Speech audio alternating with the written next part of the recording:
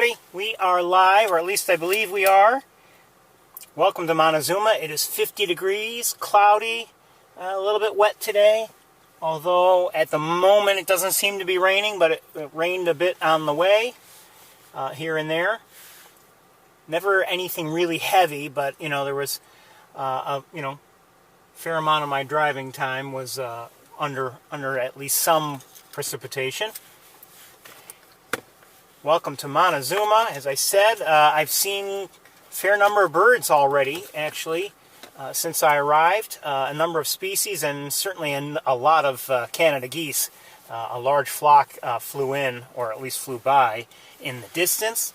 But some of the birds that I've seen to this point, some of the species include Canada goose, mallard, American widgeon, northern pintail, northern shoveler, American goldfinch, northern harrier, gulls of one sort or another. I didn't identify them. And I'm sure something else will come to mind. Oh, green-winged teal. And I'd probably say that might be about it. Oh, and pigeons, rock doves.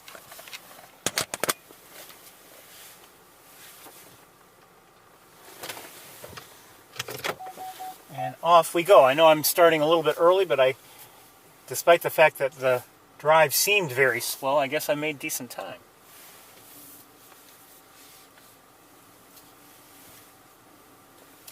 Like I said, it's a wet day, gray, but if it doesn't rain, but stays this gray, I'm happy, quite honestly. It means we might not have so much heat shimmer to contend with. Let's take a little drive over here and look around. We're here near the visitor center.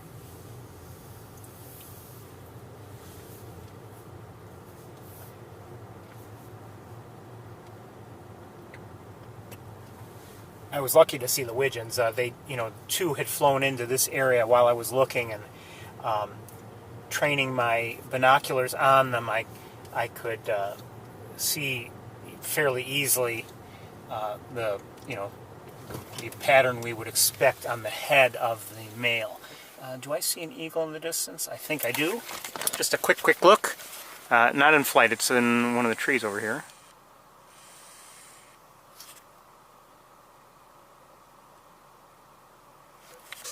First eagle I've seen here today.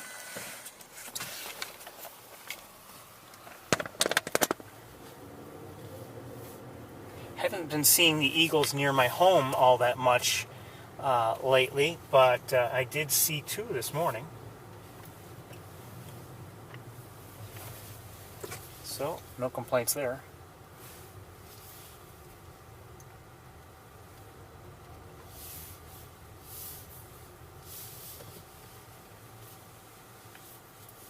Let's just take a look here. Not huge numbers of birds here today, near the visitor center.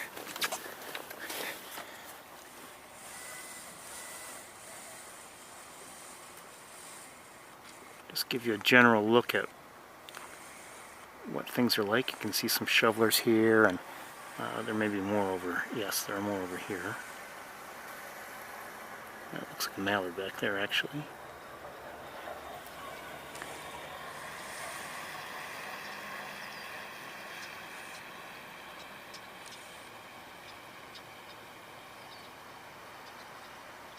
Am I hearing? I believe I'm hearing red-winged blackbird.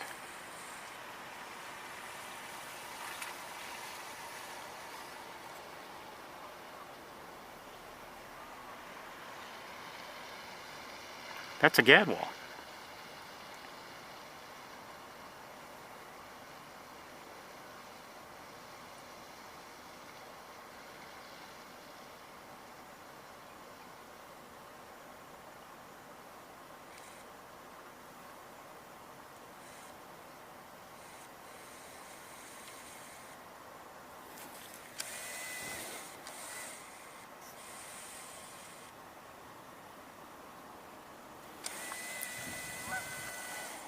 Okay, I think I don't know if we'll stop and take a look at things or not. Let me just see if I want to try to look at anything in particular, or if we should just move on.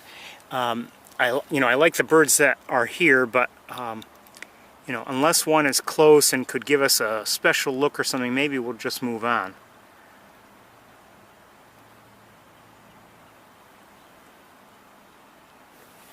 I think we'll just move on. And if I had unlimited time, and the sun were to set tonight at 9 o'clock or something like that, I'd say, okay, we have time, let's stay here a bit. But that's not the case, so we're going to keep moving along. I should check to see if everybody's up and running. Hold on 1 second.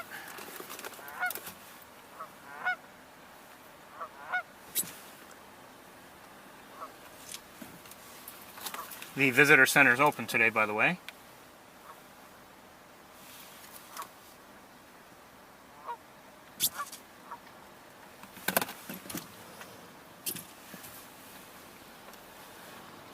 It's been open the last few weeks, and it's been, it's just nice that it is. It's, it's operated by volunteers, I believe, although I'm not sure if the person in there today is a volunteer or not. Or if, I'm not sure if she's being paid to be there. I have no idea, but still, it's nice to have it open.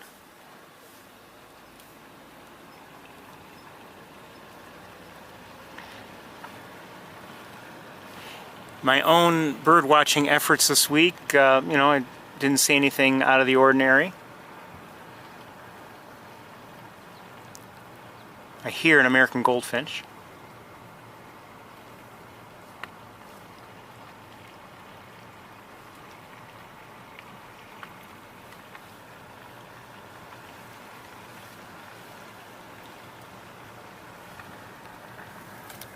Doesn't look like there are all that many people here now, but I've seen people coming and going, so.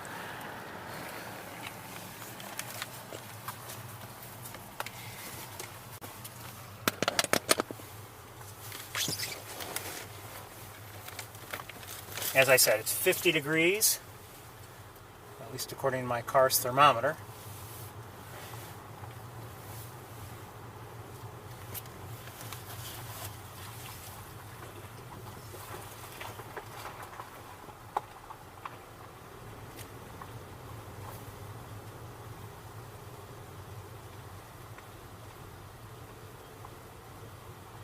I can't speak for Montezuma. I know my own area had a fair amount of rain in the last few days, causing elevated rivers, and I don't know if there was much flash flooding or not. That's nothing. But I mean, there were areas where there was water on roads, not very deep, at least in my travels, but certainly the sort of thing you should slow down for.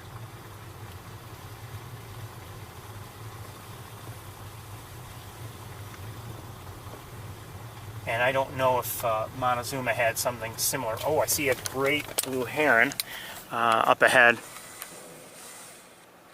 Well, you're not going to see it now. Okay, but it flew. You may have just caught a glimpse of it.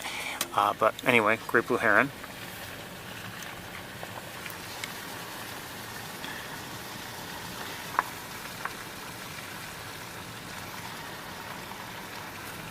Obviously, and another great blue heron. I thought I might have seen right here. A little bit hard to see, kind of. No, not so much. I was going to say it was kind of, there in the reeds and a little bit difficult to see, but I, could tell the difference in color.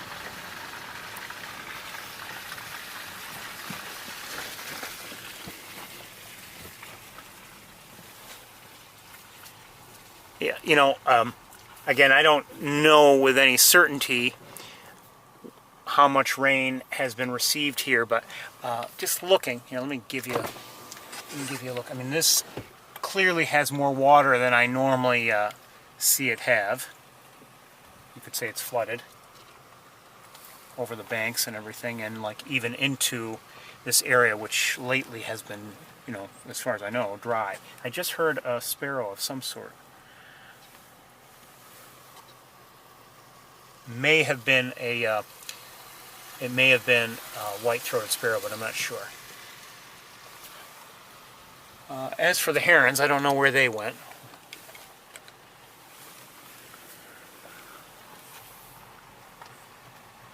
And that, as I've said before, water levels, where they are, really, it really does matter. Too much, too little, it makes a difference. You don't see typically in the middle of a deep lake, you're not going to usually see a great blue heron, because, it's too deep for it to stand, for instance. Same thing with, shorebirds can, many, I don't know if all of them can swim, but many can swim, but, they don't have reason to be in the middle of a lake, usually. So, for instance, when we're thinking about the water levels at East Road, when there are times when there's a lot of water, that's not necessarily good for our viewing purposes either. Something just moved over here.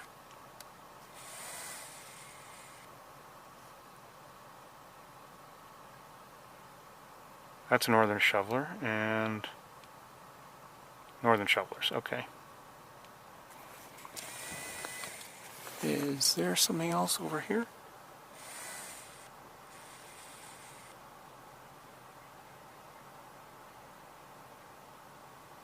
Maybe not.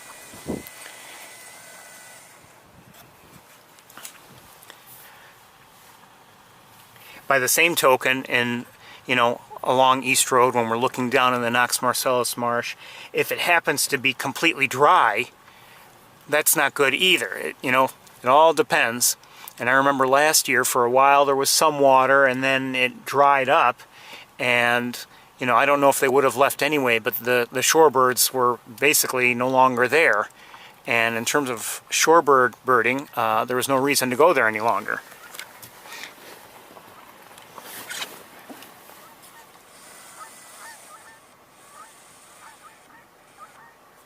I just heard a mallard. And it's my understanding that only the females do that, make that call that sounds like a laugh.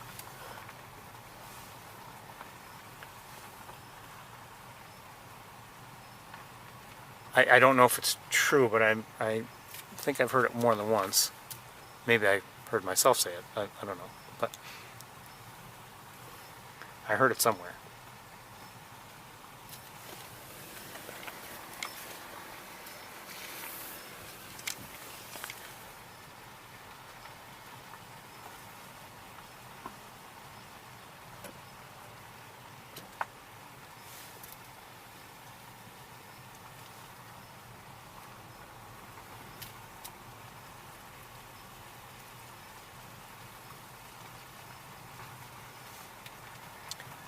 I haven't shown you, but the road does look kind of wet.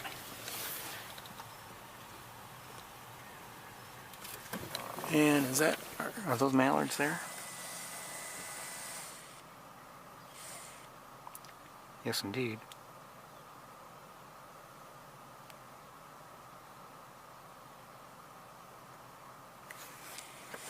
And I hear something else, I'm not sure what.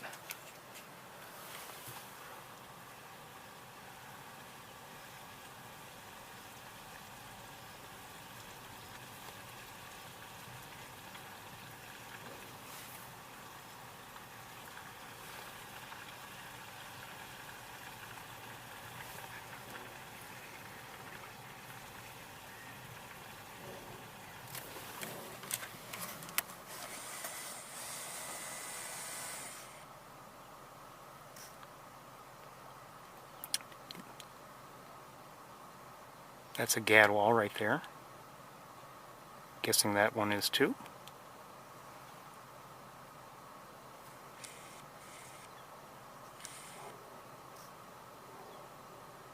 Those look like American widgeons, if I'm not mistaken.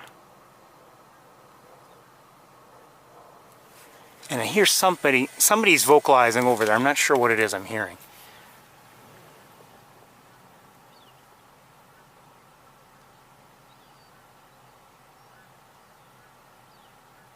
If I'm not mistaken, I'm hearing a northern flicker. I'm not sure if you can hear it.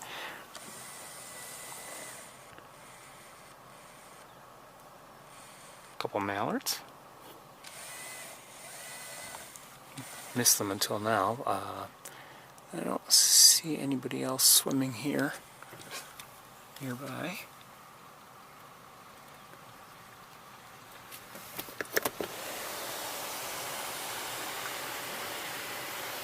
Another advantage of a day like this, when it's cloudy and you know, reasonably comfortable, I can open the sunroof if I want, or at least, you know, get the shade panel out of the way, and you know, have it open if I need it in a hurry. Sometimes, you know, those sunny days, I really don't want the sun coming in and not only baking me, but you know, just making it a little bit harder to see, depending on which way I'm pointing the camera or looking. See, this is these areas. Let me show you. I mean, this isn't normally filled with water, but it is today. So they must have had rain up here as well. You know, good amounts of rain. We'll see how much of a difference. Shoot, I heard something and I was talking. I didn't stop talking fast enough.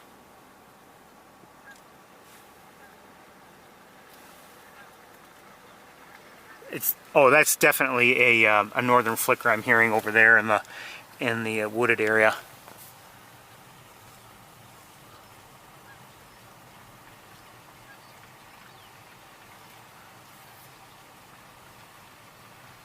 See, this is all filled in. So, you know, for wading birds, for instance, like you know, the various shorebirds, this might be too deep, no longer interesting. And you know, I don't know if most of the shorebirds have already moved on anyway.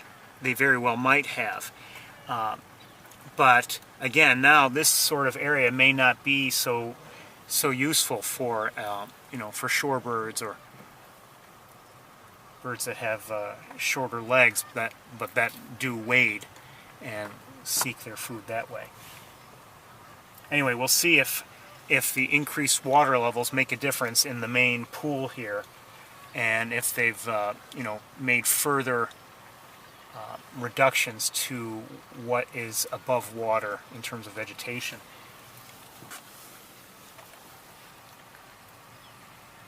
So I'm not really seeing much over here, and now you can see a lot of, and we have to look carefully, more and more water is showing through, which for us is a good thing. Do I see coots? That's a coot, an American coot, not a duck. A couple of them, at least. There's a third.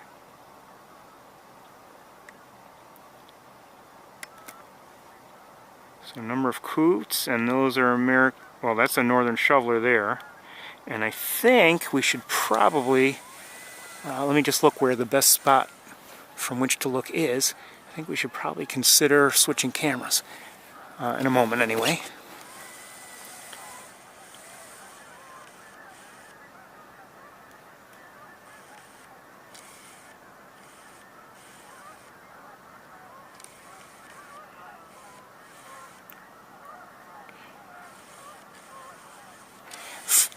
From the perspective of, you know, hopefully showing you everything and not missing anything that I have no excuse for missing, I almost wish that for a lack of ducks and geese to see here, only because it can be overwhelming in terms of how much we might see in this area.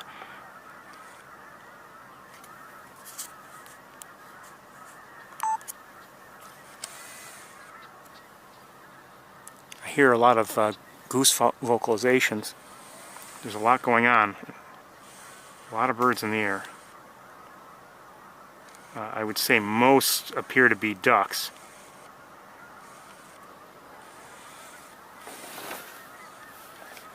Okay, hold on a second.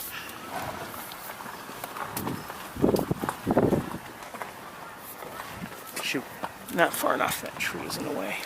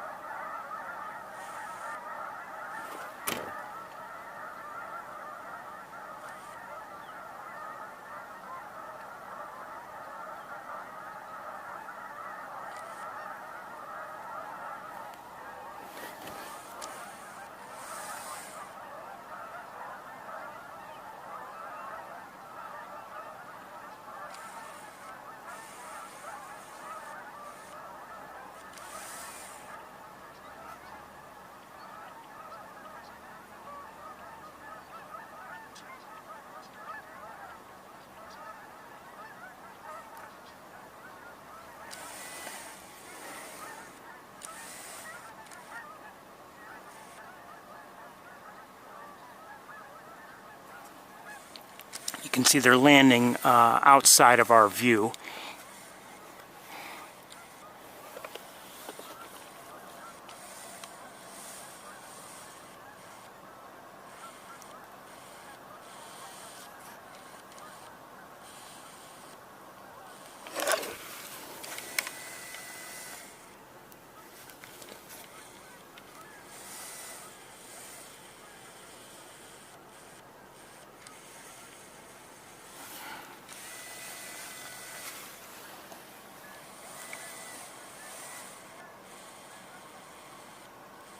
Bald eagle.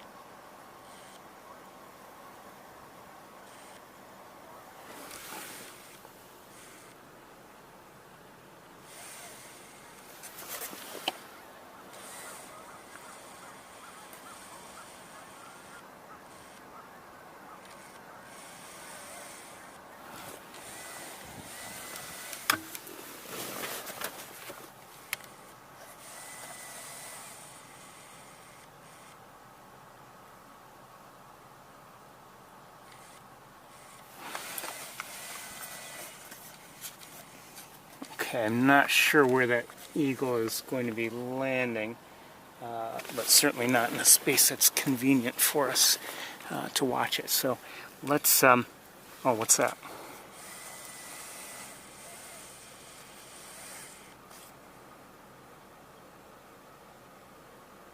Looks like a crow, American crow. Oh, hold on. I hear... What's going on? I hear eagles.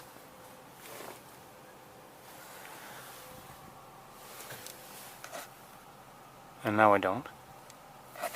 Is it over here? Does it land here? Okay, I didn't see that first one, but looks like we have two eagles there.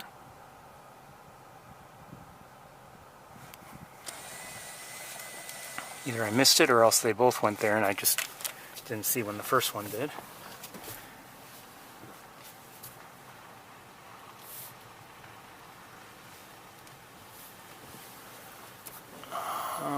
Okay. Let's I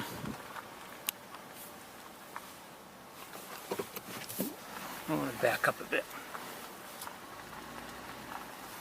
So far, not too many cars here on Wildlife Drive. And, you know, I have to imagine that's due, you know, in part to the fact that, you know, it's not necessarily a beautiful day or whatever. You know, as far as I'm concerned, it's beautiful in terms of our viewing conditions. But, you know, that's because of what I'm hoping to achieve here today. Other people may just want a nice ride or whatever. So, it all depends on what you're here for. Or what you would come here for. Let me just get things situated. Oh, hold on.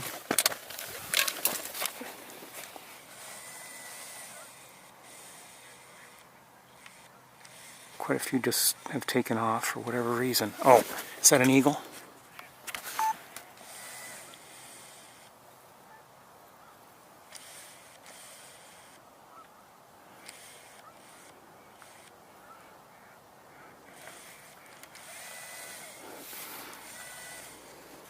I saw, while setting up, I saw 3 northern harriers.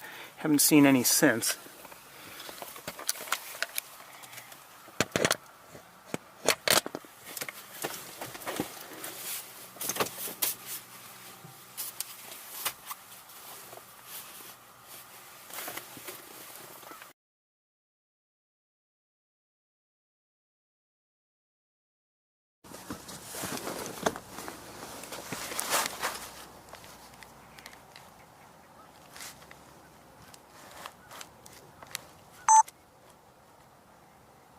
So these are American coots again.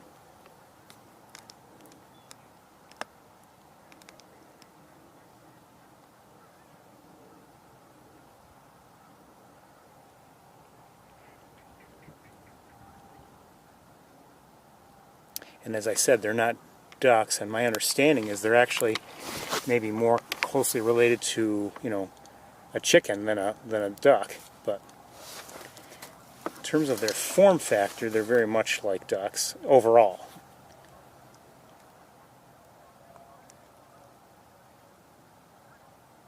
Obviously the elongated neck, and, you know, so if you don't know, you might assume that there's some species of duck.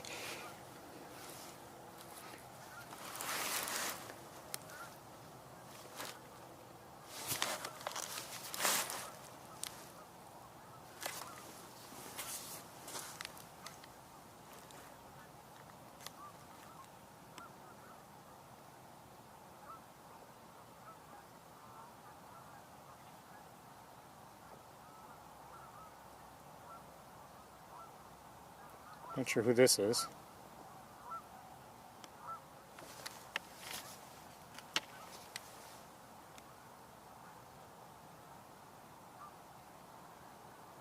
It's a duck of some sort. I'm not sure what kind yet. Oh shoot, where'd it go?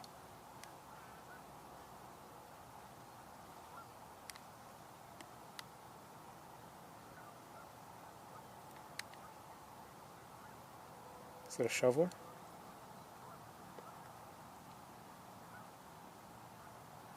Looks like a female northern shoveler.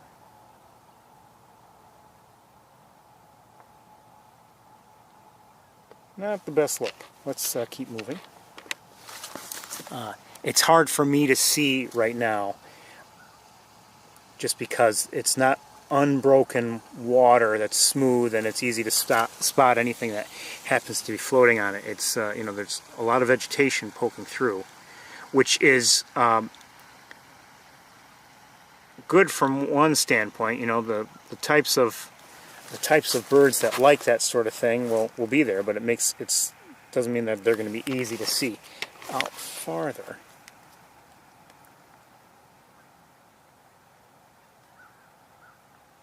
just heard an American crow.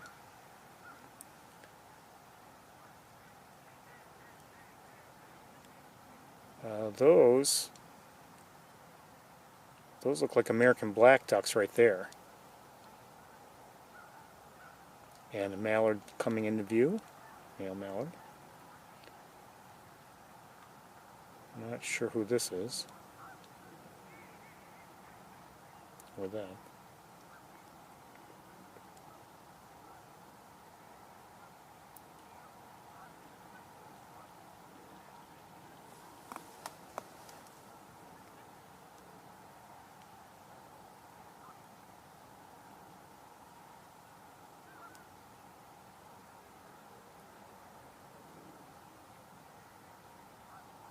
I think that's a gadwall there.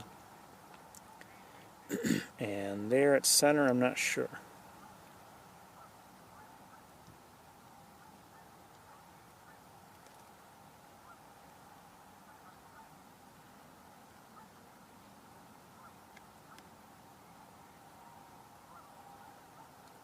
Thinking mallard. Oh no, maybe American black duck, yeah. That's an American coot. Another one.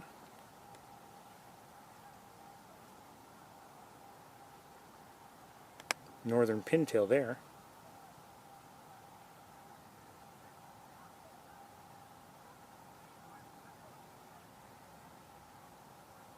More pintails.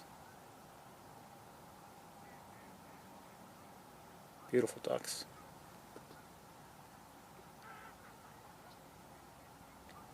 And I believe behind that male at center is a female.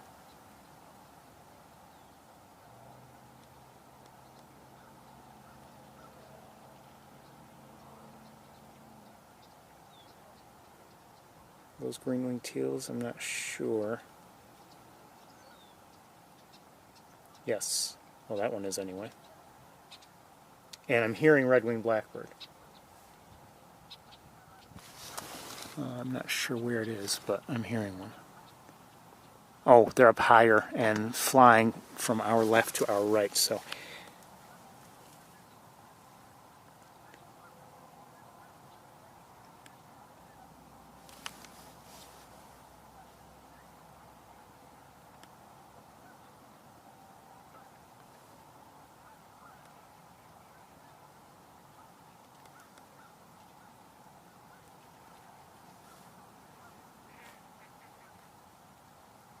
We won't be here too much longer. We'll move on.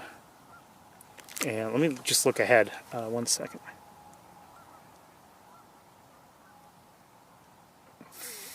Further ahead there, I don't see huge flocks of ducks, but further ahead there are ducks a little bit more in the open, and maybe we'll get better looks.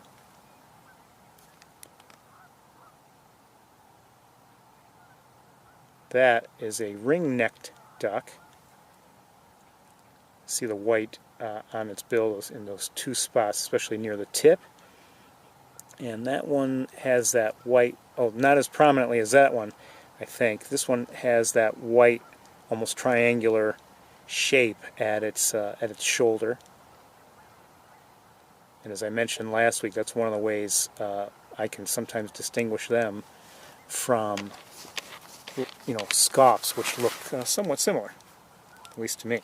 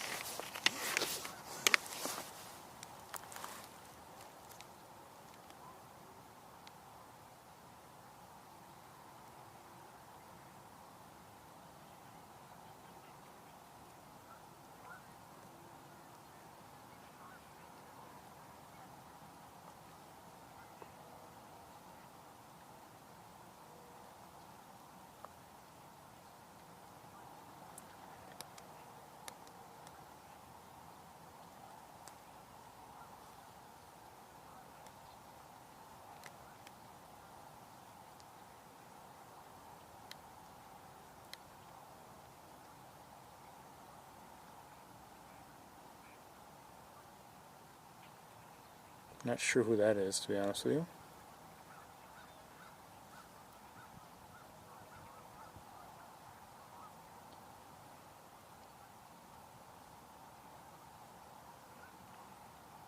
Slightly better look at a ring-necked duck, male.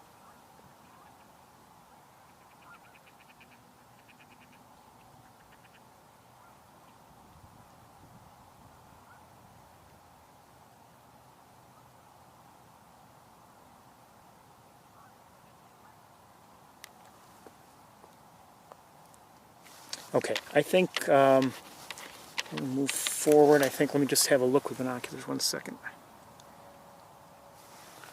Yeah, we might get better looks from up further.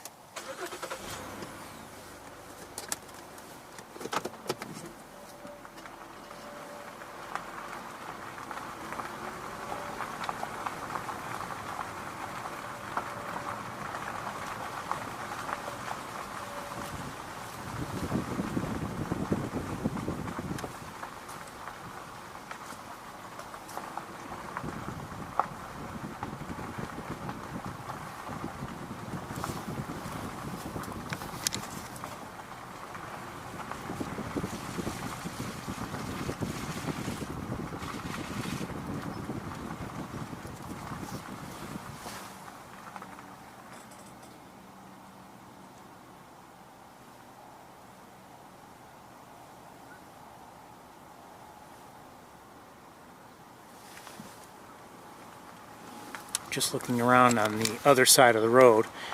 See if there's anything we should be looking at. Like I said, I mean, now that there's too much water there.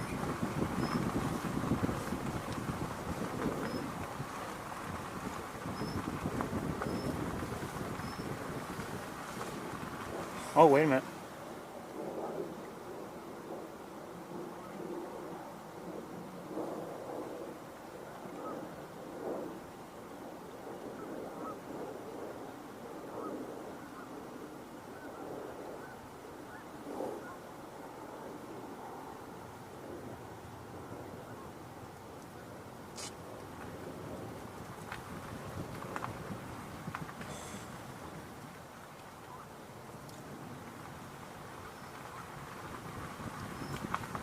I thought I might have heard a rusty blackbird, but I'm not sure.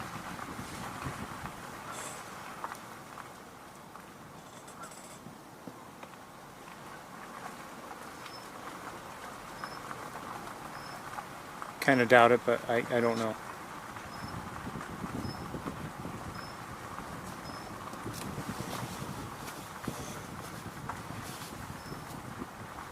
So there's definitely, you know, more and more open water, or at least water showing through some of the grasses, and I'm, from that perspective, quite pleased.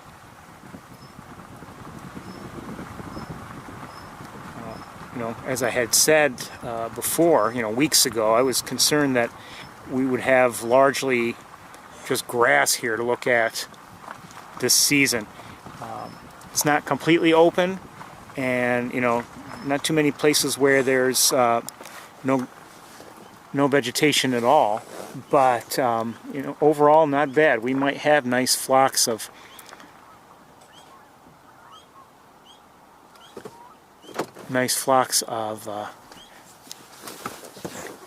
ducks to look at should they decide to come here.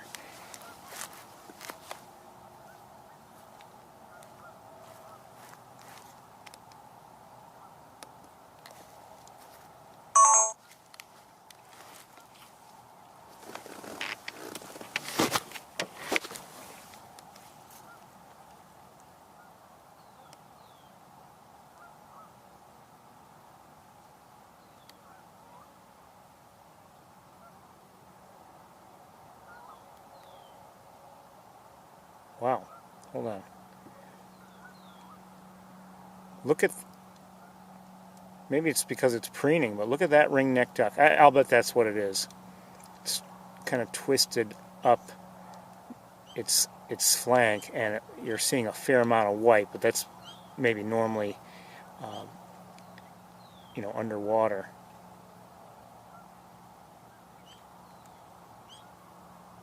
Hearing some a frog nearby, I believe. We're looking through some vegetation here, and that's not making things easy.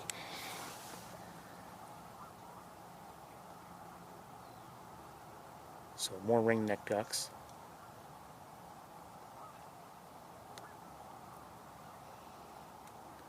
Just heard a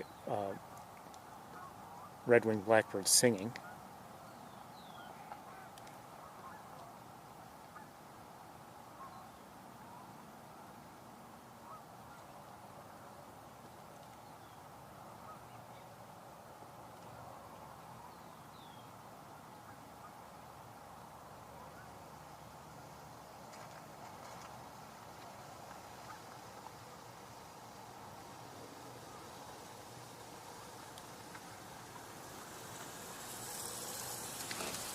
I just don't get too many opportunities to see ring-necked ducks up close. They're usually out farther for whatever reason. Every once in a while we've had some close looks over the years, but they generally seem to be, when we're here, pretty far away from us.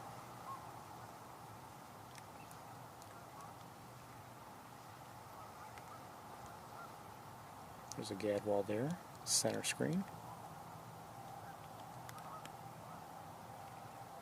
Is that somebody else though? Is that could that be a canvasback? I don't know.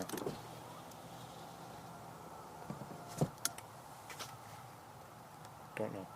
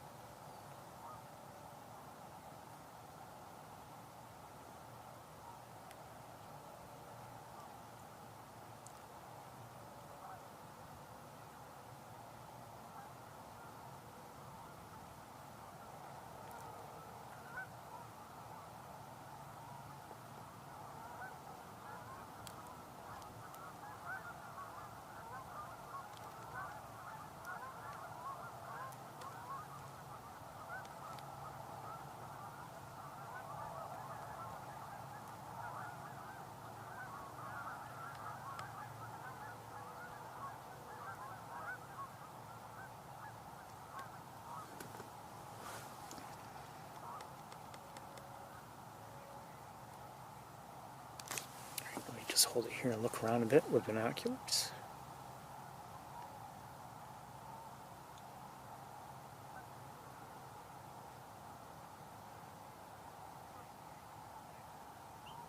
Like I said, not too many huge flocks, meaning any huge flocks. So let's keep moving.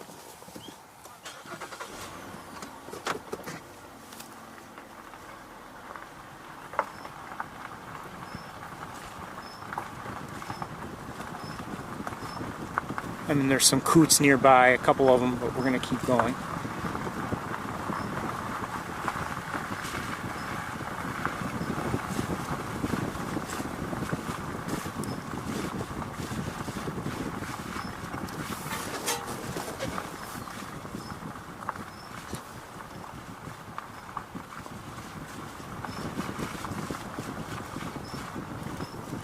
Stop every once in a while, let me look with binoculars.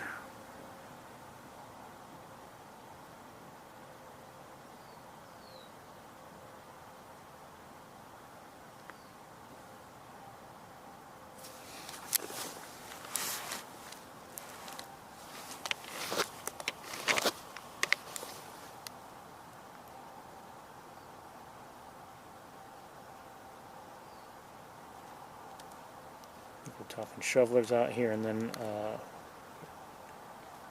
don't know if I saw northern pintail maybe. Keep moving.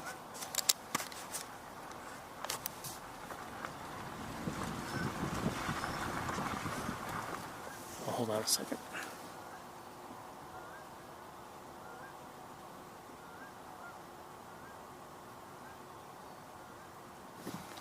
We'll keep going.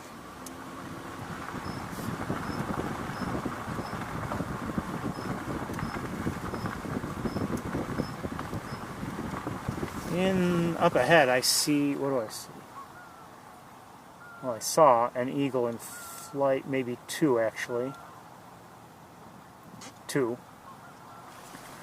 Flying around up ahead, but they're currently behind a tree from my viewpoint. And I have no idea if maybe they're the same ones we had already seen. It's possible too.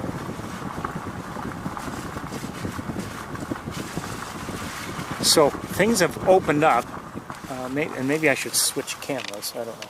But things have opened up. There's a lot more open water than I really ever thought there would be prior to winter. I thought we'd have to go through a winter and to potentially push down all the vegetation that had grown so tall, but it has very pleasingly dropped down.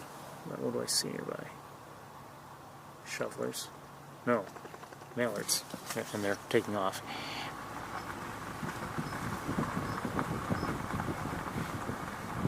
So I would say we have good potential to see, large flocks of ducks, but there are no ducks here, and or at least not many today.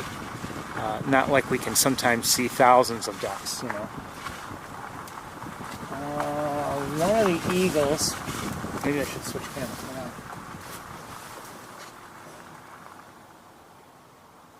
Okay, it's flying. I think it looks like it's heading towards the main pool, or at least in that direction, not necessarily to the pool itself.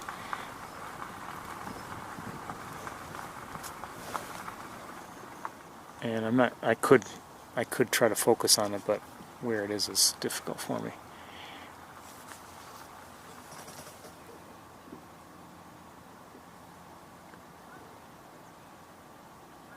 Okay, I see now more significant numbers of birds, and maybe this is not the place to be. Let's move forward a little bit.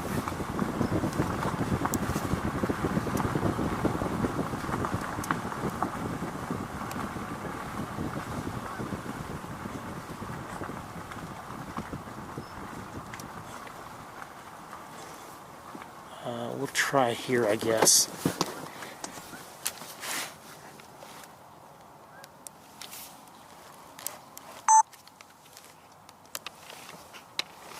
This is that eagle.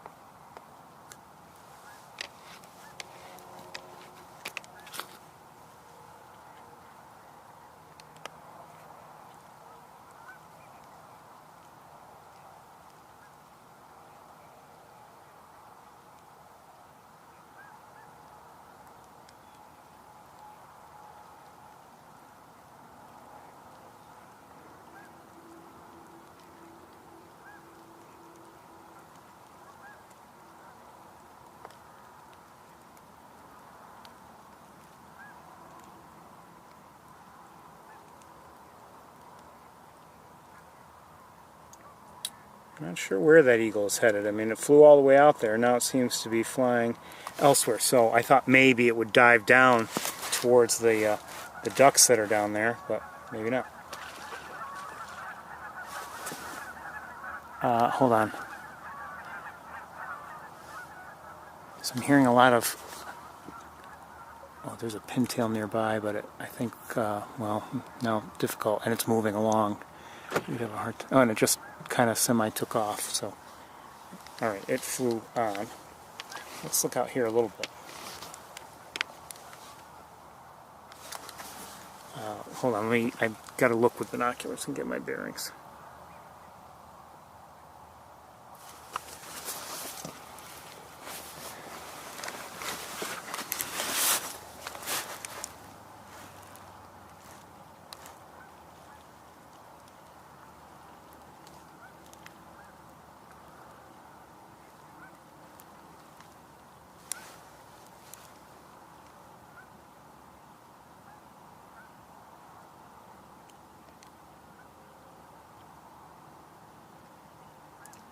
Now these are all pretty far away. I'm having a hard time seeing them on my screen here. I'm hoping that you can at least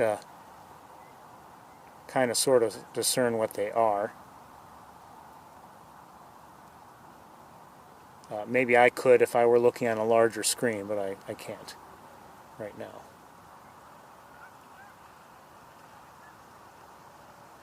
So I'm just giving you a quick look.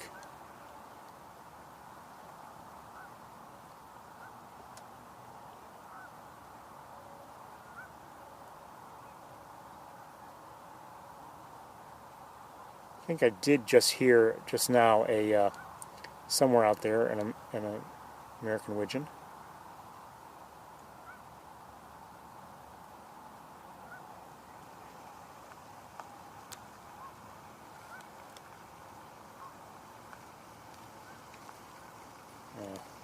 It's tough to see anybody out there from all the way back here.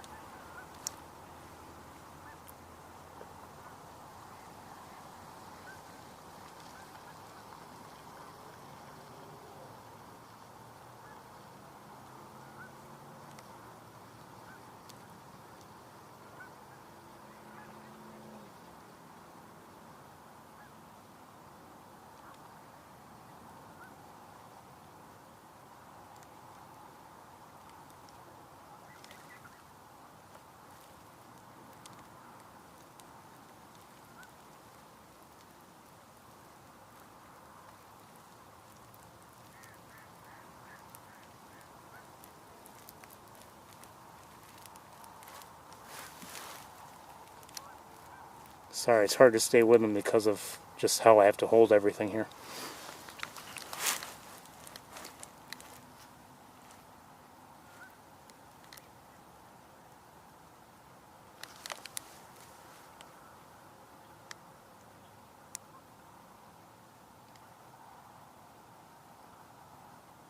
Looks like a lot of them are probably ring-necked ducks. I don't know if I'm seeing anything else really right now.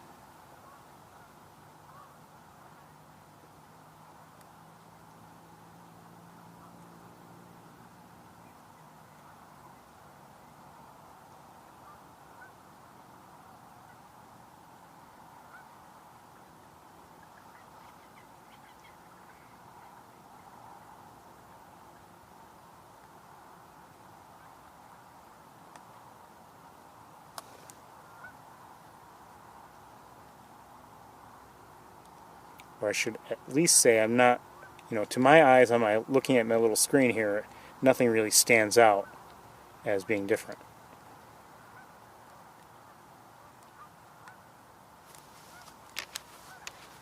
Let me just look with binoculars 1 second.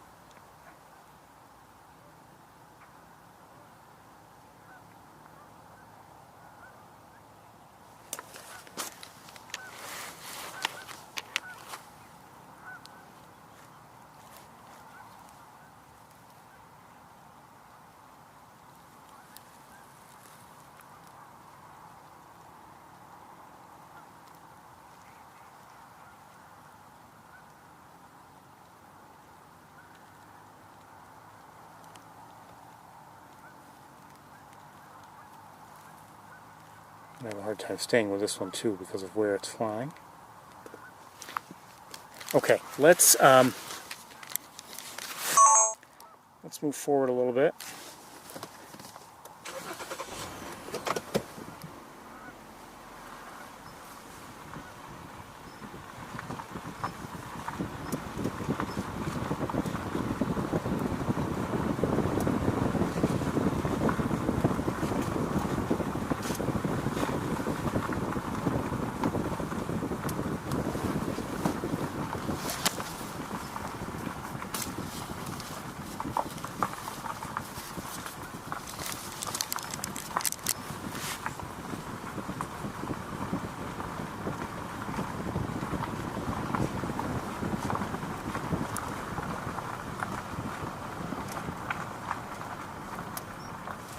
We're going to switch camera for just a moment.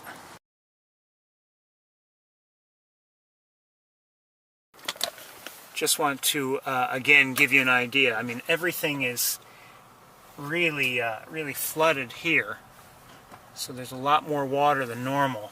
You know, I don't know if you recall, but I mean, usually it's a little ways before you actually can see the channel. You can see the grasses here in the foreground that are poking through the water, and then then there's an area obviously where there's no grass any longer. I don't know if you can tell or not, but I mean that's the usual channel where there's no grass at all. But here it's where we have the grasses. That's just flooded over. So they've had significant rain, or at least the area has seen enough rainfall that water coming through has really increased. Hold on one second. Do I see something else? No.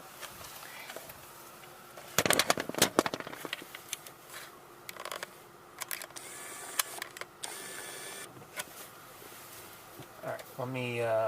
Let me just look around a little bit with binoculars.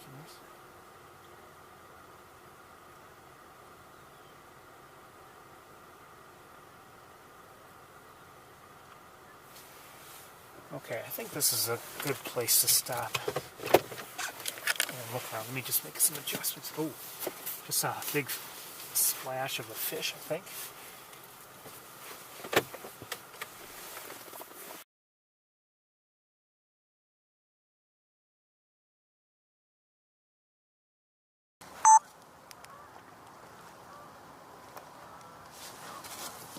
So again, all these birds are quite a ways away from us,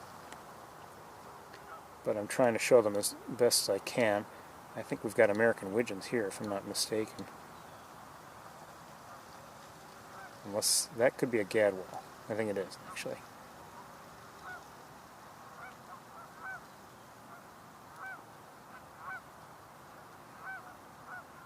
I'm in terms of, I'm as glad as I am about the water being viewable here. Right now, I'm unhappy about where the birds are. They're way out there. What birds there are. So, I would have loved to have seen some flocks a lot closer than this.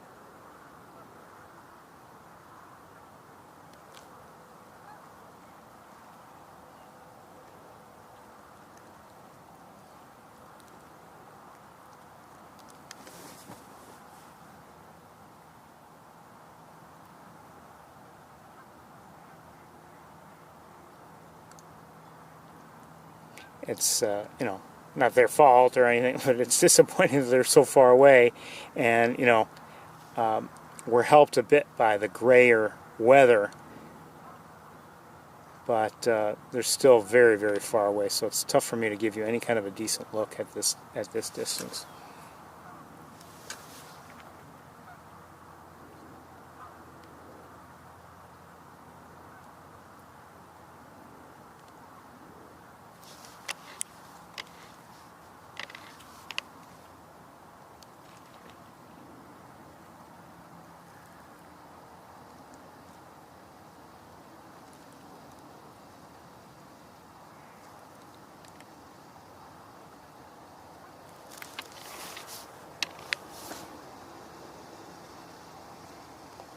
See a lot of activity out there.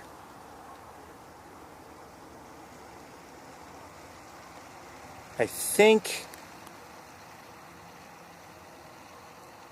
okay, what I need to do, I think, is I think I'm going to try switching scopes and go to the more powerful one. And you may wonder, why didn't he do this before? Well, that other scope is less forgiving, and you know, it's harder to see things that are close by because it's got a narrower field of view. But let me get the other scope out.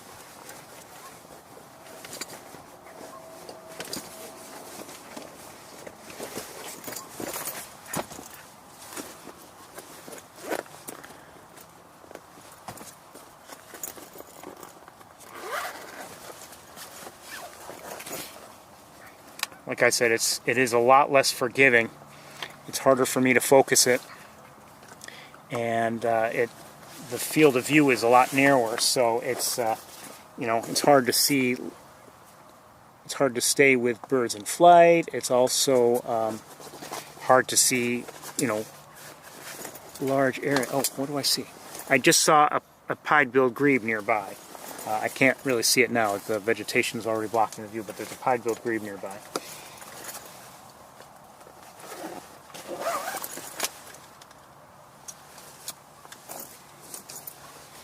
All right, let's do this. Just saw the fish keep popping through the water, and well, just now another one keep popping, jumping up, and for whatever reason.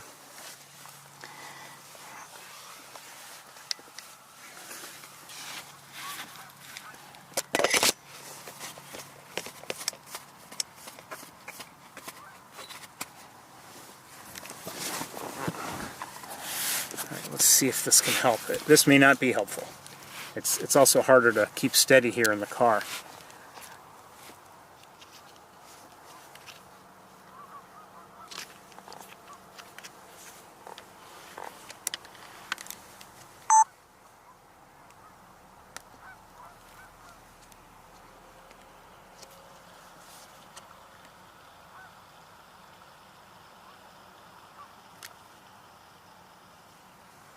We are getting some heat shimmer.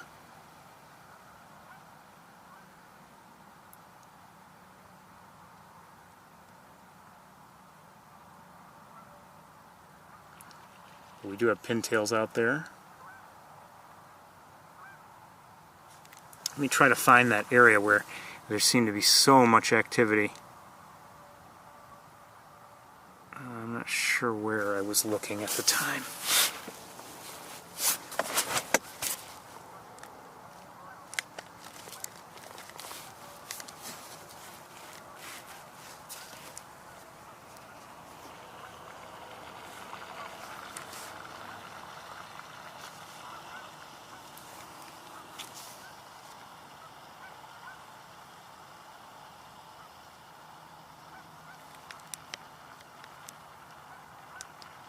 Some American widgeon there. Center screen.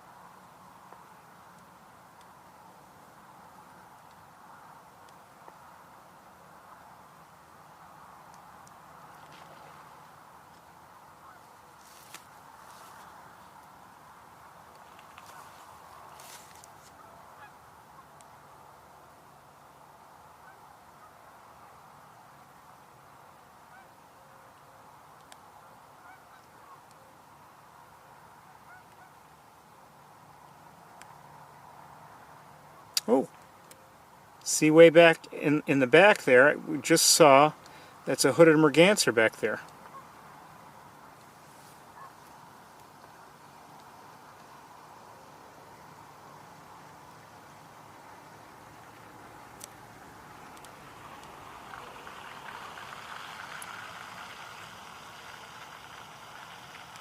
And is that a ruddy duck?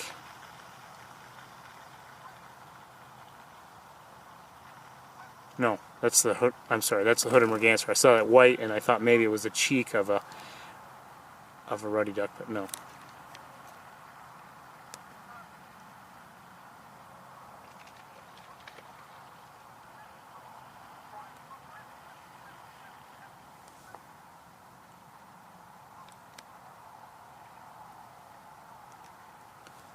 Sorry it's so shaky, it's the nature of the beast here.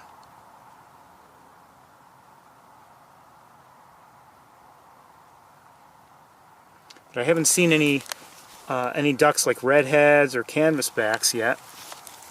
Don't know if we... Oh, hold on. Hold on.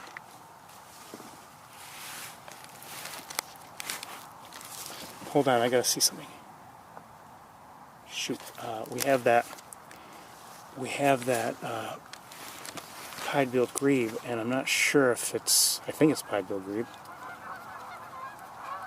nearby.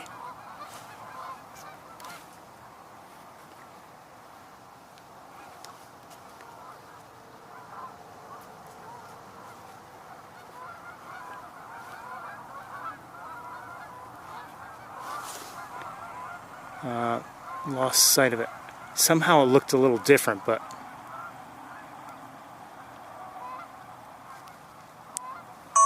we'll see if it pops up again. One moment.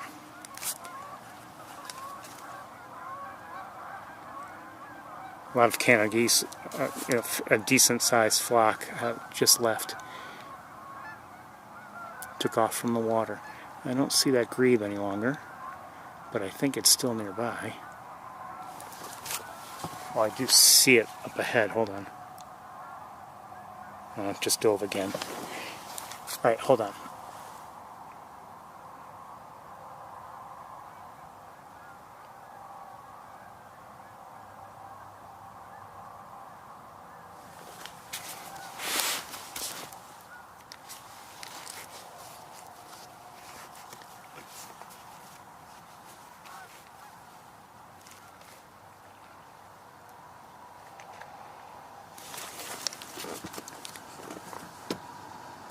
We're going to move forward.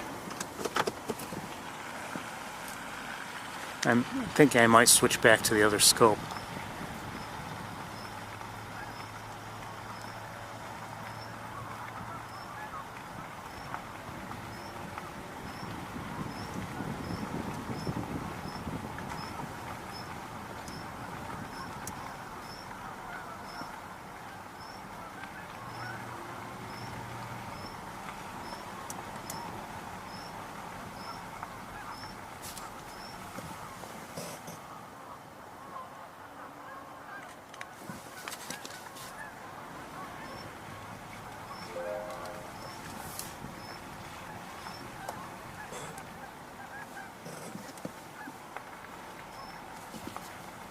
Yeah, let's switch back to the other scope.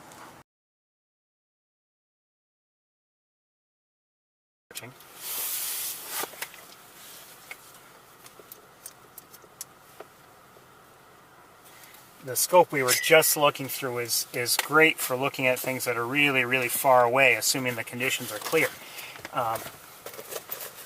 And occasionally I'll use it, for instance, to look at, at the night sky. But in terms of controlling it and everything like that, it is more difficult. It is more difficult to focus.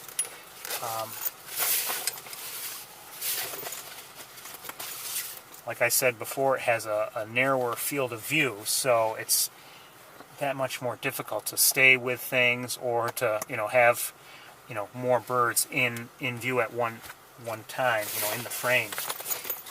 But sometimes it comes in very handy.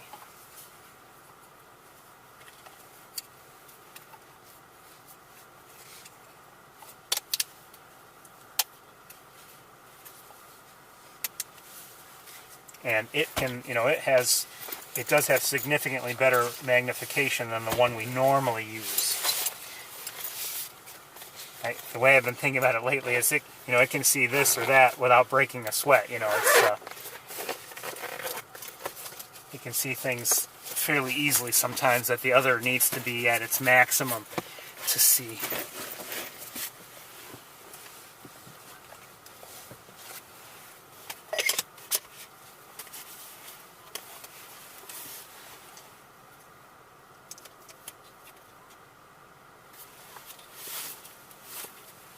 Okay, let me just have a look.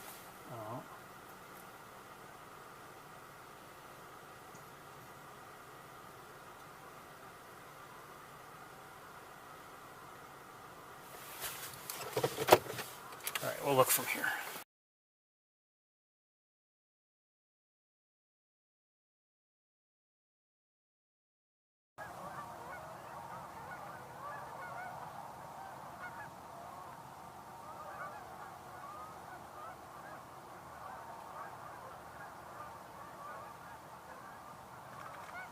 Hold on, I don't know what I'm seeing here.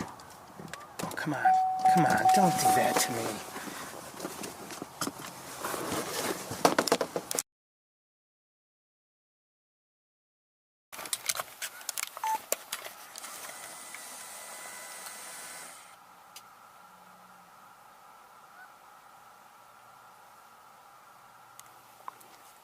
Some interesting activity over there. I'm not sure what it was, some kind of...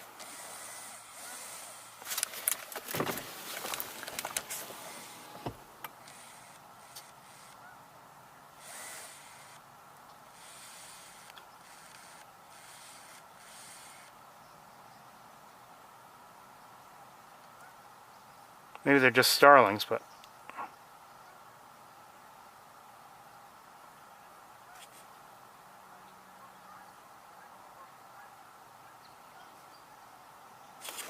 Okay, hold on. Gotta get this car started. Every once in a while it thinks that there's no remote in the car for whatever reason.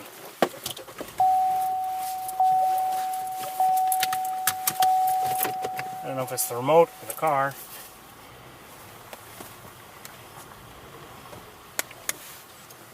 I think they may be cowbirds, I'm not sure. One looked like a cowbird.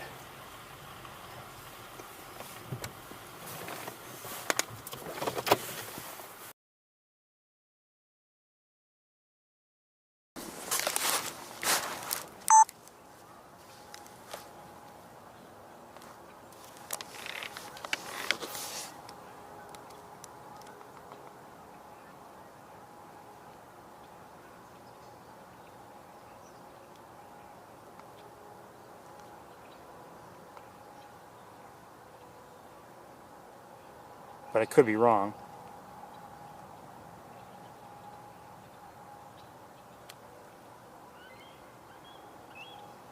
Well, those look like starlings.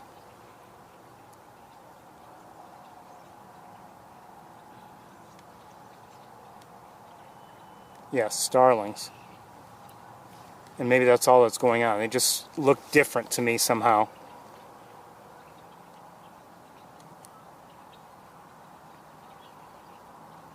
Okay. I like starlings. I just didn't know if there was something different going on from what we might normally see.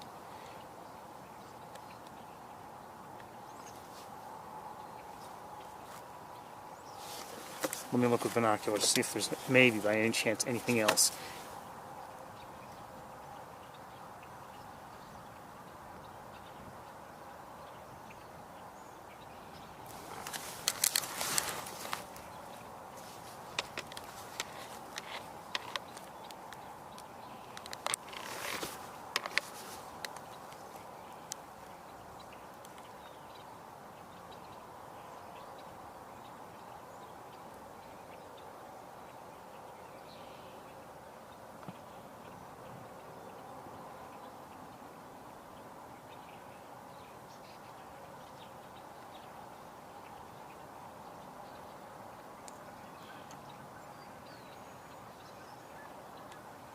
I'm not sure what that was. I mean, the others look like starlings to me, but I wonder if it's just a matter of of a color change, probably. We just heard an eagle. I'm not sure where it is.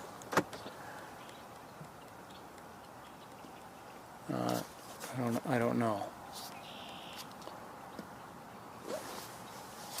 Let me look for the eagle.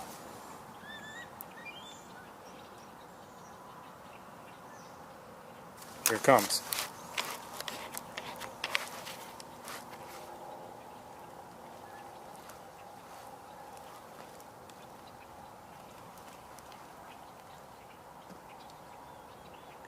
Or at least an eagle. I don't know if that's the one that was calling. Let's lighten it up because it's backlit. Battery's almost dead. I'm going to have to switch very shortly.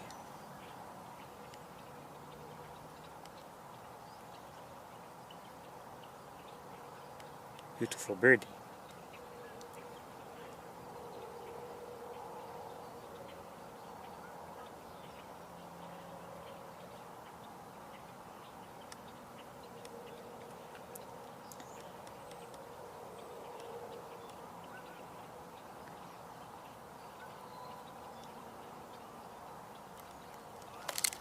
While you're looking there, let me get it situated just for a moment, and let me look around 1 second.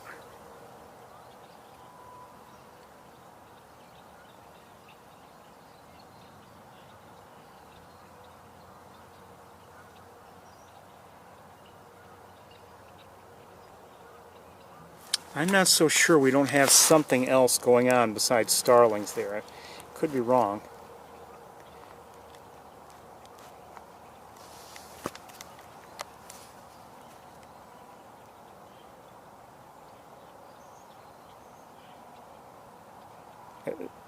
Good chance that is the only thing we're seeing is starlings, but I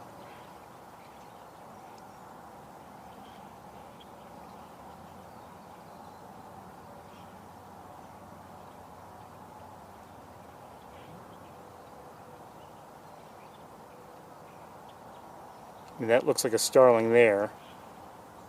Oh, I don't know, but that I'm not so sure there at center. Doesn't help that the vegetation's right there, but maybe that's why the bird is there.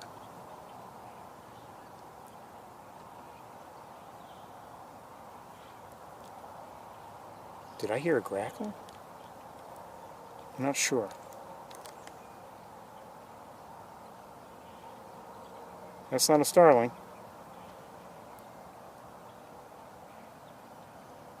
Is it a grackle?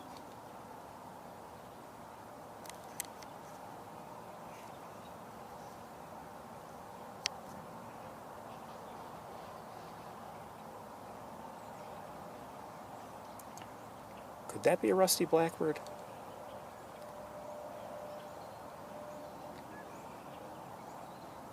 I don't know if it's a grackle. The tail may not be long enough. It's not a red-winged blackbird because they don't have eyes that are like that, the bright eyes.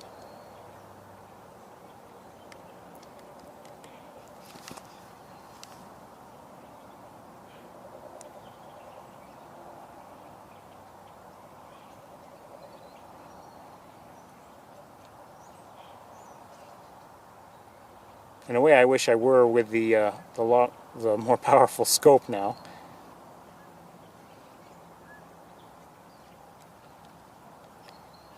I might be...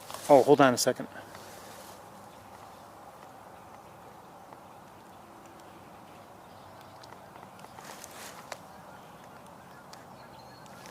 I think I might be hearing...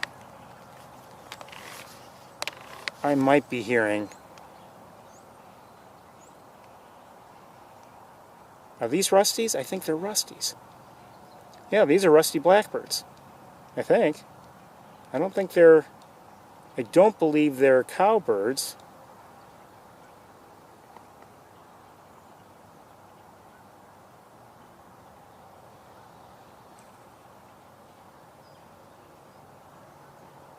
Maybe I'm wrong. Yeah, I don't think they're cowbirds. Hold on 1 second. Everybody seems to have flown away. Hold on.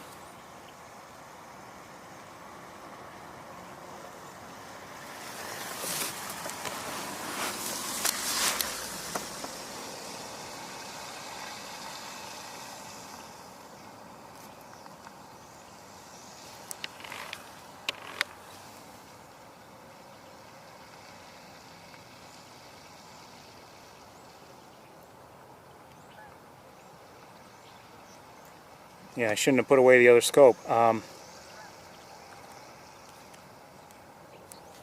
Hold on, we've got to change some things, the battery and the scope. Hold on.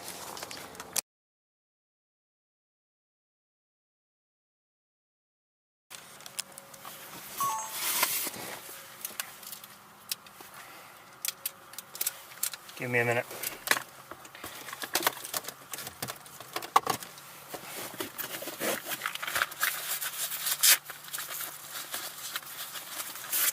Hopefully they'll still be there and we'll get to see them a little better. I may be wrong, but I believe those are rusty blackbirds, a bird we don't get to see too often. And sadly, their numbers are declining. And I haven't seen any in a while. I haven't. I do check for them.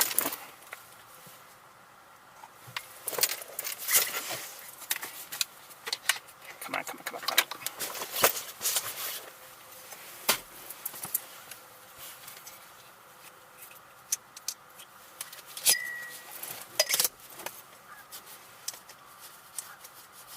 Watch, by the time we're all set, they'll have moved on.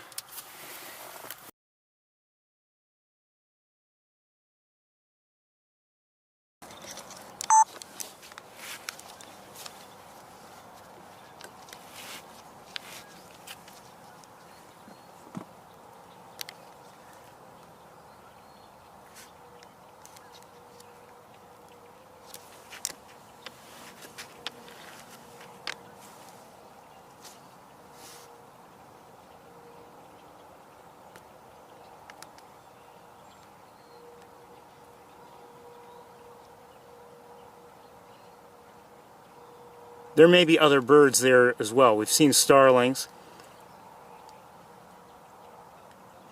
And these look to be primarily starlings. We may see red-winged blackbirds too, I don't know. Let me see if I can find with binoculars the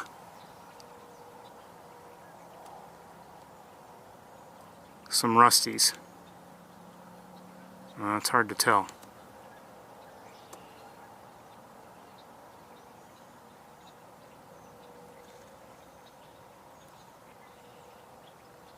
Yeah, I just saw a red-winged blackbird.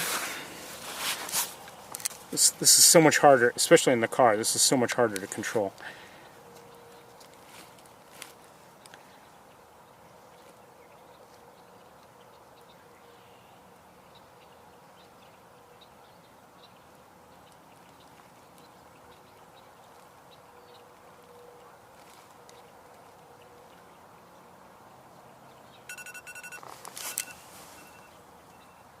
Okay, thank you. I thought they were rusties, but I haven't seen one in a bit. One second here. Again, I'm having a hard time keeping things steady and pointed where I want and focusing. Just heard red-winged blackbird.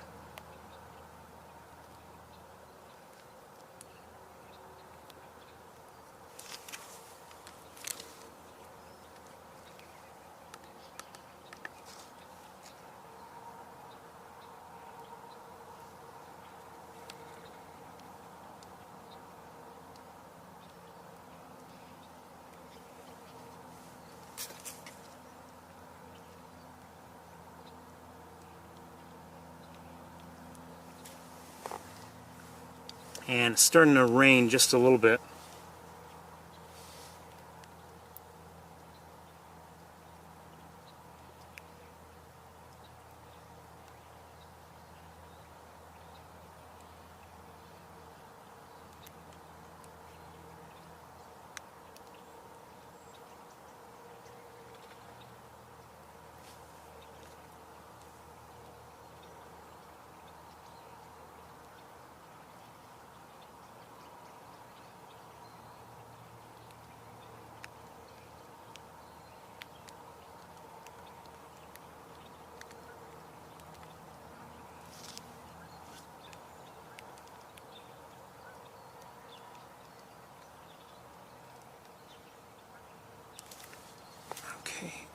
And I think I'm hearing them sing. I'm not sure if you're hearing them, but I might be hearing them sing a little bit.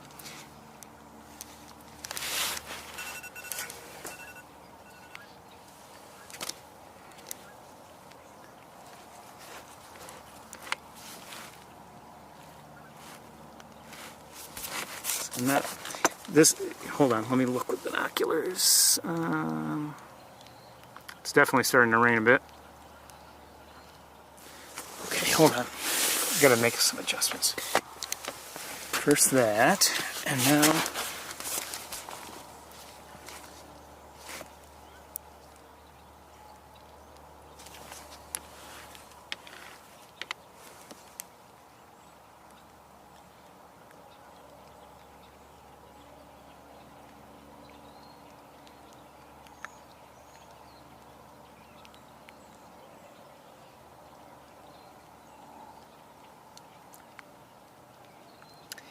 I think about rusty blackbirds just about every day. As you know, as a bird that is declining in numbers, it's in my thoughts very often.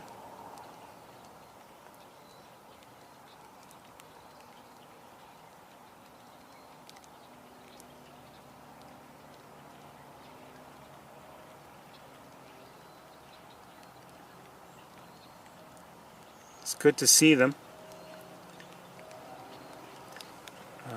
Let's take a, I think we're going to take a look at that eagle again, since we have this scope, and see if we can maybe slightly improve the view, and then we're going to move on. See if I can get it back.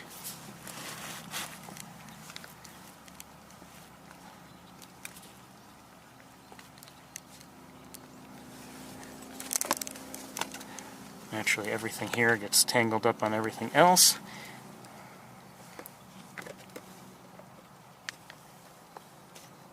Bring it up a bit.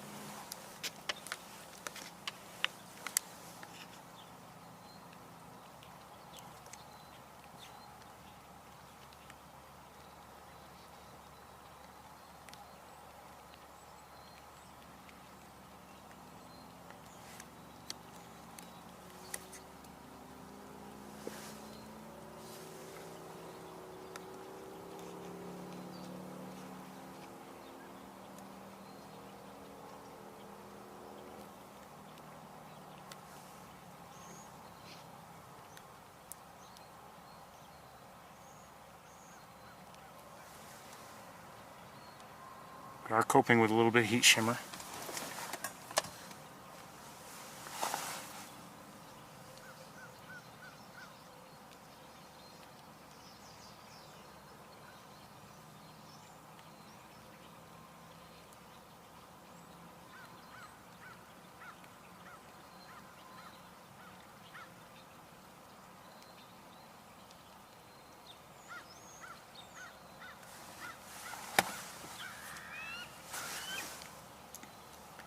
Two crows just flew by, and the hold on, what's that in the air? Hold on.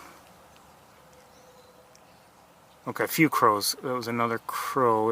You probably didn't see it, but and the eagle vocalized. Now let me just look back down at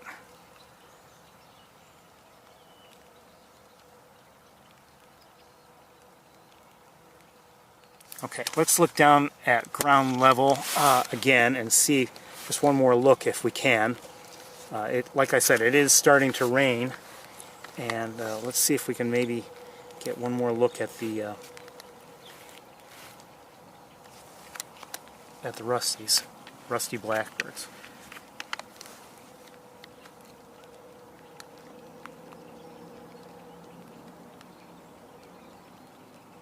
Got vegetation in the way, and that's not helping. But like I said, that could be why they're there.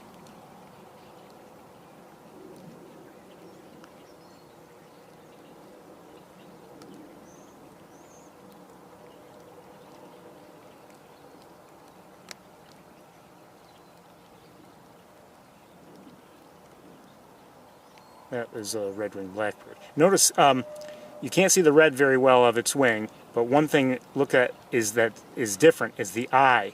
It doesn't have a yellow eye, a bright yellow eye. So I mean that's a marker right off the bat.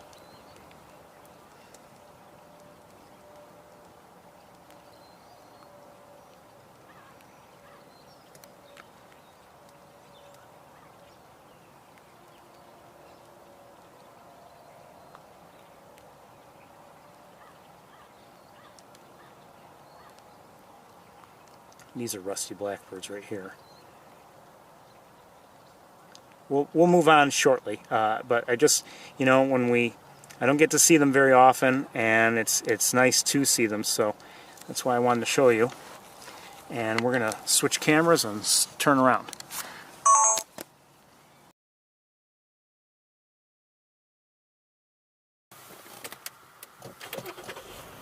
And give me a second here. I'm gonna switch to the, well, I gotta leave this scope out. I want to switch to the other scope though. It's just easier to control, but it doesn't have the range. Has good range, but just not quite as much range. Okay.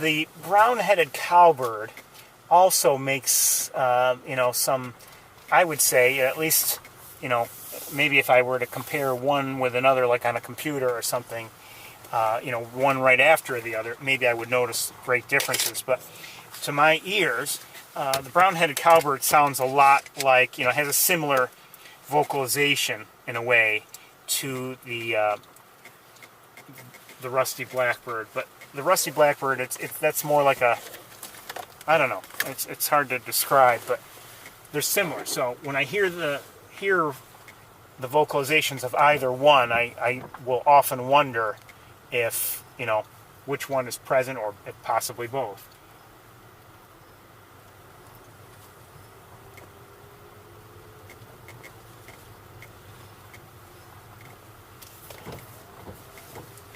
We probably have watched brown-headed cowbirds more often than we have rusty blackbirds, but,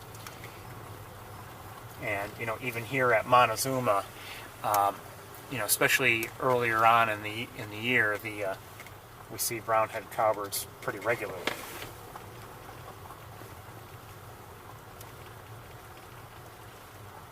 Number of coots and some green-winged teals right here. I don't want to scare anybody. We're going to keep moving on.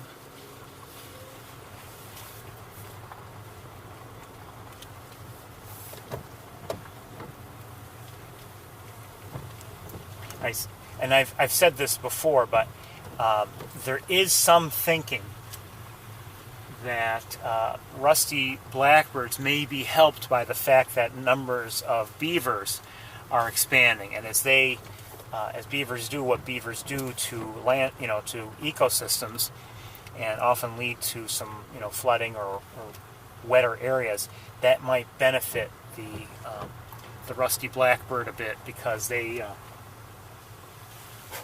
like that, you know, that sort of mix of, I guess, wet and whatever conditions. So who knows? That could help.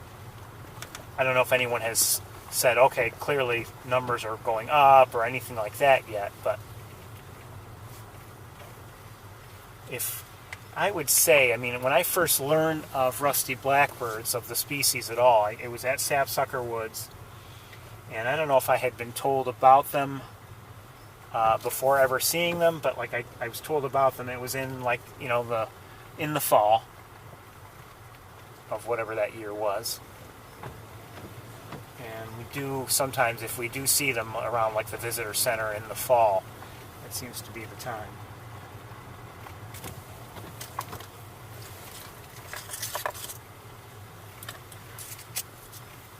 It's not to say that they're not there at other times, but that seems to be like one of the primary times to see them, I guess.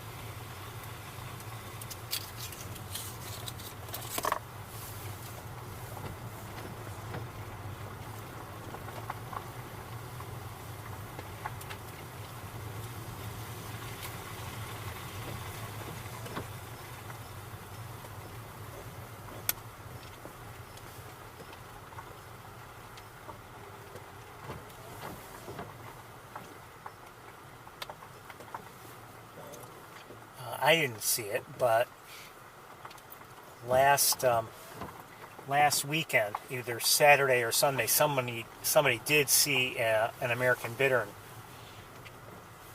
Actually, it was closer to the eagle statue, but it was here last week.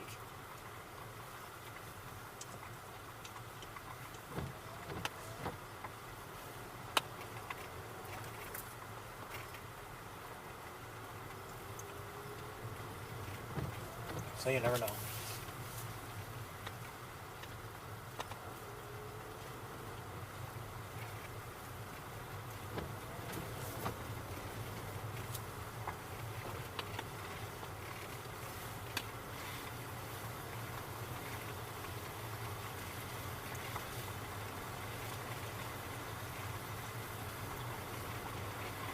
The problem with seeing rusty blackbirds near the visitor center at Sapsucker, the lab, is so often they're just up in the trees, which is fine, but that usually means they're backlit. So you have to really make some adjustments, strong adjustments to your camera in order to see like any kind of color or any detail. Or at least that's how I have to do it. I don't know. People who know what they're doing do, but.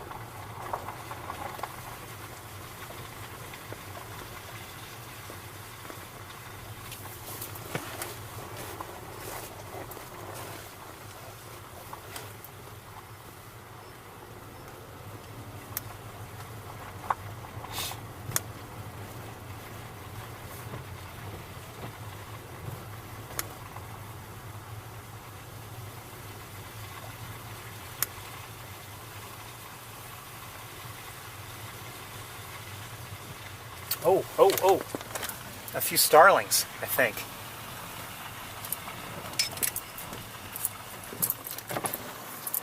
Shoot. Meaning like a lot. Come on.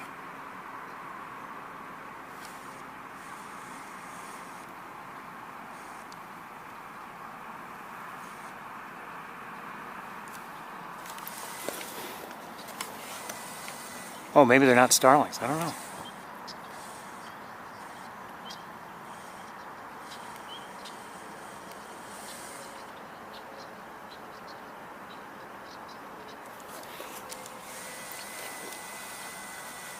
I don't know if they're starlings or not.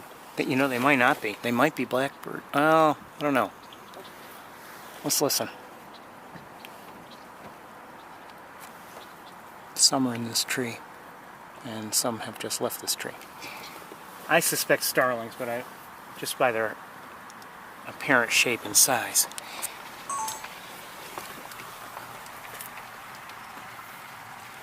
It was a large flock of them anyway, whatever it was. And it may have been a mixed flock for all I know. So this is all, put it in, and normally we might not see anything, but I see in the distance, it looks like there's a mallard here.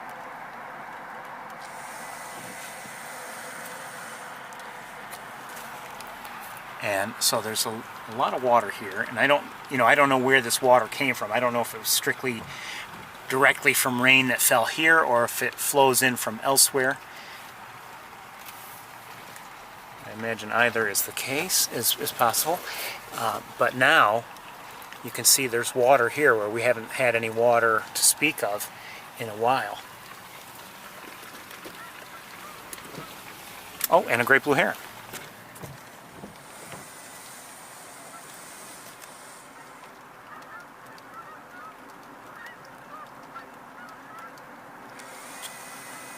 Hello, heron.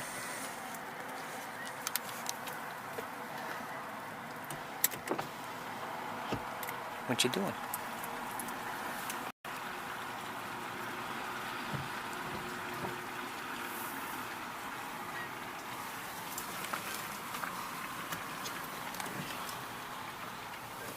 Yeah, I think those were, they may not have been starlings. A smaller group of birds just flew overhead. It could have nothing to do with that larger group.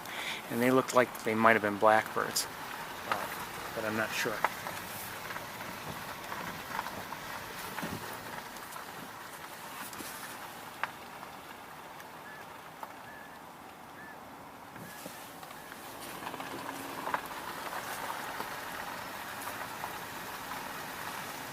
So things were promising in terms of harriers when I had seen 3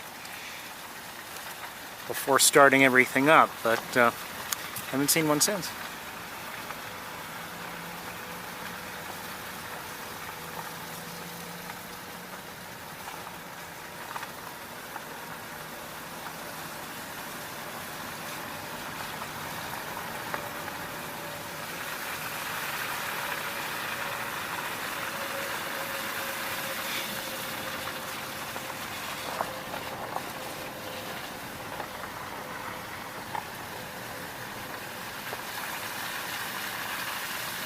So the Benning Marsh, like I said, has a fair amount of water in it, and now it's not just grass, although from right here where we're looking, there's you know, a lot of grass still poking through the water, but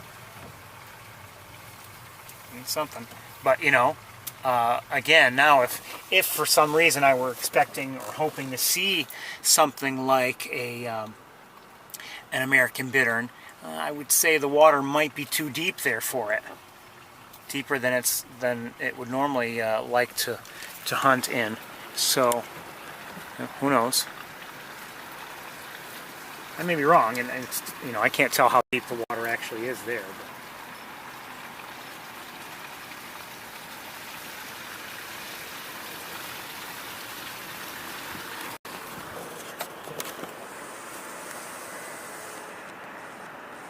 But not sure what those were. Ah, there's a harrier.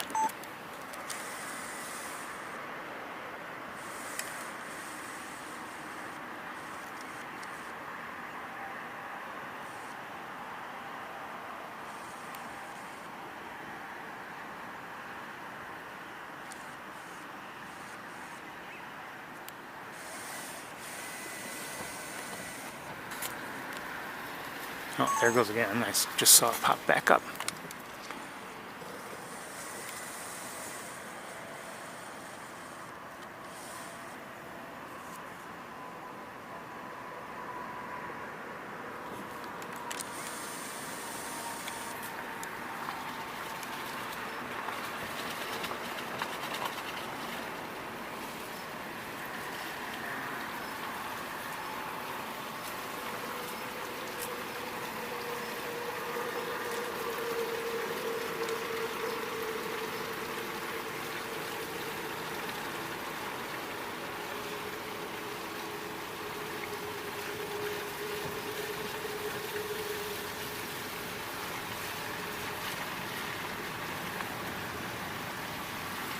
Oh, I was thinking earlier today that I should mention something that I should have mentioned long ago and many times. And, you know, I'm not a doctor or a health professional, but for your own sakes, make sure you're getting enough vitamin D. Seriously. Vitamin D makes a huge difference.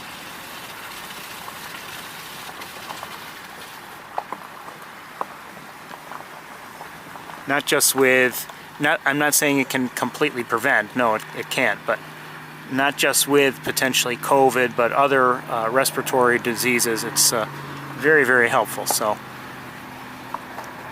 vitamin D.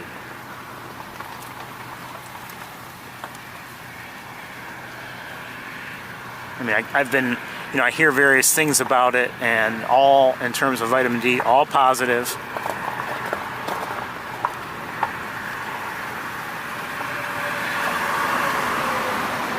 And, you know, typically in winter here in the northern hemisphere, people don't get enough vitamin D. Not only are they, you know, covered up and everything and spending less time outdoors, but there is less sunshine in the first place, and it's actually not as intense.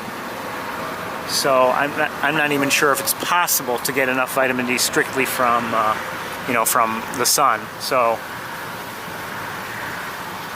make sure you're getting enough.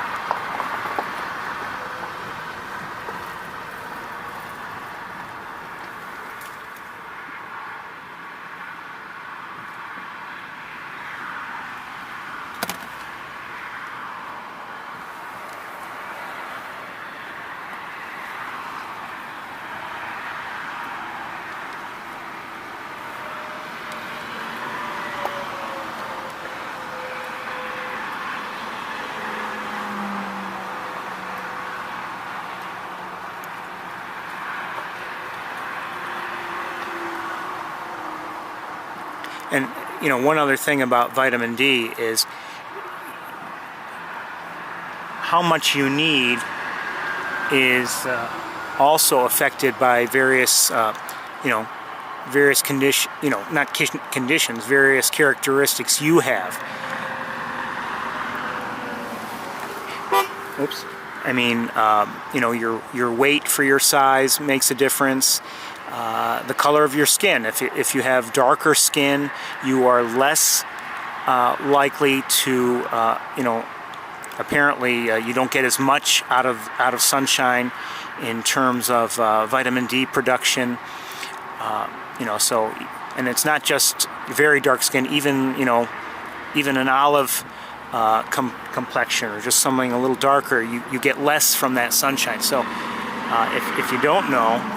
See if you can get your vitamin D levels checked.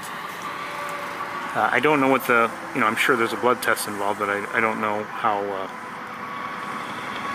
that's a gadwall, by the way. And a lot of birds are in the air. I'm guessing geese. Hey, cut it off.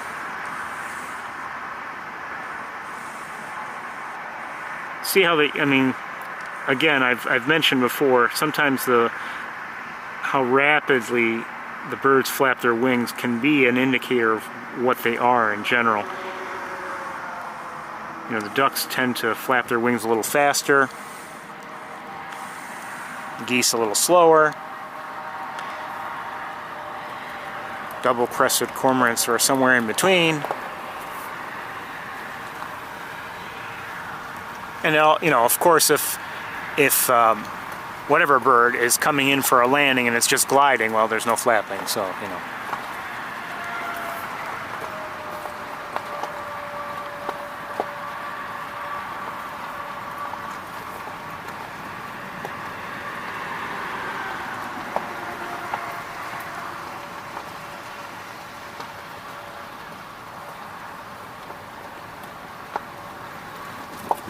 gull of some sort here. Hold on.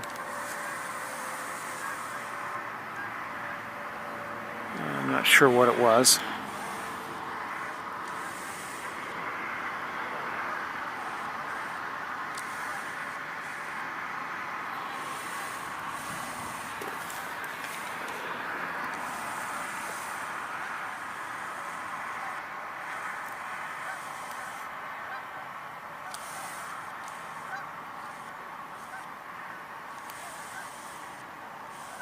Oh, come on, autofocus.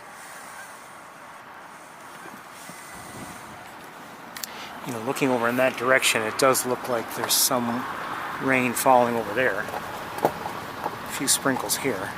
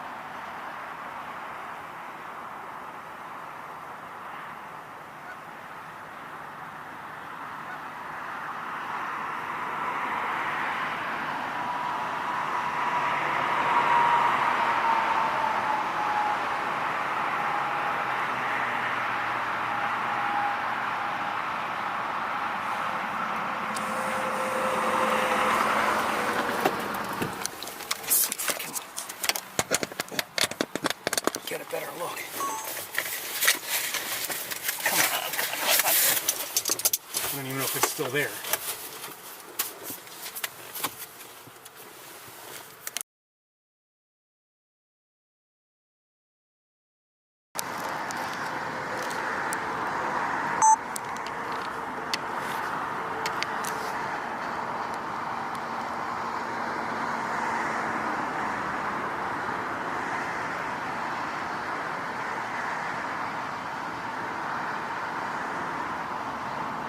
We're looking at a northern harrier.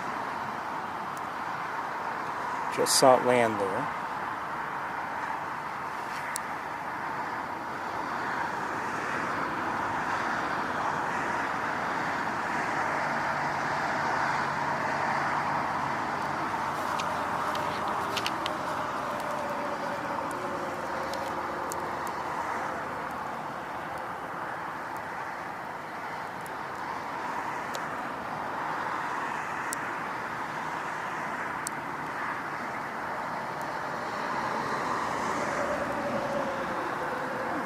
Unfortunately, the way it's flying is not going to be convenient for me.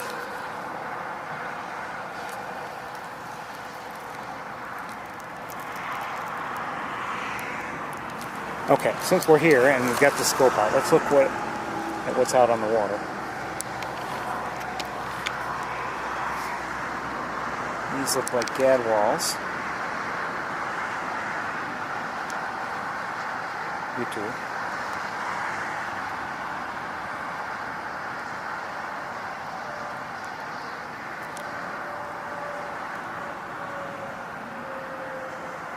Gadwalls back there. Like I said last week, and I don't know why, but it seems like we often see gadwalls over here. You might see them elsewhere, but it's like they don't want to be. I mean, sometimes we'll see them in the main pool, but well, this is the main pool, I guess, technically, part of it. They seem to often be on this side. I think they're beautiful ducks. You know, from, as I've mentioned before, they may just seem kind of plain and boring from a distance, but once you get a closer look, you realize how beautiful they are. I think some mallards just flew by. And while we're here, there is a gull here we might as well look at.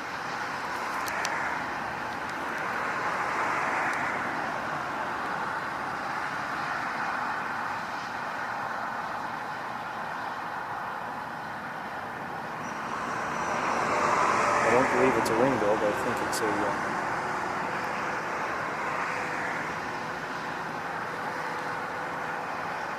I can't remember the name of the other one that we see. Herringbone. I believe it's a herringbone. Let's walk in just a bit.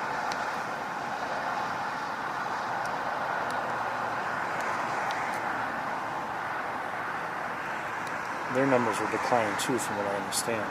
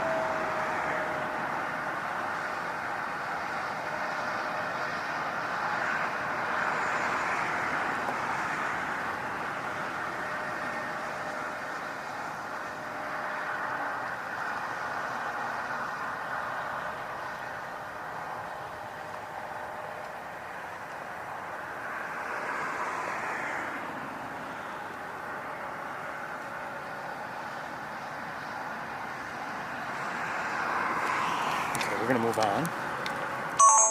And let me just have a look with binoculars around, just see if there's anything else we should be looking at.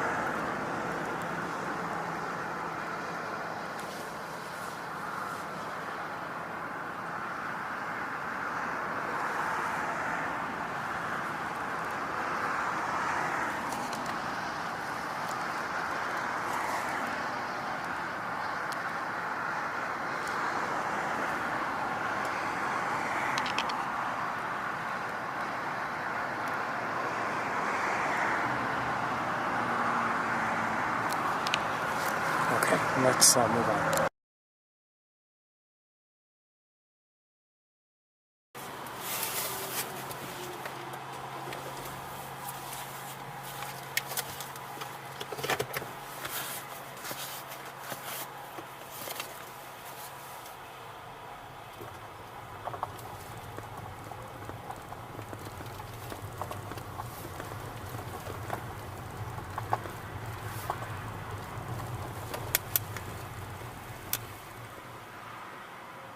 There's a northern shoveler nearby. I'll keep moving though.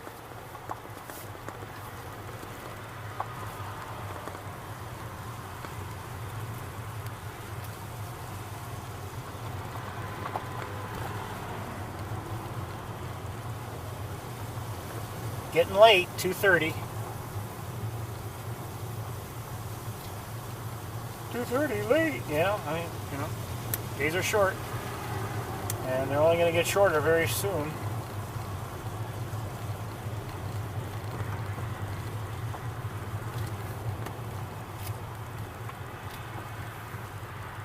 Some Canada geese here. Oops, sorry. Just a few.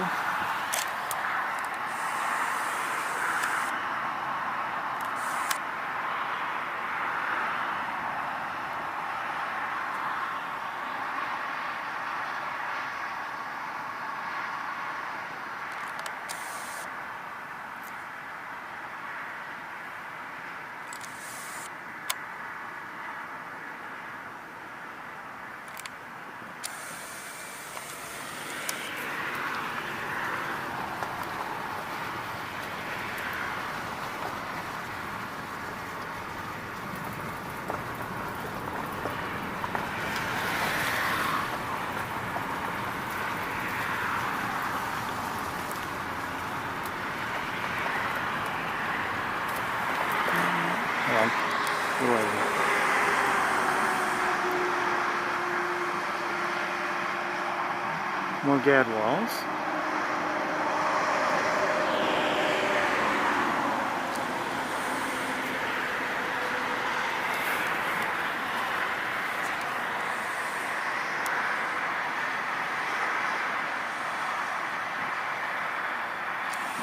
More geese.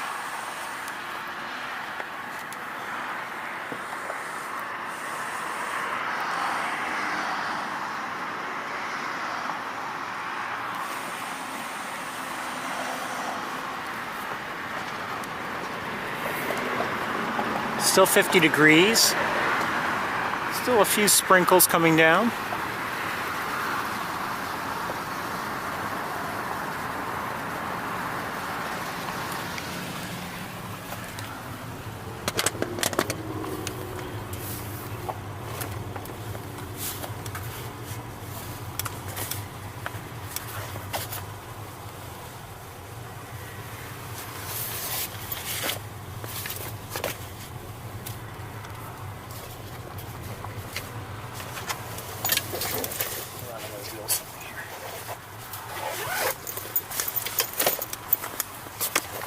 Sorry. Didn't mean to hit you.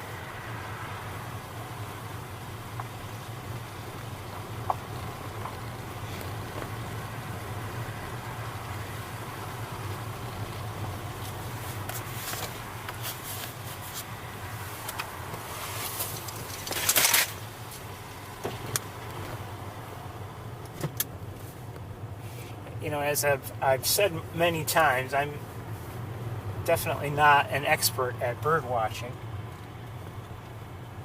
or photography or anything else, but hold on, what's going on here?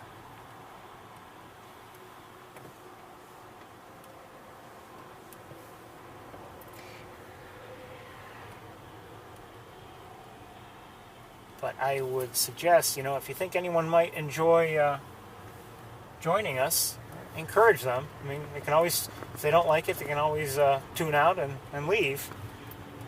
No one would know.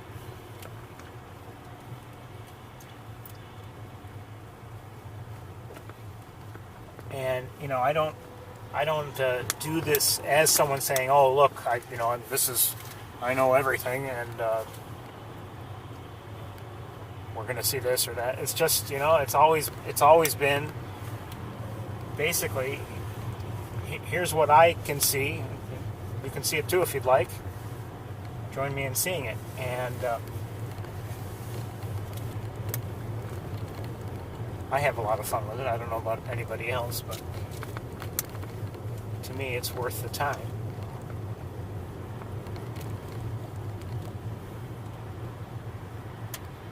And, from the very beginning, it's always been, that I wanted to share the birds that I was able to see, or maybe share views that I could get that, you couldn't get from, let's say, the nest cams.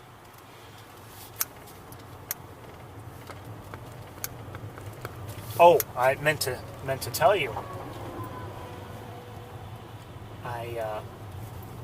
Speaking of sharing birds and everything, on Wednesday, I went for a regular scheduled dental checkup, and went through the procedure. They never took my temperature. Now that I think about it, they were doing that before. Anyway, I went inside when they said I could come inside. Sat down just for a minute or so, right next to the television set they have in the waiting area. And it was off. Completely off. And I did notice that they have a cable box below it. And I don't know if they're going to do anything, but I thought, get up there, go ask and find out, and at least make the suggestion. So I got up and asked, who's responsible for, the TV or choosing what gets watched or whatever. And the person I spoke with, I think she kind of said she was, or would partially, and she definitely knew some rules that they have.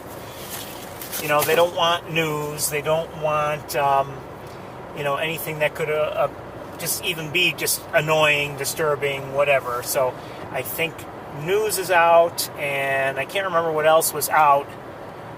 Certainly nothing scary, nothing, nothing, no violence or anything like that. Didn't want any of that. So I suggested, one of the bird cams. And I think specifically of Sapsucker Woods, and I showed on my phone what it's like. Now, they'll need to do something besides a cable box. Hold on, let me look to my left here.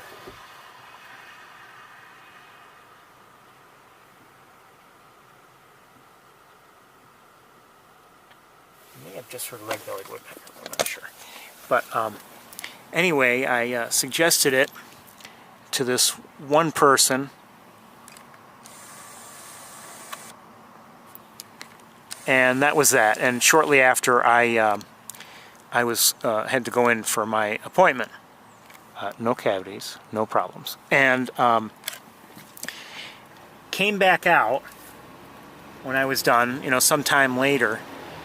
And I was, just dealing with checking out, making the payment and everything for the appointment.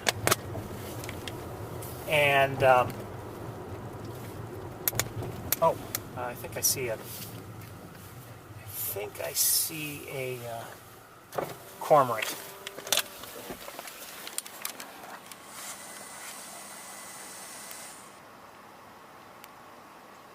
Hello, cormorant. Double-crested cormorant. Anyway, in terms of dealing with the payment and everything, I dealt with a different person. And she said she was, excited to just try the bird cam itself, just on her own. And tune in. And I think before, she complained about how her own efforts at having bird feeders have been, thwarted by squirrels and things like that, and they always find them. And, she was just happy to have this as an option. And who knows, they might, eventually put that up on their screen there in the waiting room. You can do it either with a smart TV, or you get a device to make it a smart TV, such as an Amazon Fire, or whatever they're called, a Roku, an Apple TV, any of those things, or anything that can handle YouTube, and put it on your big screen. And it's just I mentioned it a while ago that it would be a good way to, as you go to various places that have waiting rooms, whatever they are, whether they're medical offices, dental offices, maybe even a showroom or a waiting room at an auto dealership when you're waiting for your car to get repaired, whatever. If you're out and about and you feel comfortable making the suggestion, you might want to do that. I mean, so often, whether it's the news, which is, it gets monotonous, or you could say it's all bad news, I'm sick of watching bad news, or the weather, okay, that gets tired fast, or even if it's like just a show on any of the networks that might not be offensive or anything, but I mean, you come in the middle of the show, and if you are there in the waiting room, you have no idea what's going on, maybe, or whatever. I mean, watch the birds. Why not? So we're hearing a bunch of starlings, and there are a couple crows here. Welcome to East Road.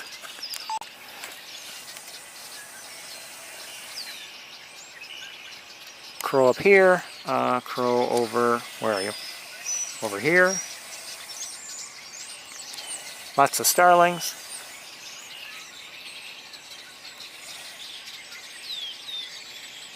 There may be red-winged blackbirds in there too. Hold on.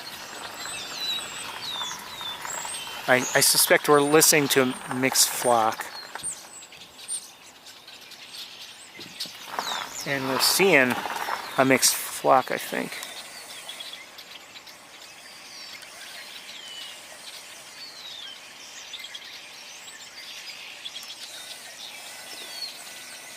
More crows. Oh, and a harrier. I think.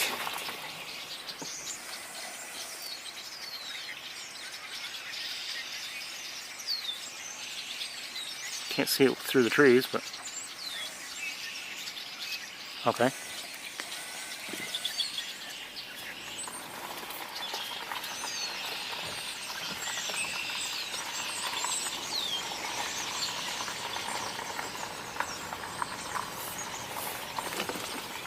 Just goes to show you there's so much to look forward to in terms of bird watching. Yes, even here in New York where it can snow year-round.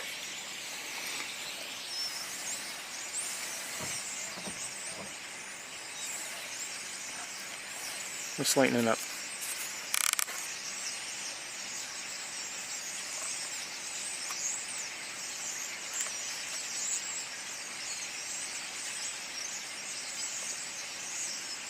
These seem to be starlings.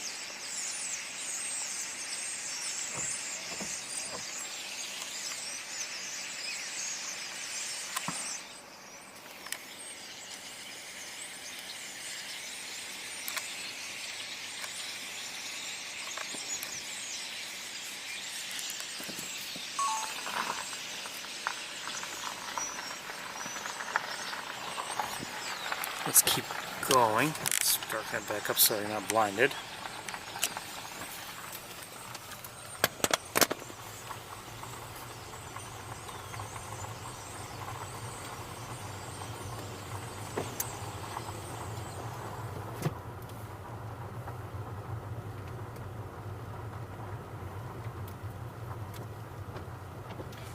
Just a reminder,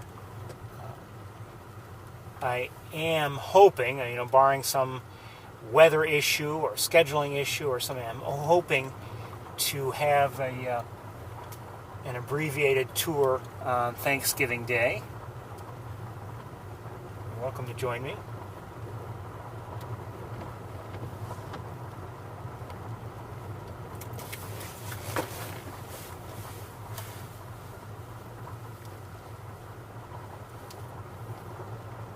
It's abbreviated because I realize people want to spend time with their families or do other things.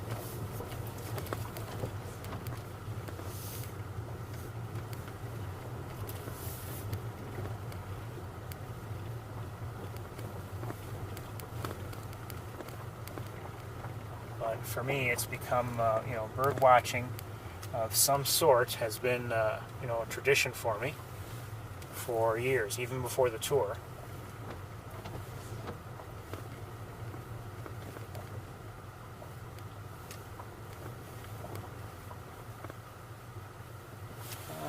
Looking down into the water, and there's a fair amount of water.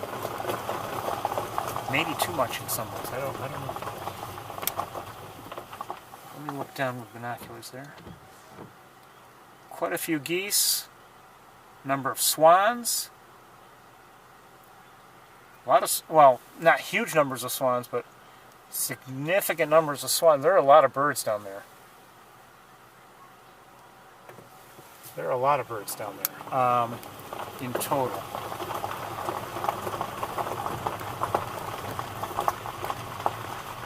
Just want to decide where to go for a viewing spot. And depending on what you're looking for, this amount of water may be perfect. This amount of water may be too much. Hold on 1 second. I want to see these birds in flight. I don't know. A lot of birds in the air right now. I don't know if there's starlings or blackbirds or what. I don't know. Anyway, I think we're going to look from around here, so let's turn around.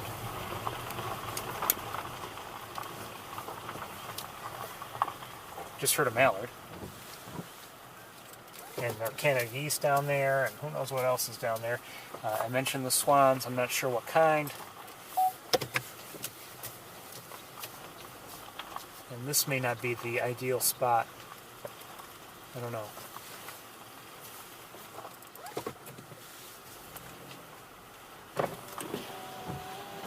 Well, it's probably not that good. Hold on.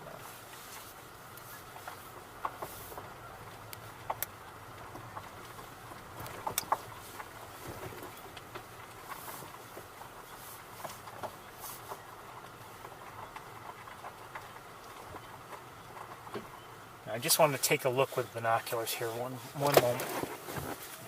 See if we're happy here.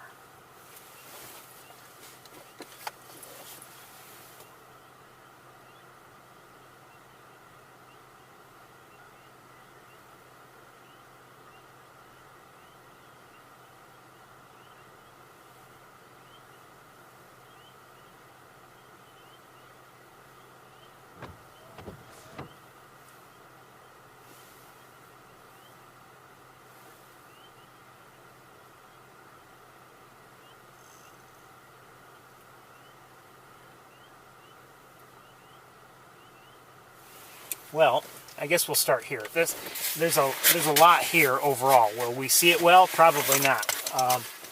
And that'll be more my fault than the conditions. But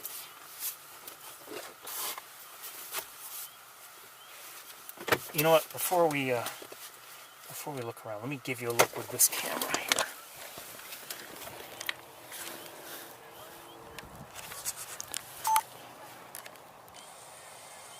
I think we're hearing frogs, by the way.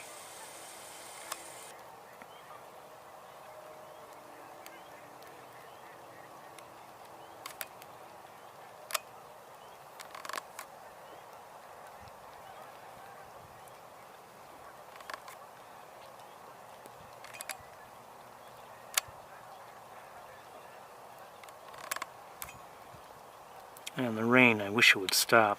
It's coming right in on the camera and on me. I think I hear red-winged blackbirds right now. There aren't that many birds down there. Well, just wait.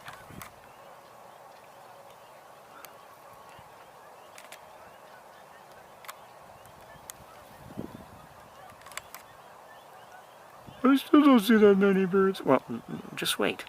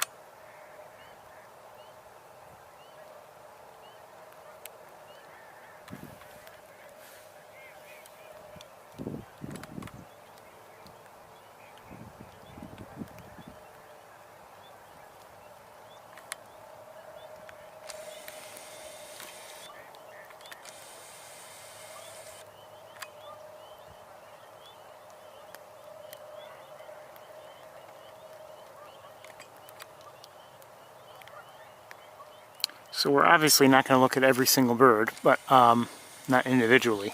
But let's try to look around. I believe we've seen or heard mallard, Canada goose, I believe northern pintail, may have heard American widgeon. Who knows what else is there. And we may have an issue just with the camera and scope getting wet.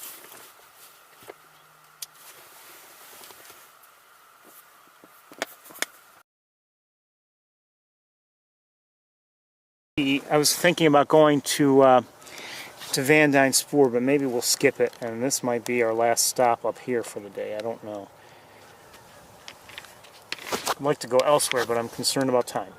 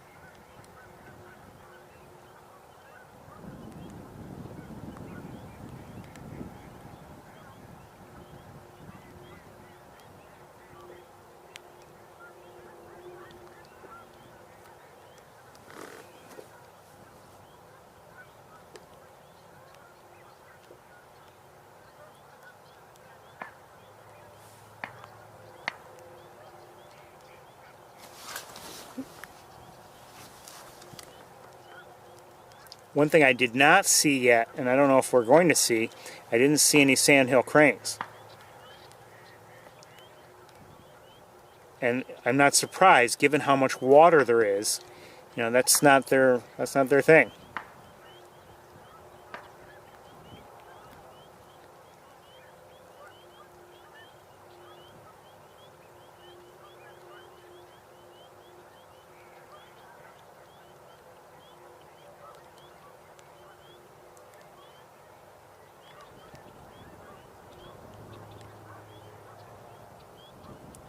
Might wonder why look at the Canada geese so closely. Okay, aren't they just Canada geese? We see them all the time.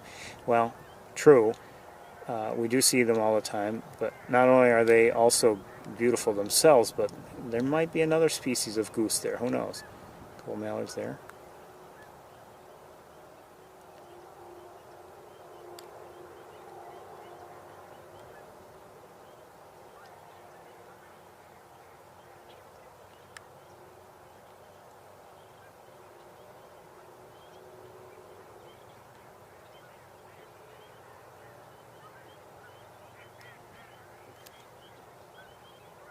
Is that a pintail? Might be.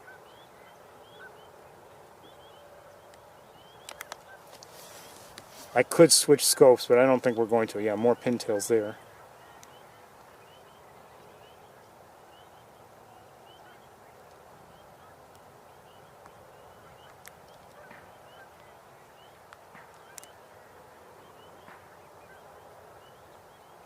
That looks like a pied-billed grebe to me.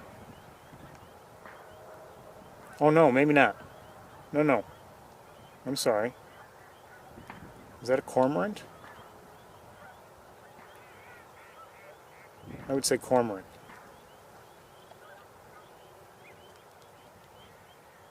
Could be wrong. Yeah, I would say cormorant.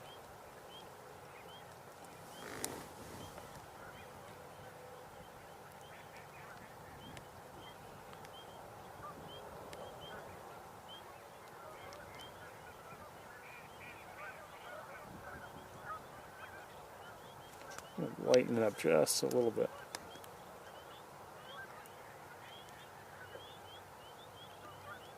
If everyone's going to swim that way, it would be great. I'd just stay here and just go back up and down, getting everyone as they pass by.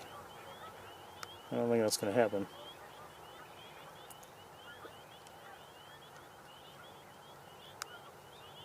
You hear frogs, it almost sounds like March when you hear so many frogs.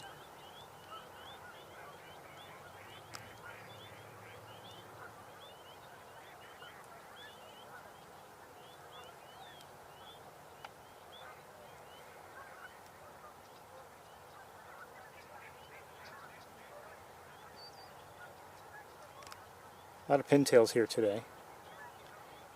I'm not sure that's all the ducks, but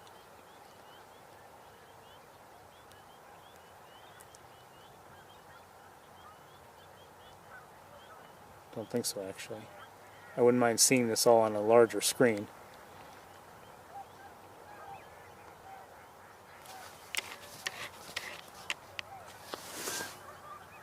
Am I hearing tundra swans?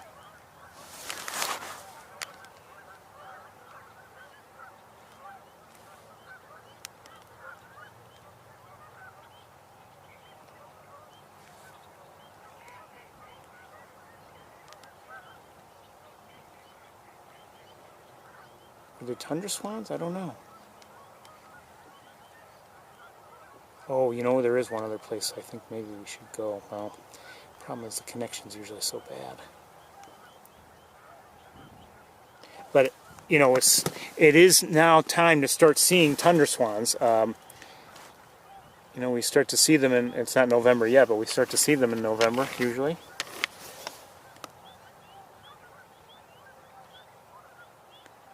I suspect we've got some tundras down there. I don't know if there are any trumpeters or not.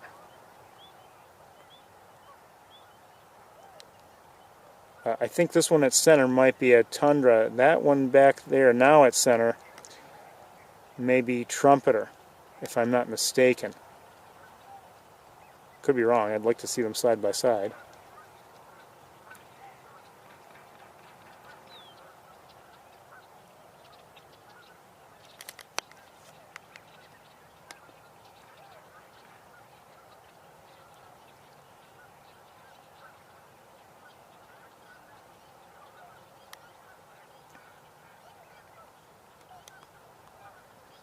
Yeah, I'm pretty sure we're hearing tundras. Who's this right here?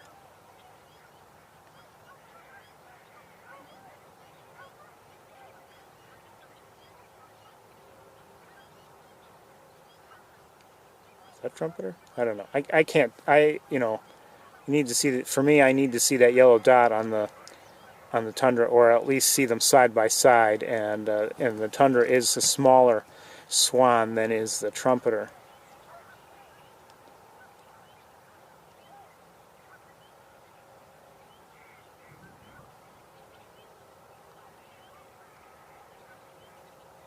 Of course, any hope of keeping track of where I've looked already, and all gone.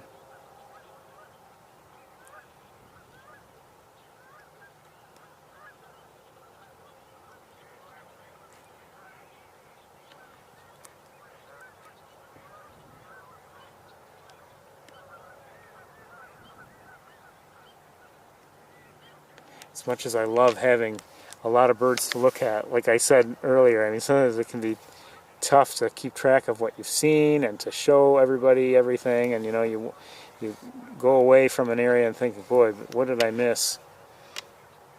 What did I do a bad job of looking at?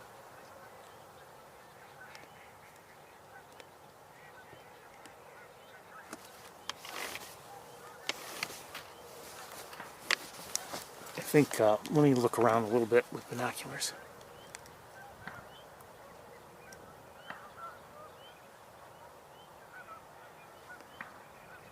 Well, let's go back to where we kind of sort of were before.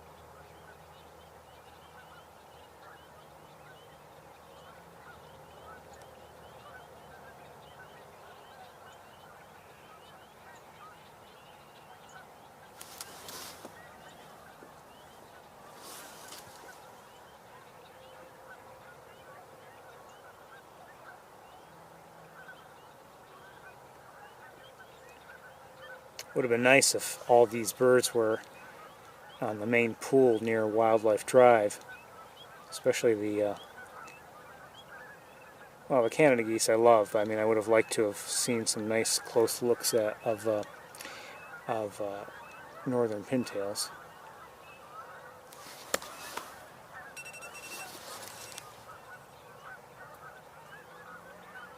Tundras and trumpeters reported there yesterday. Okay, no surprise then. I think we did see both.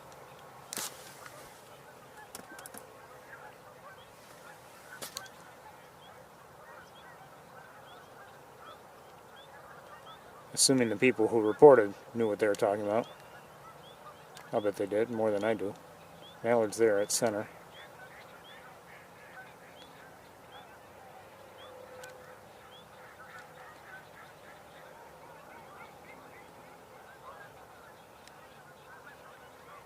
I don't know who these guys are.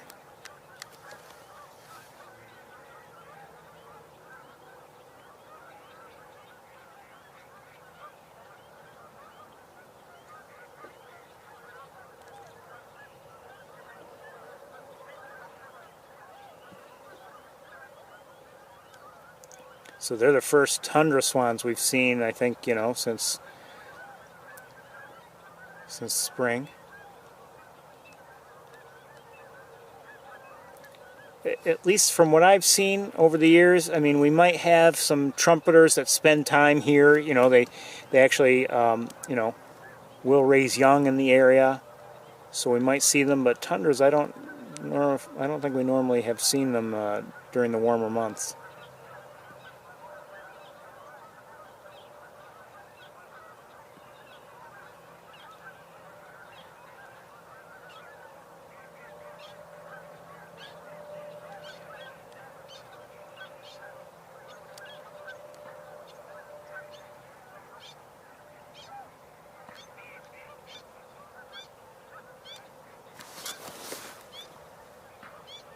I think we're hearing, again, frogs kind of prominently nearby. We won't stay here forever. I mean, this might be boring, all of you, I don't know, but...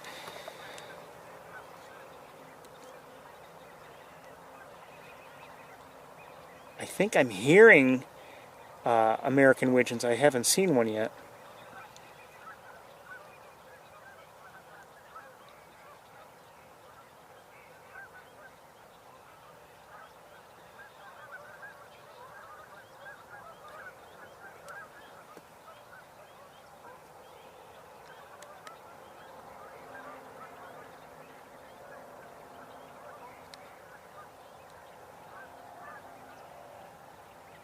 A lot of birds, not necessarily, at least from what we've seen, not necessarily a lot of variety, but there are a lot of birds here.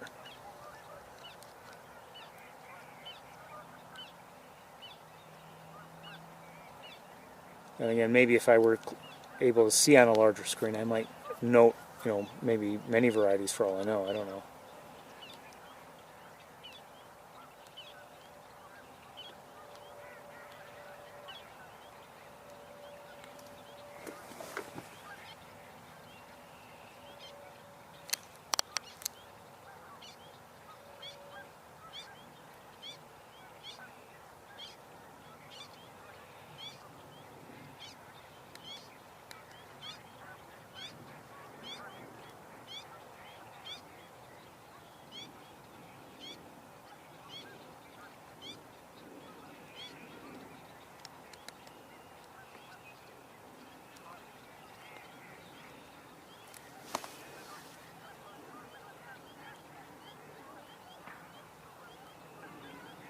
There's a, yeah, right there.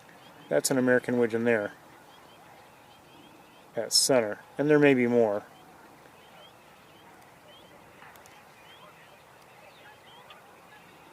See?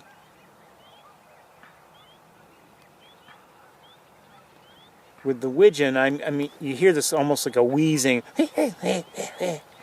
kind of sound.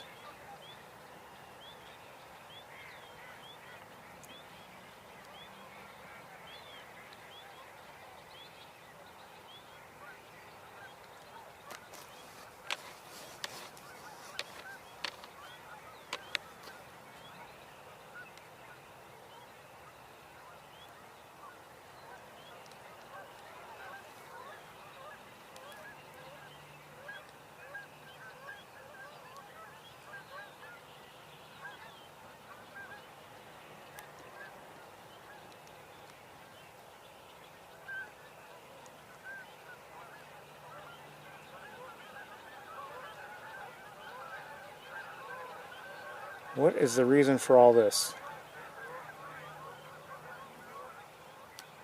Is there a reason why everyone's flying around? I don't know.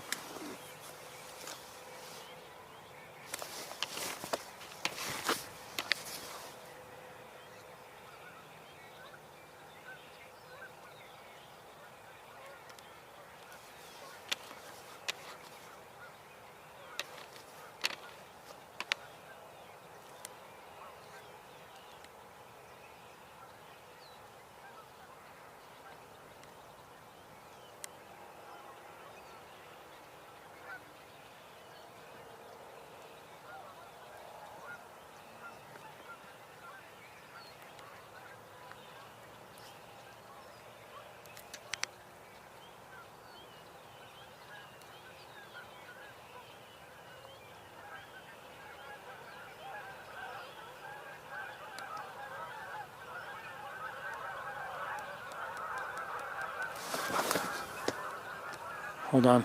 A lot of goose chatter. I don't know what might be causing that. Let me look around with binoculars 1 second.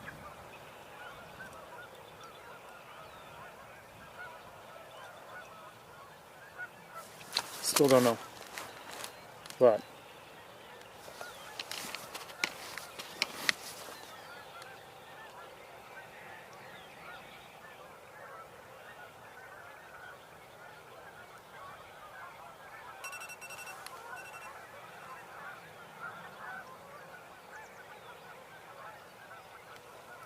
okay, thank you.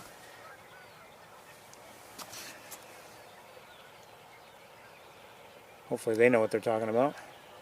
Montezuma staff, that is. I guess they noted both species of swan. I say both, I mean the two. There are other species, of course.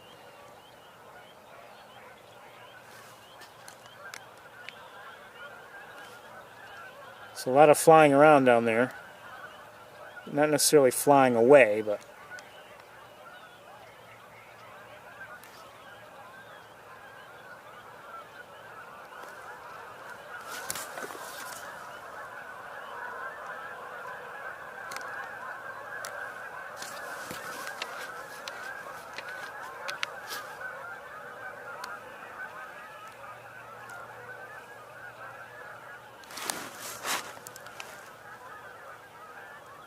they're flying away. No looks of it.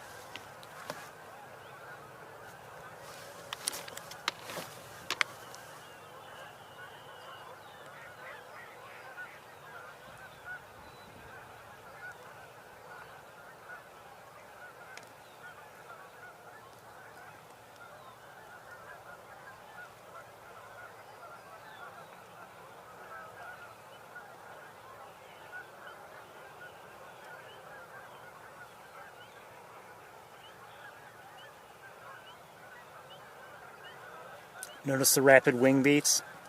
So these are ducks.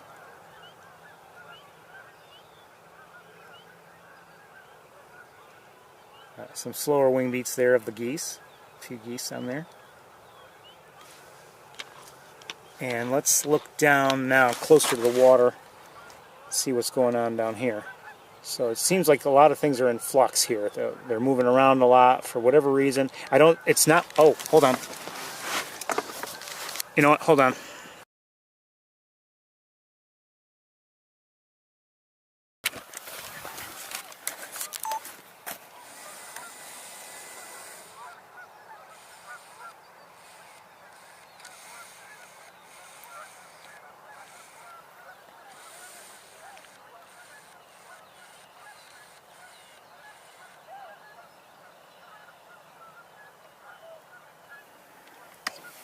Got a lot of flying around.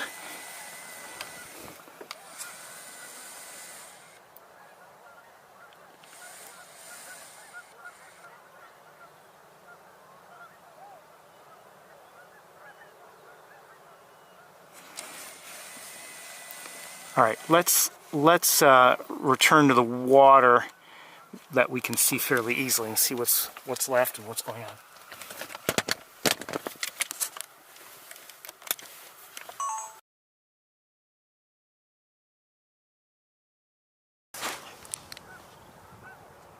So we still have, significant numbers of birds down there. A lot of them have moved over here where, when we first started, there were hardly any birds.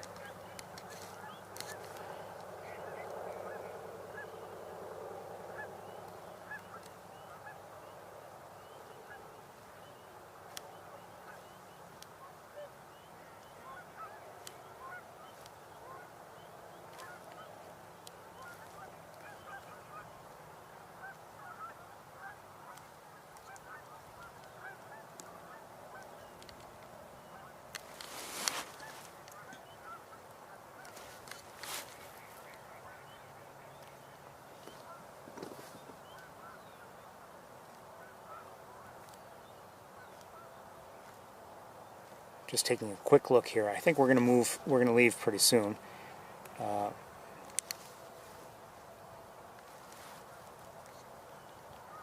few birds over here.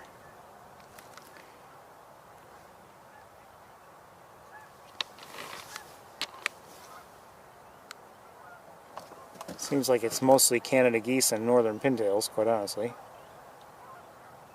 Actually, these are just a lot of pintails.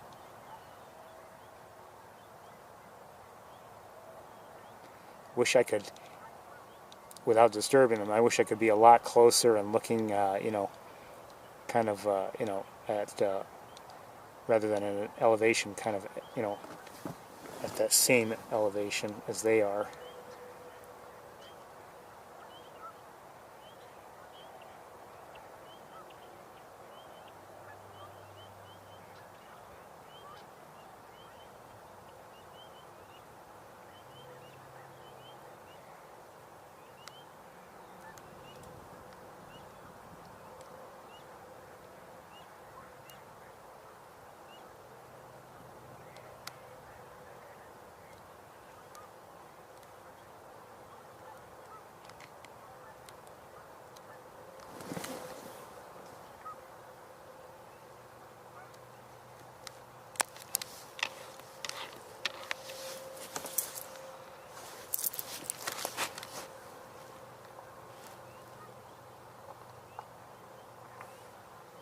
We're going to head, where are we going to go?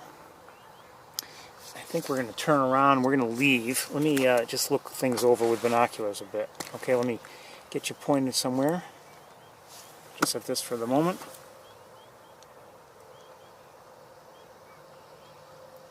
Oh, got a lot of birds moving over here. Like I said, there are a lot of birds here. It doesn't mean that they're all, very many species, but there are a lot of birds here.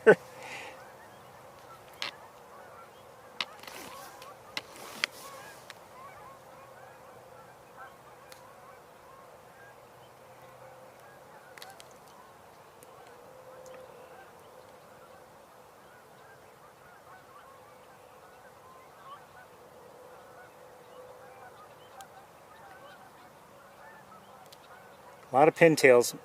I saw a mallard or two in the mix.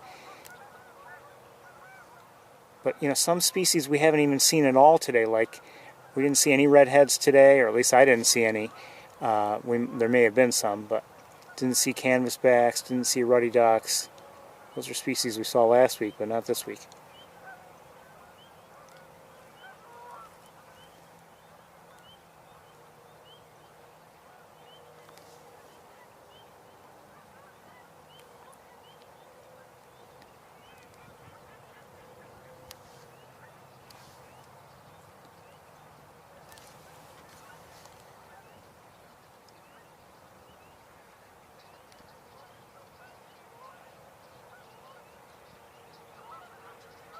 Let's quickly move the car.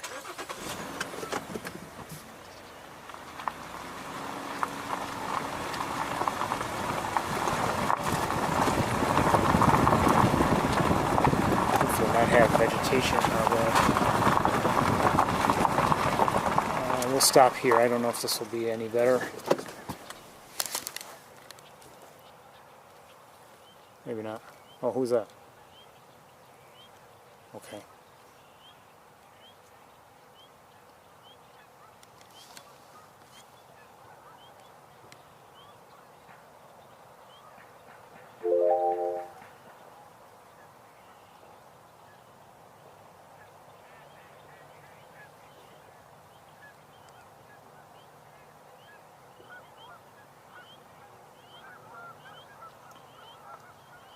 You know, you might be able to see some of these birds elsewhere, of course, but these species, that is, but it's the scale of Montezuma that sometimes is that, you know, on its own is impressive.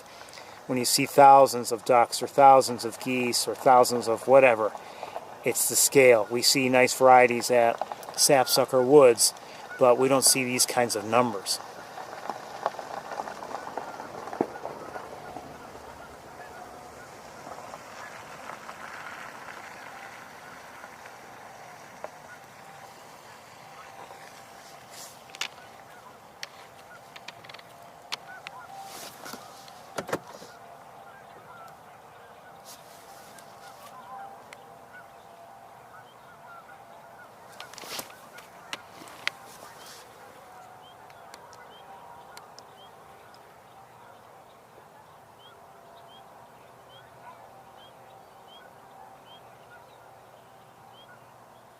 We'll get going pretty soon. Again, it's hard for me to see what we're even looking at, quite honestly.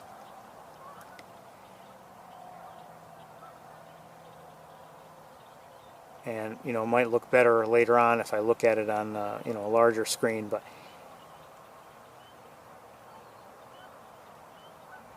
I don't mean to just give up. I mean, there's only so much you guys can see and that I can see, and we only have so much time.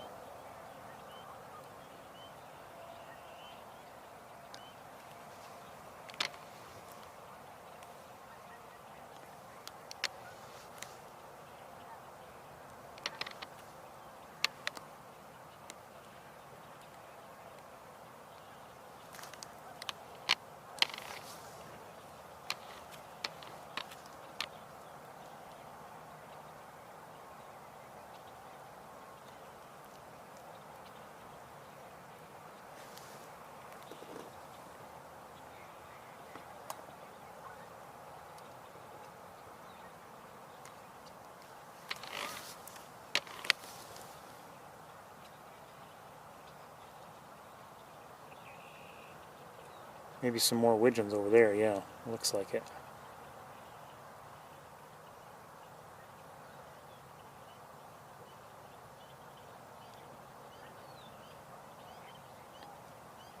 And you know, if I were standing out there with, you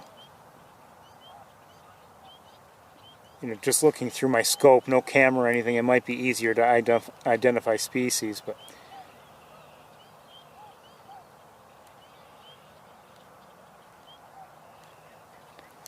okay, I think we're going to move on.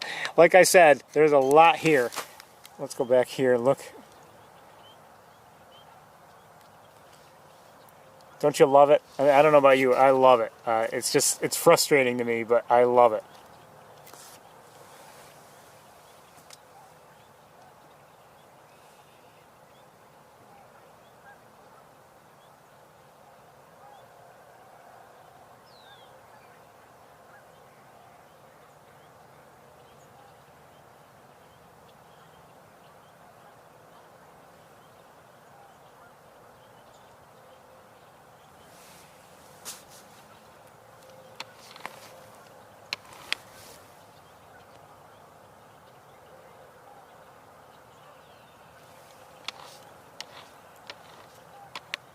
Ducks and geese, and it's just a beautiful sight. Now, a week ago, before this additional water was provided, you know, we might not be seeing these numbers, and these, you know, these birds might all be elsewhere. Might still be in the area, but not right here. Anyway, let's continue on. Oops. I'm going to switch cameras and we're going to drive away.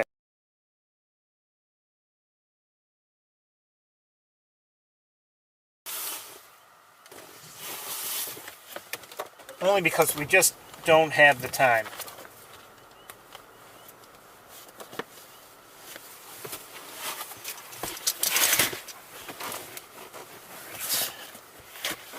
We're going to drive around a little bit. We're not going to Van Dyne Spoor. I would like to, but it's 22 after 3, according to my clock.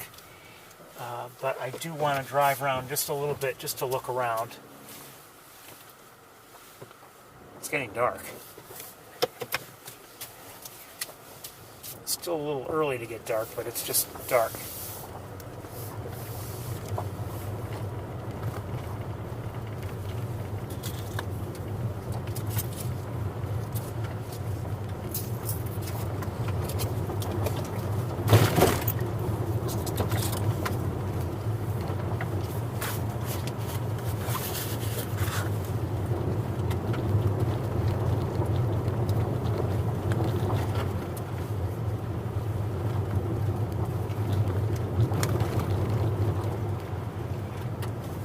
And who knows, maybe, there may have been species there that maybe just one individual, and maybe I missed something. I don't know. Good chance that I did.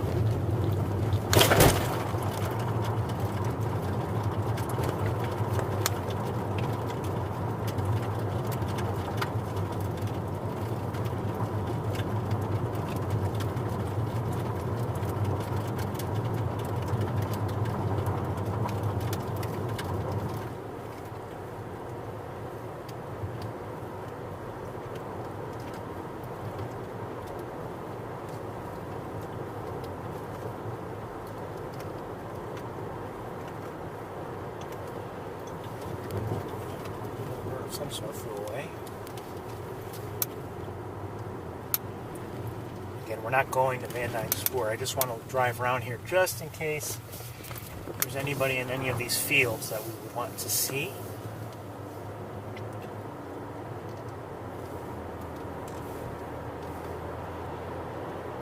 And there's one other spot we probably should at least kind of sort of check. We haven't been to it in a while. We just have a hard time staying connected where we go.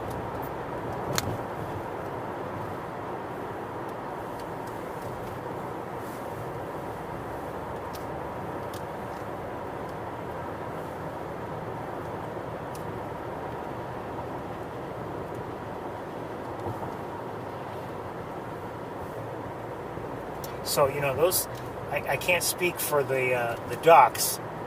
Well, it didn't look like anybody was feeding or anything, just swimming around. And as for the Canada geese, there may be something there, below the water surface to eat, but they're probably just there resting on the water and everything. They will probably end up grazing elsewhere, if I had to guess. Okay, there's nobody around here. We're just going to turn around.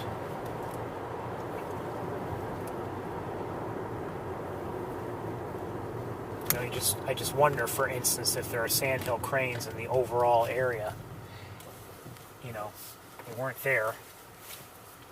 And with that kind of water, they're not necessarily likely to be there. That's, not what they do. So I'm wondering if they're around somewhere.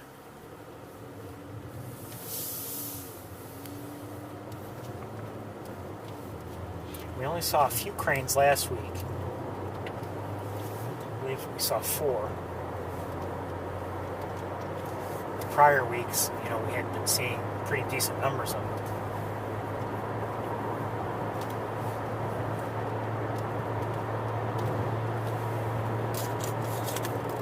all there at in the Knox Marcellus Marsh. That's what we were looking at from East Road just now.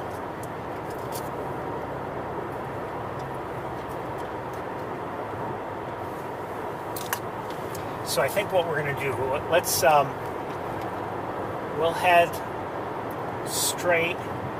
We'll get to that intersection up ahead where we always have a hard time keeping connected, and from there on we have a hard time keeping connected. But we'll see if we can look around a bit. I may lose you here or there. And then I think it's, I'm overdue to head back to Ithaca.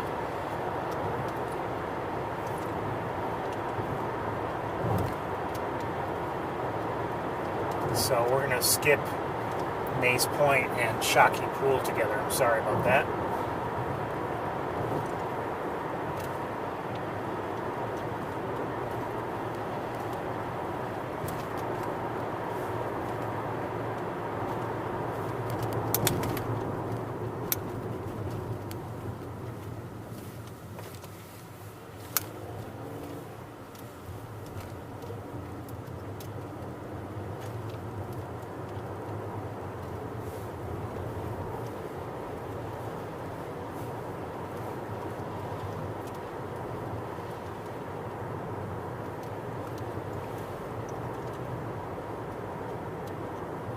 Uh-oh. Road closed? Road closed.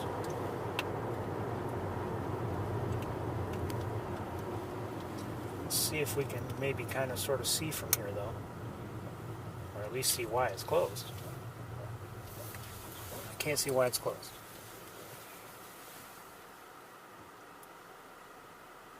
Oh! Don't care. Well, I do. I just found some sandhill cranes. Okay, from here, I just want to get prepared from here. And there are Canada geese down here too. There's a cornfield to our left. And we may have a decent look at sandhill crane.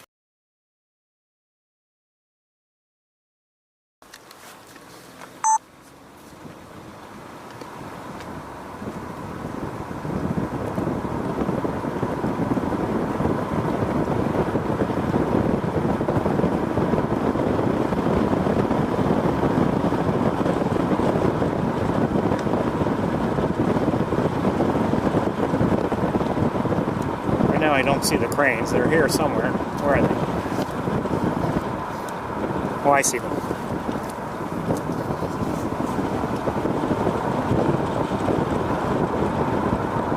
Well, let's look at some goosage. Some Canada geese here. Okay, there seem to be quite a fair number of them, but they're just calmly there. And then the cranes, and good numbers, I think.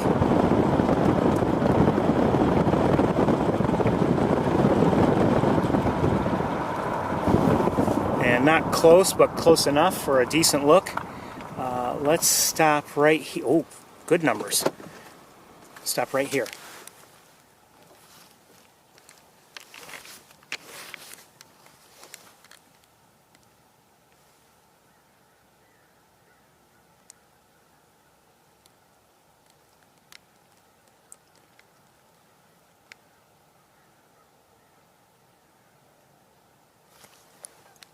And we may end up switching scopes too.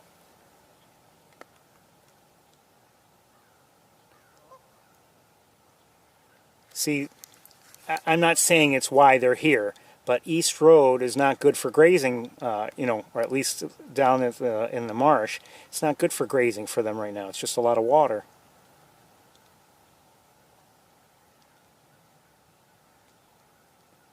Deeper than what they would like.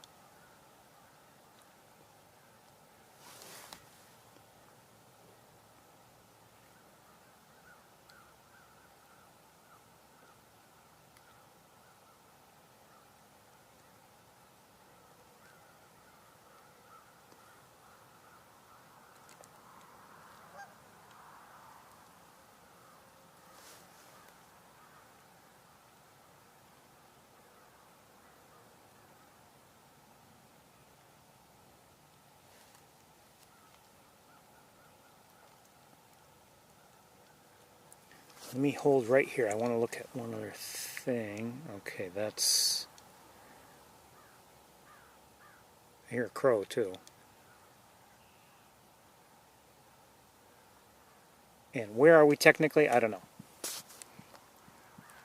I don't know what the name of this road is. So we originally saw these few right here, and then I think I failed to show you these up here. Maybe I did show them to you.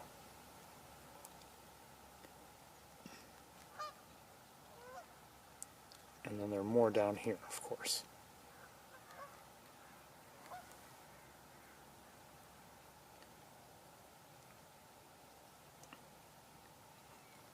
And we'll take a look at them, but right now let's take a look at these Canada geese who some are vocalizing. Maybe they want our attention to say hello. Oh, hold on. I heard crane vocalizations.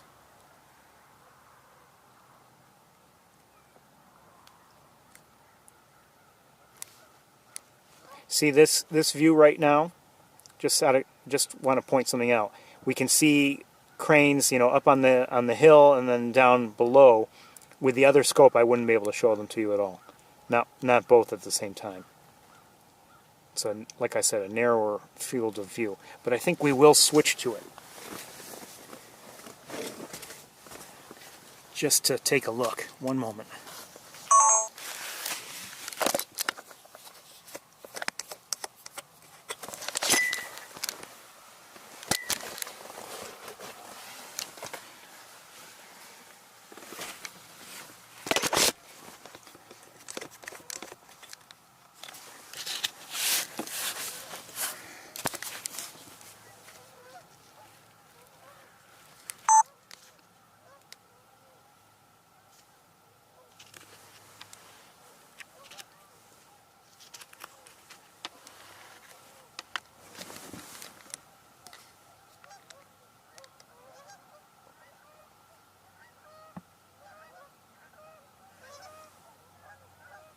Sounds like some of the geese are considering leaving.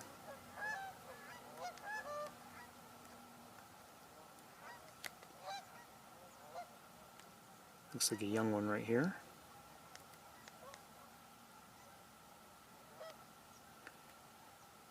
The air's not clear for us, given the distances, but just glad we're able to see them. Hold on, I got it. Yeah, that's good.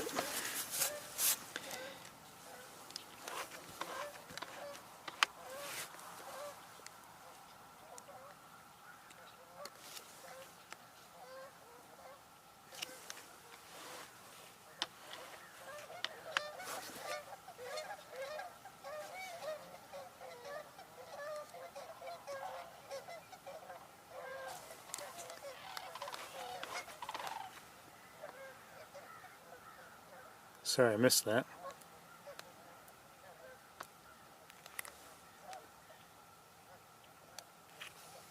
In case you haven't figured it out, I love sandhill cranes.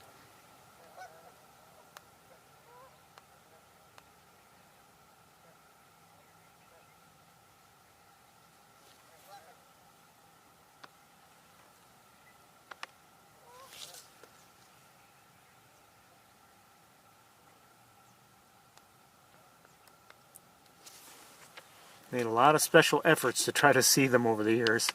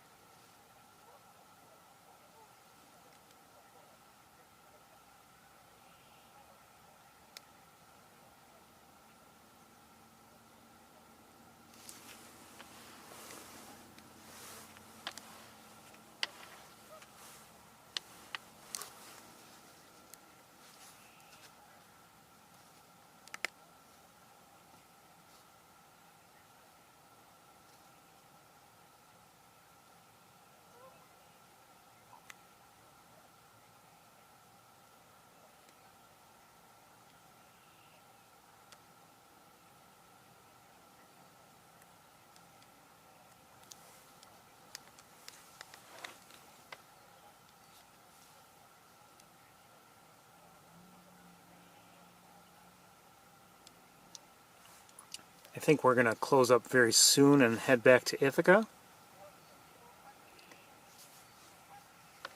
After all, they're not close to us, but we're getting a decent view, I would say.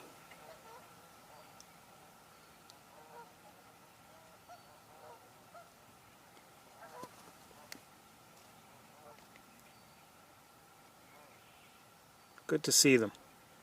And I'm glad we came this way. I think that's about all of them.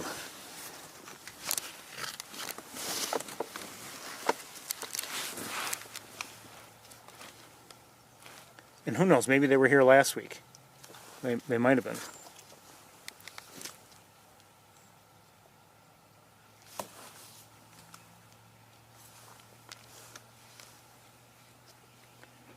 Like I said, this scope is not as forgiving. It's harder for me to find things with them.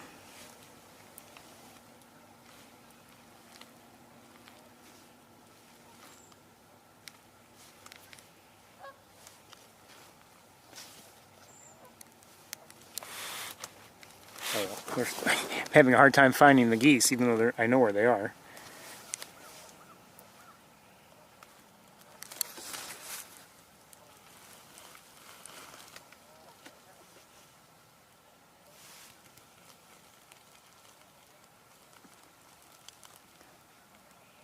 Okay, forget it. All right, let's switch. Let's switch scope.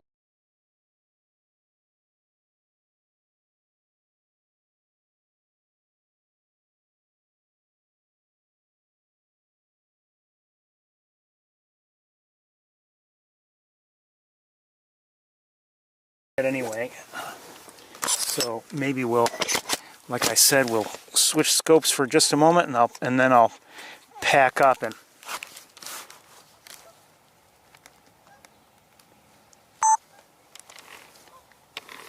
head to Ithaca.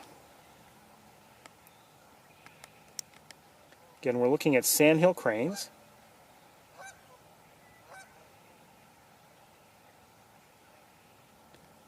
Mixture of adults and juveniles.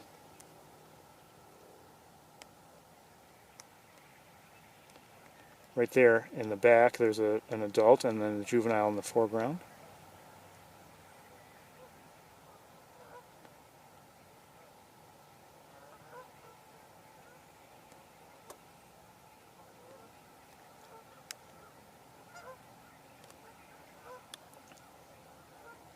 There are more of the geese have climbed up there. Or, not geese, I'm sorry, sandhill cranes. From the harvested cornfield down here. And for all I know, some are on the other edge, other side of the rise there, and maybe out of our view. I don't know.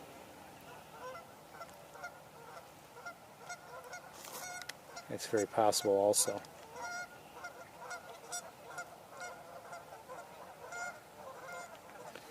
But always a pleasure to see them. It's the Canada geese down here that are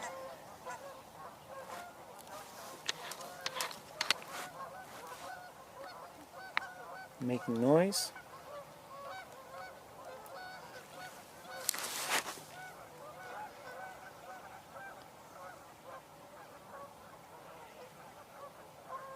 I would not be surprised if they head out of the area, but we are definitely going to head out of the area. What time is it now?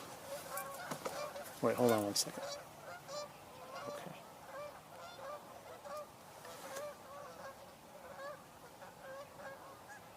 Oh, wait a minute. Hold on. Let's go back to the sandhill cranes.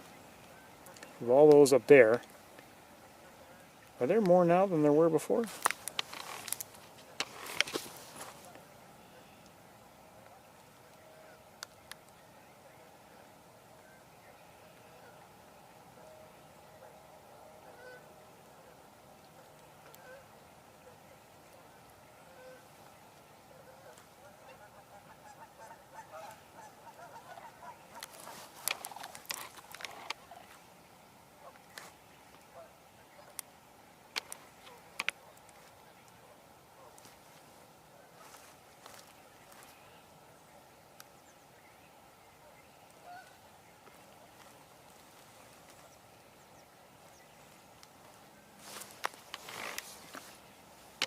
there may be more than there were originally. So maybe some climbed out, up over that ridge. I don't know.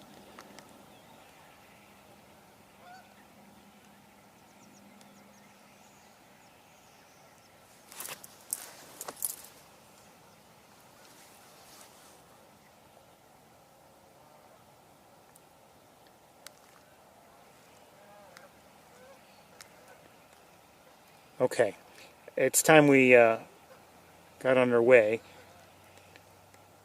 So let's say, I'm going to hurry back. Let me say roughly 5:15 by the time we restart in Ithaca. Everybody?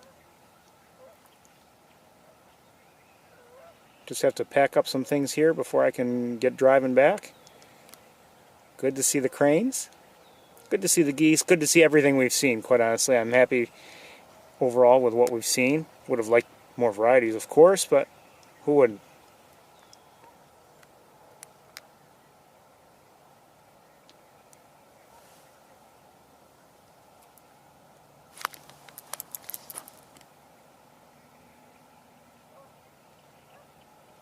Okay, let me see if you got the message while I try to hold things still.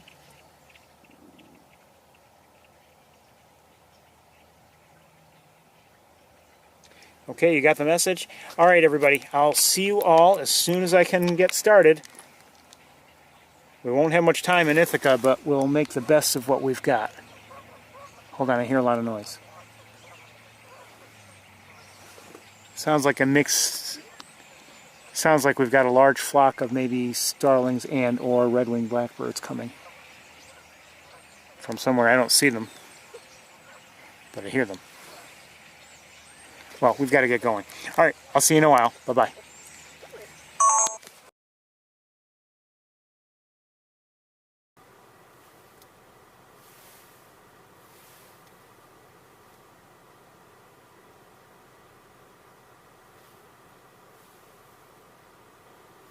Okay, we're back. Hello, everybody.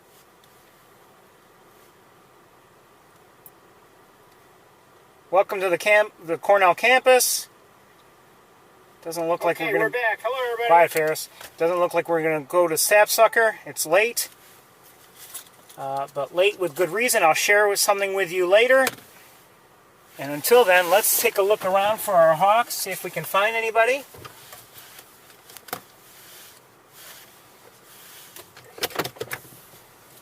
It's 55 degrees, a little bit rainy.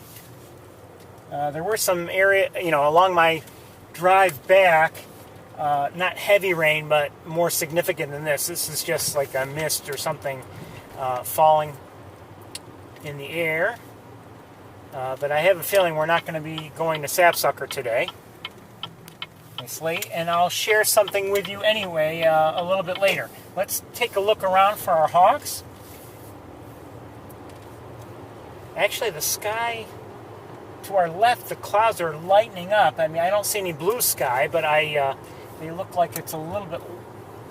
They're a little bit thinner, lighter, or whatever over there.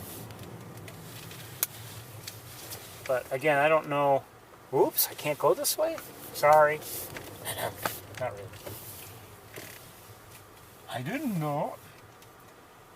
I don't see anybody here on this side of Bradfield. Anybody.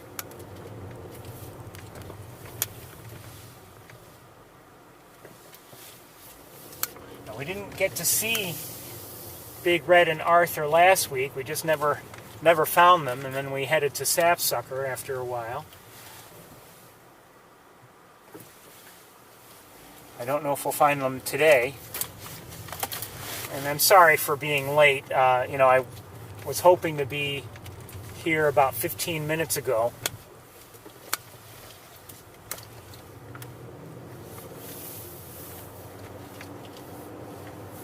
But I happened to see something I liked. And I'm guessing you'll maybe like it too. Maybe not, but I liked it.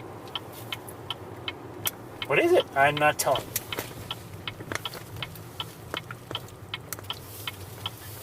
What do you think about that? So we only have a little bit of time left here today. It's been a little bit of a different sort of tour. Let me check the perches here on this side of Bradfield. And I don't see anybody.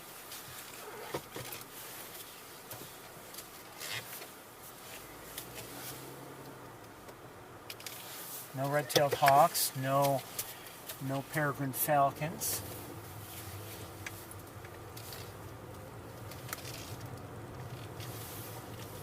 Oh, wait. Do I see somebody? No. No. Never mind.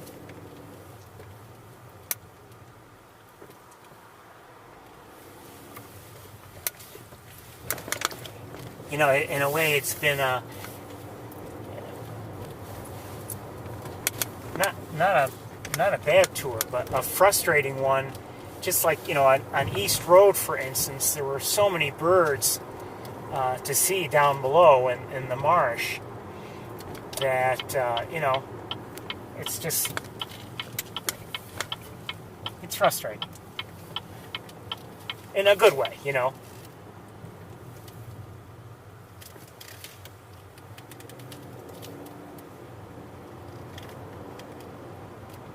And you know, I liked what we saw on Wildlife Drive. I wish some of the ducks would have been closer. That would have been nice.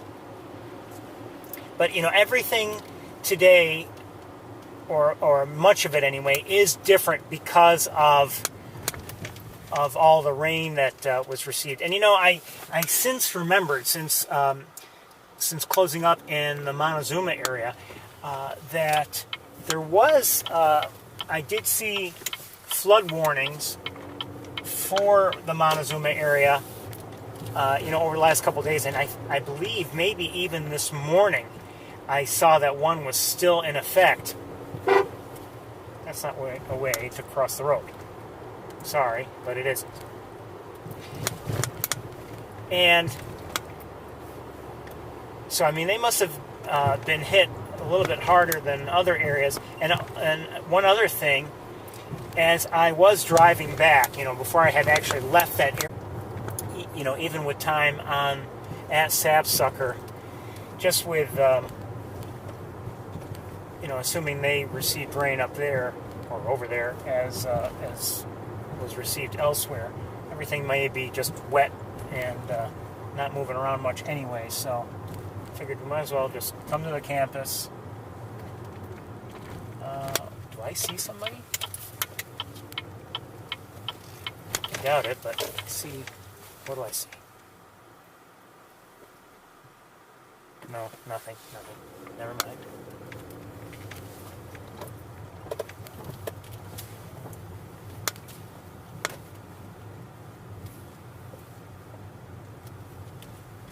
Anyway, my journey back was delayed. See some gulls flying overhead, 3 of them. Not sure what kind. Because I saw something along the way, and I at first recorded it a bit from the car, and then when I thought it was better than what I had realized, decided to get out of the car and get my tripod out and see if it was what I thought it might be, and it was.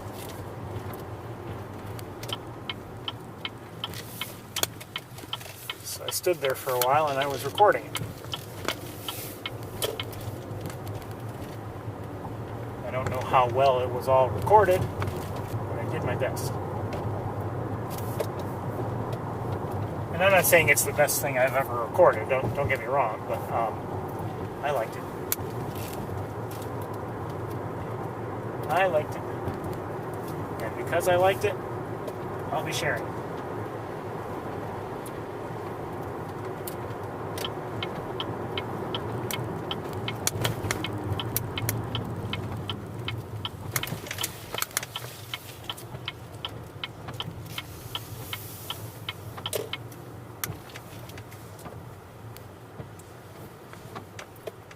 Anybody here?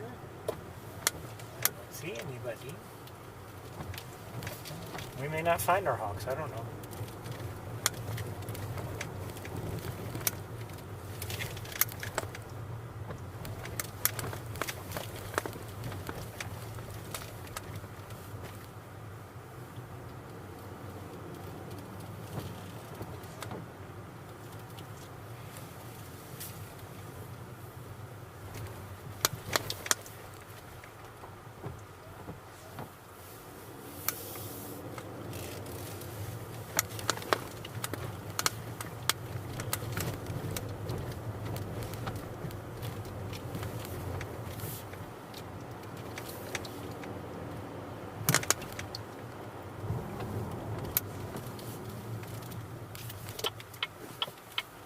Obviously, it's not raining hard, but there is a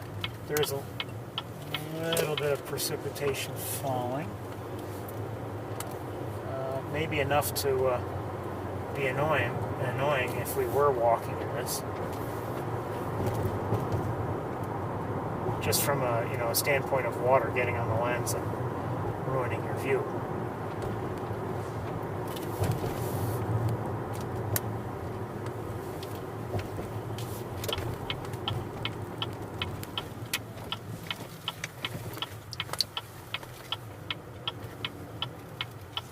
So far, no sign of anybody.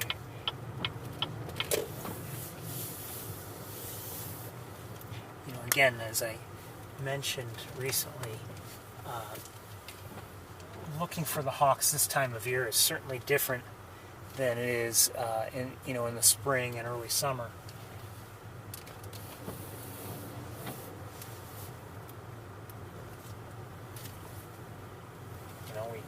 If we're lucky, we have young that they're looking after in the in the spring and early summer, and then and we also have other birds around that will call the alert when a hawk is nearby, and there may be still a few birds here and there that will do that, but not nearly as many as not just how many, but I think even just the concerns. It's one thing if, for instance, a robin encounters a hawk. If that robin is concerned about its own nest, you can't move the nest. So it has to stay there. If a hawk comes nearby this time of year, well, if there is a robin in the area, it can just move on if it wants.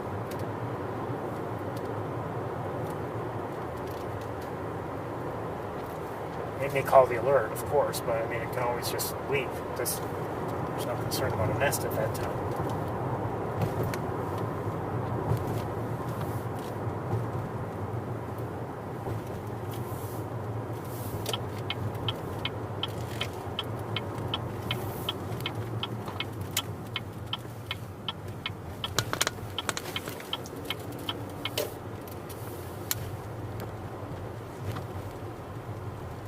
Anyway, with those birds calling the alerts, and with the ability to better able to drive around with the windows open and everything. I guess I could open them now. It's 54 degrees, but it's not quite pleasant. Okay, I see starlings at the top of the vet school.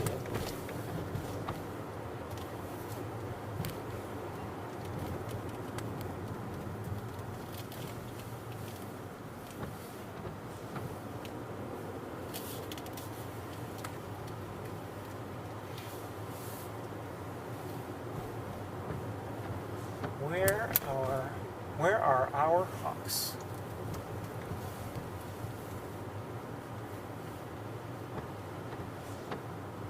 Would have liked to have gone to Sapsucker, quite honestly. Just see what the place looks like leaf-wise. I'm sure they're all soggy.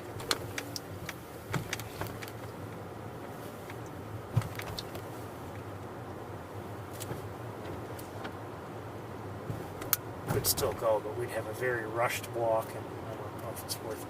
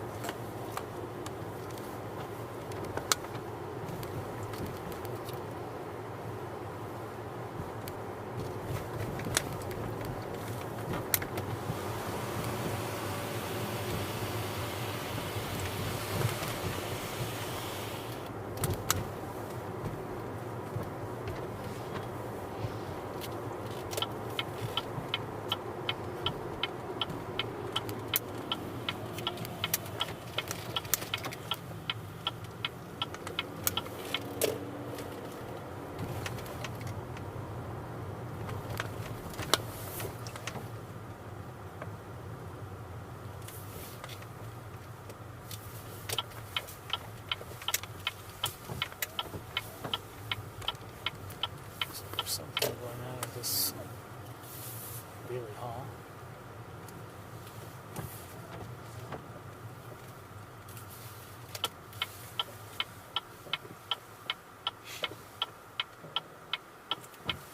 Come on.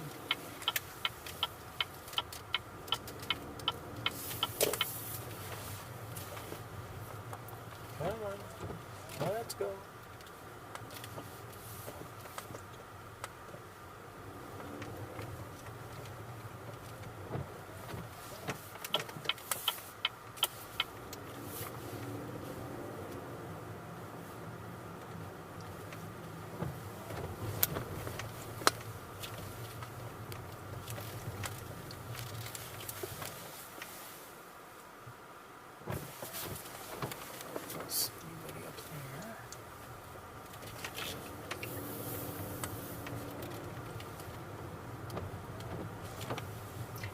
I don't know if too much rain fell within the last couple of hours here.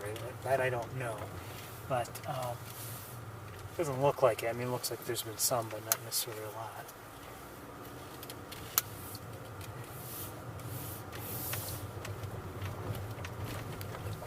And, you know, why does that matter? Well, I mean, just if we're wondering if our hawks are somewhere but just soaked and just trying to dry off, which is a possibility.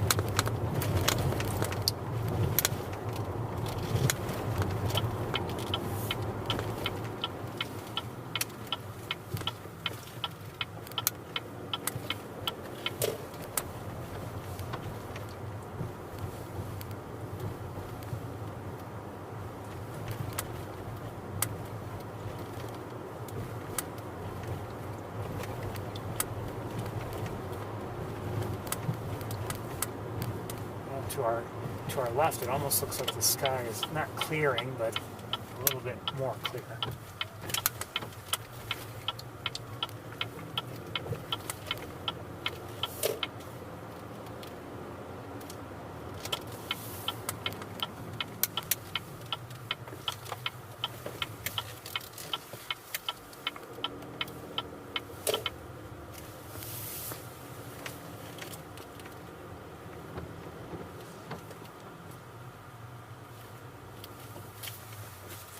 Stop here for a second, look around.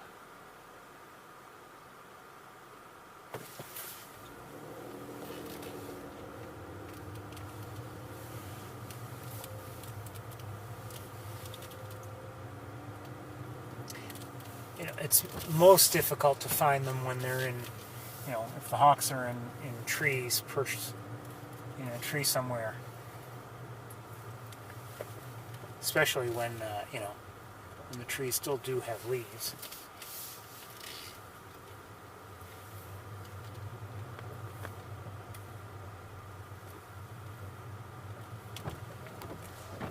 The building is another story.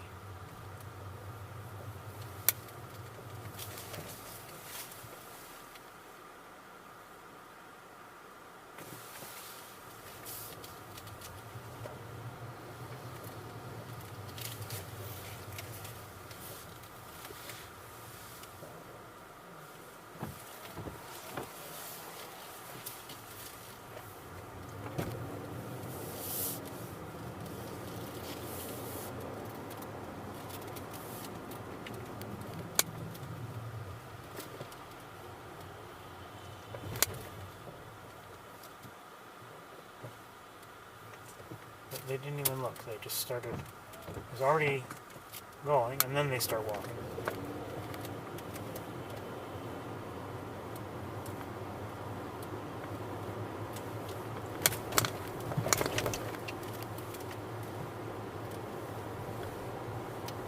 Is that how you cross the street?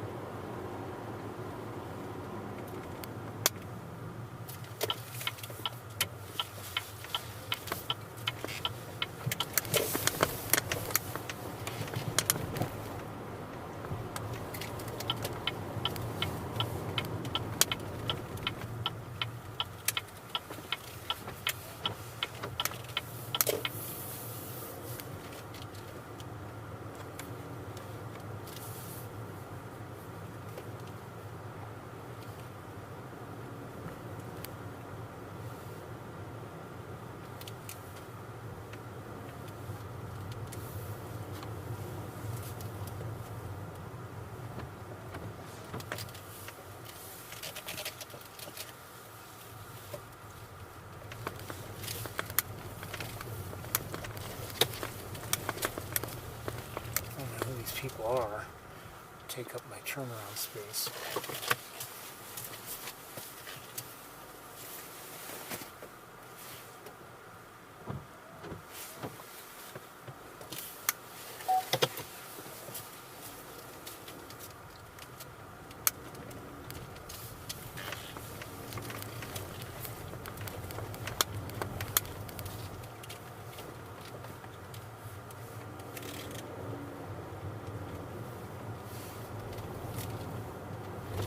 This is disappointing. I was hoping to find our hawks. I haven't seen anybody yet. Still have a little bit of time though.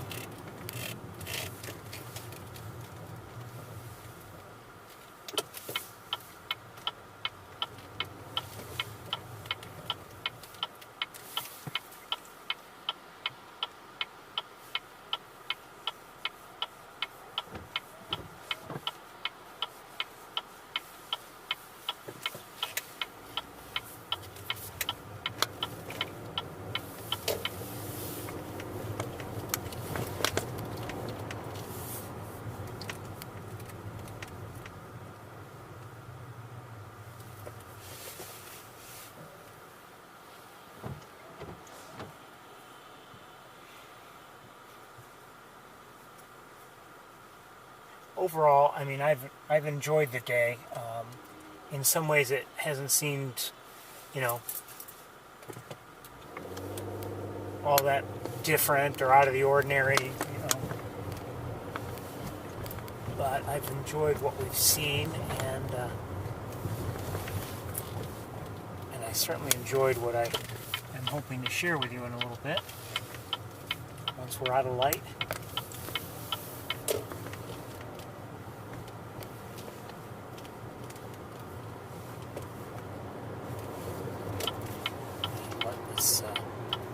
Vehicle behind us pass. Look around here. Oh, I don't know what's going on there. They're got some plates down, metal plates on the road, or on the on the pavement. I don't know what they've dug up and why.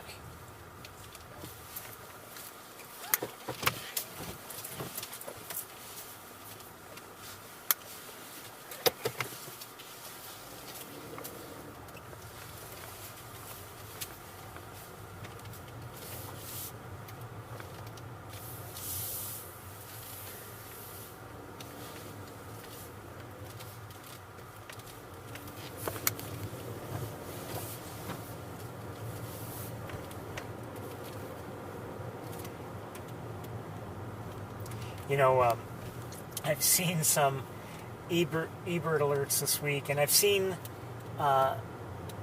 alerts before that have stated this location, but apparently there's a location right here on the campus called Wee Stinky Glen. Wee Stinky Glen, and I guess we've been in the Wee Stinky Glen area before.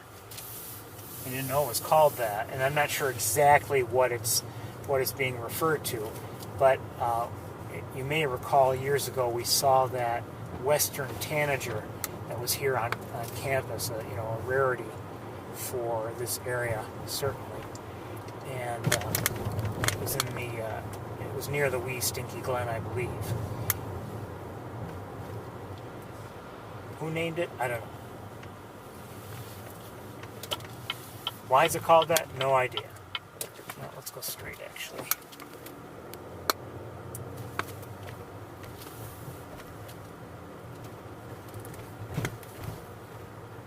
Is it better if I don't find out? It very well maybe, but it's better if I don't. I don't know.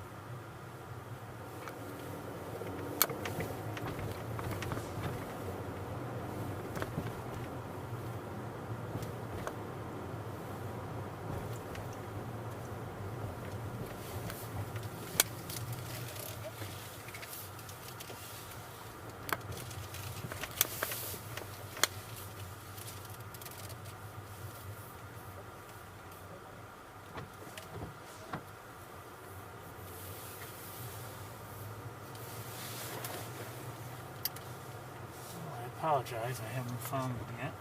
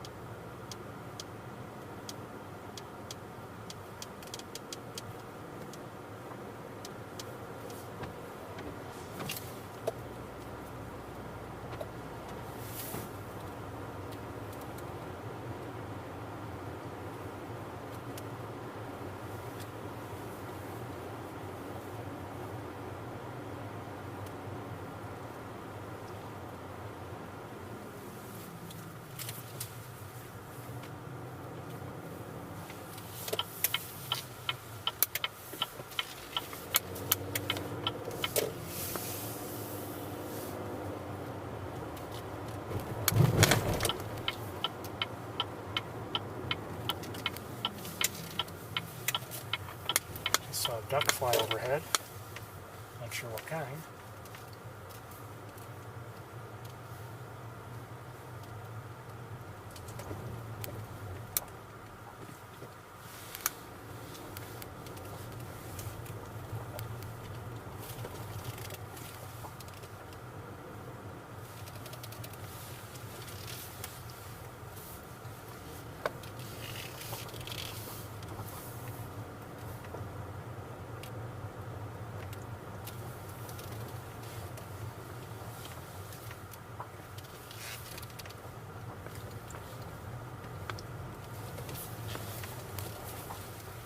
Let me just do one thing.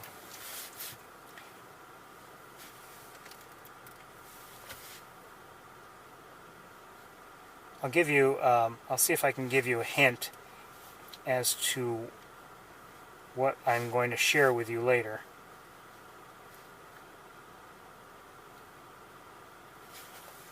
Remember that show, Name That Tune? Well, how about Name That Bird? Okay?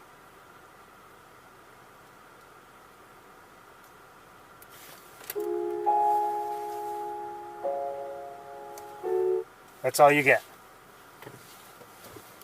That's all you get.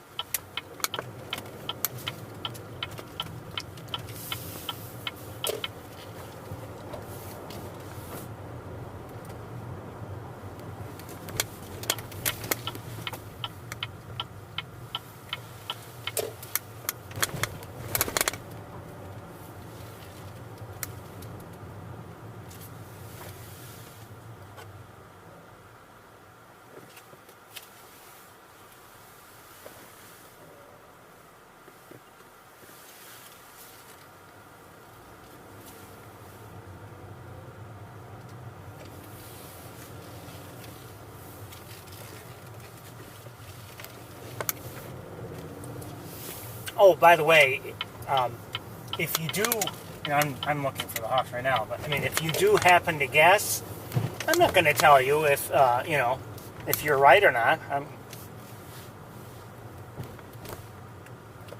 You'll find out when you find out.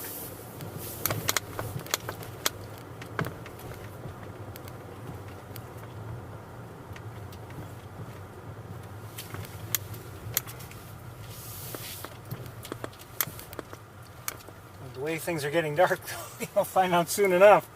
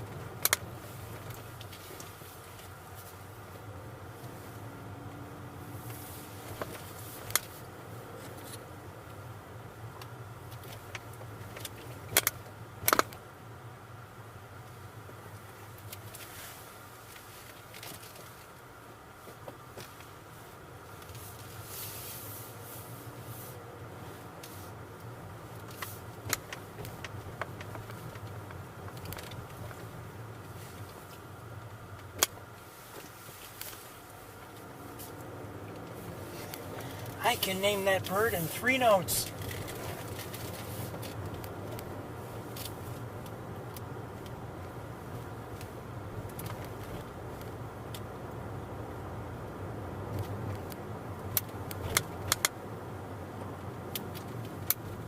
Maybe we should have gone to the pheasant farm or something. Take a look around. But it's a little late for that. Kind of dark. Getting dark.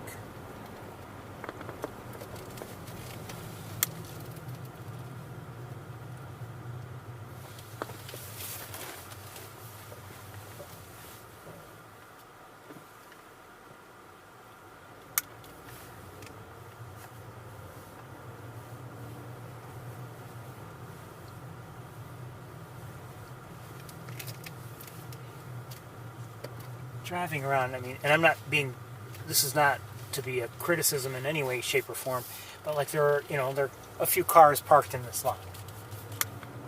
And you wonder why. Who is parked here and why did they park here? Did they really park here just to leave their cars here and they, met up with somebody else? Did they park here because they think, well, I can get away with it this time of day on a weekend, and I don't have a valid parking pass for elsewhere.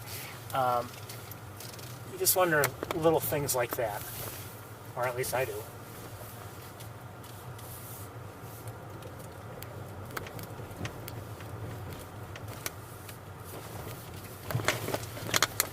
And that lot there seems like almost semi-isolated parking lot.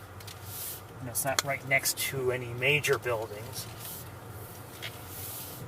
although obviously not far from the buildings you can see right now. But there's parking here, so you just wonder.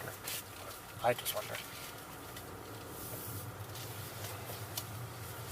Maybe we should have gotten a sapsucker, I don't know. Maybe that would have been better than coming here. Well, it was kind of rainy also when I was just getting here, so I thought maybe that would continue. That's one of the reasons why I chose to come here. It's too late now.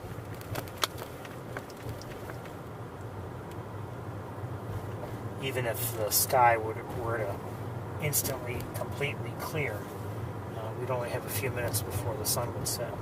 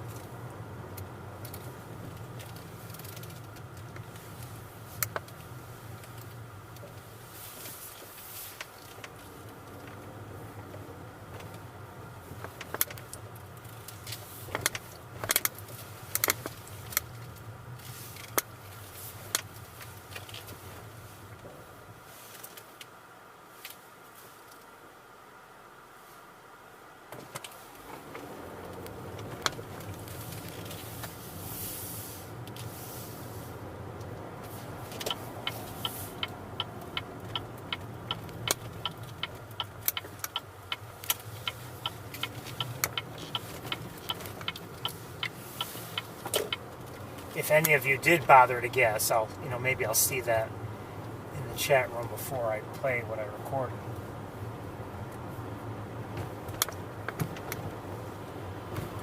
If it's, if I can still scroll to it or see it in the, on my chat screen.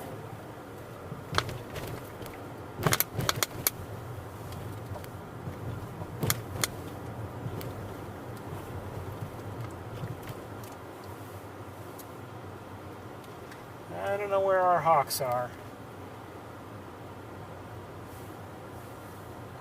I'd like to see at least one. It'd be nice. It would be nice.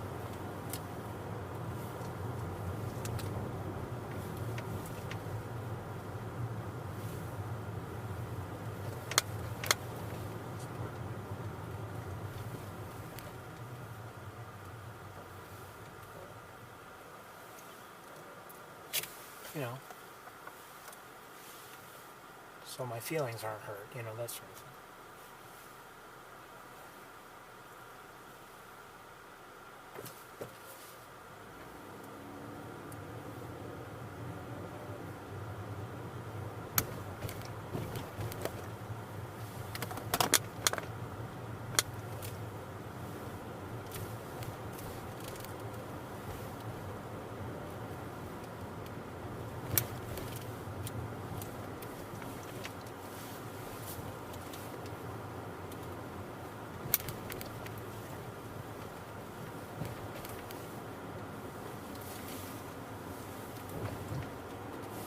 We may have to give up pretty soon looking. I feel like I'm striking out in a big hurry.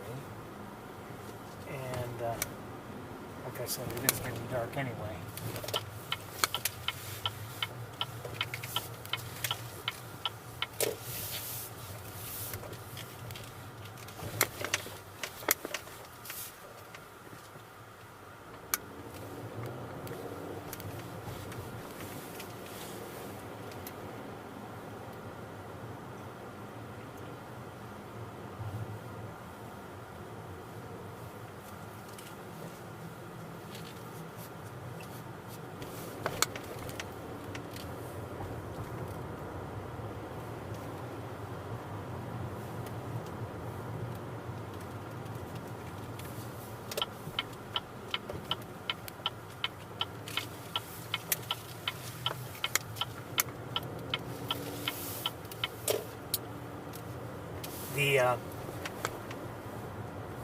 The clock face is a jack-o'-lantern, by the way.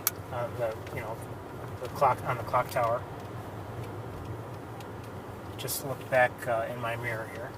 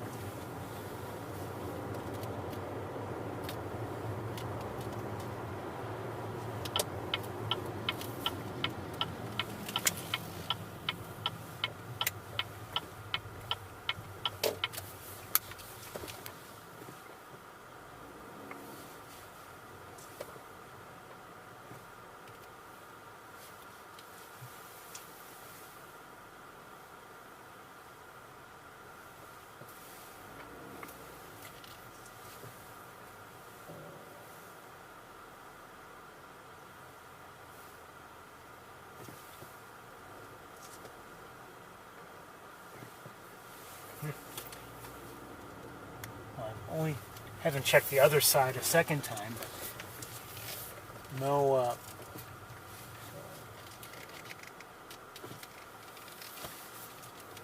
raptors at all. Meaning no neither red-tailed hawks nor the peregrine falcons that we've been seeing of late.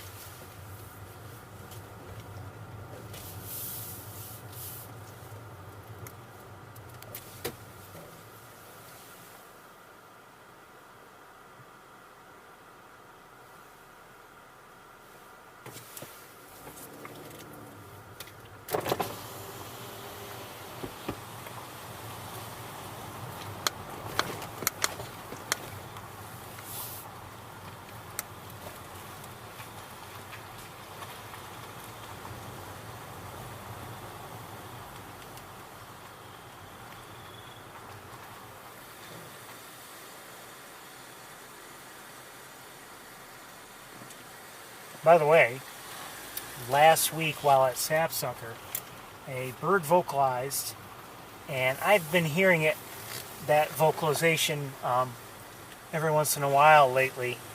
And when I heard it on Saturday, I said out loud, what is that bird? Because I haven't known what it was.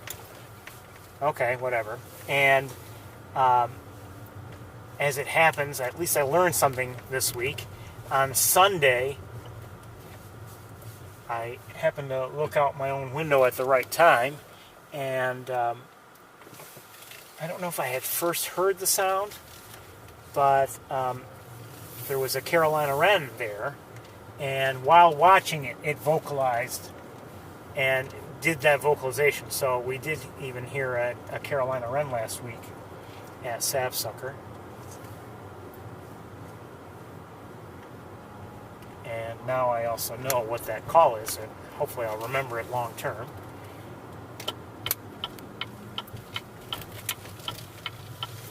I suspect, I may be wrong, but I do suspect that the Carolina wren on Sunday that I saw may have been hoping that I had some food out like I did over the winter, and maybe it was already coming by for a potential meal. I didn't have any out, not yet. Soon, but not yet.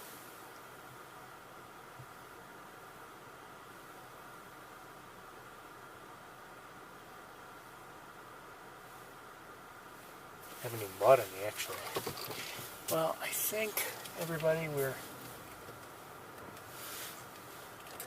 should probably get onto that video, because I'm not finding our hawks, as it looks of things.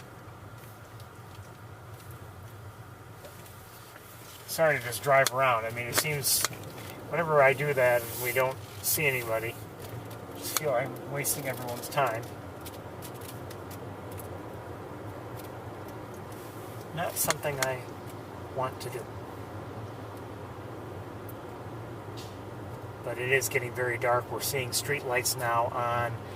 Car headlights are on, including my own.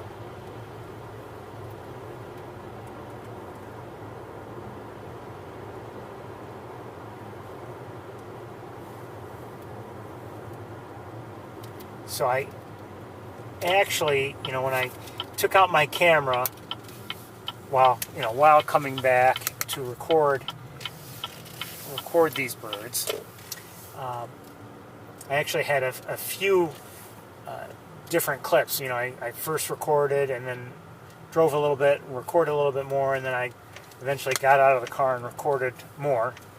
And I'm just going to show you the one once I was out of the car.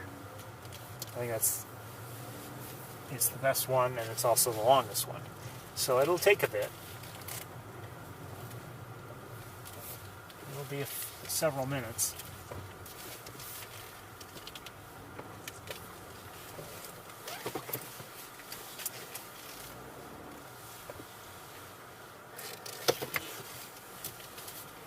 But I think we're going to,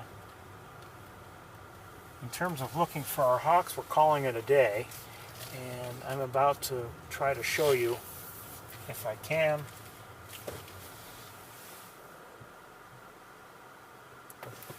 what I recorded. I'm not seeing anybody else, so I think it's time we have the after tour party.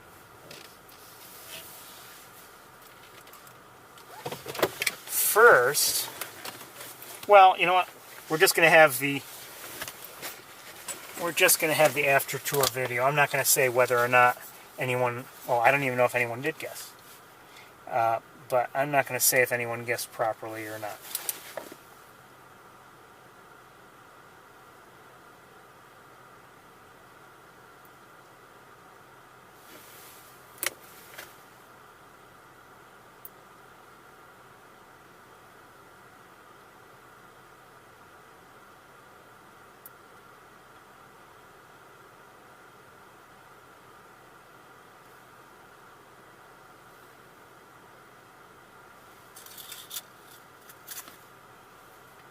So we're not going to Sapsucker. Sorry, it's too dark for us to continue.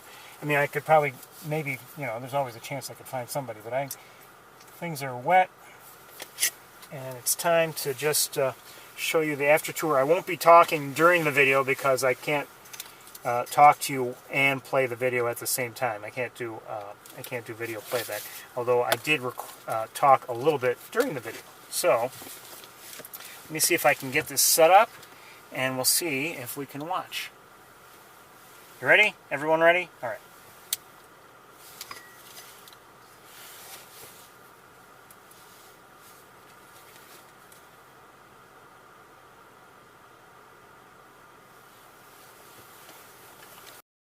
let's see if I can get.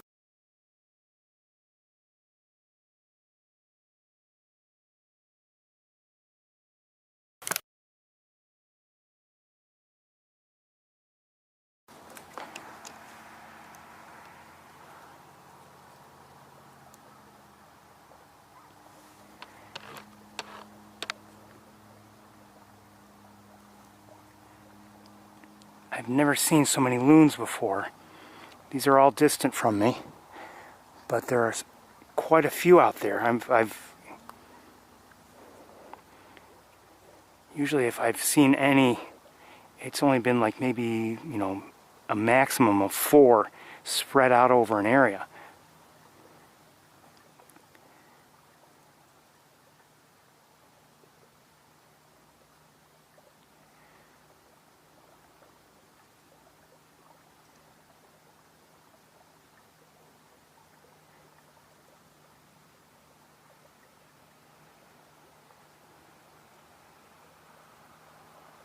Wow.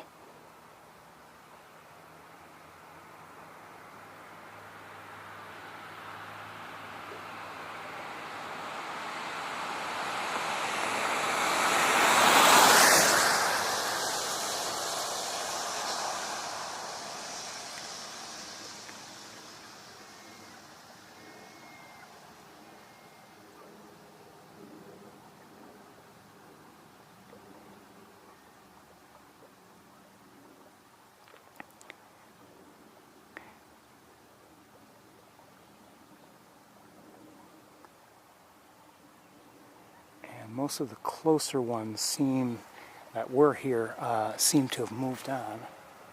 Oh, I have some closer out here. See if I can find them.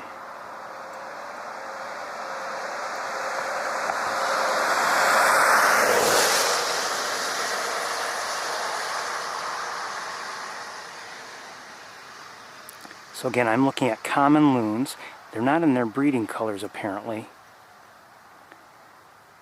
They're not ducks, if you didn't know, but obviously very similar in terms of overall form factor.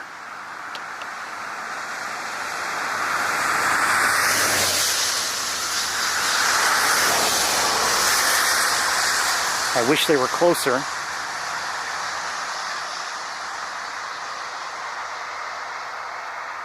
And I guess I could switch to some more powerful optics, but I think I'm going to stay with what I've got.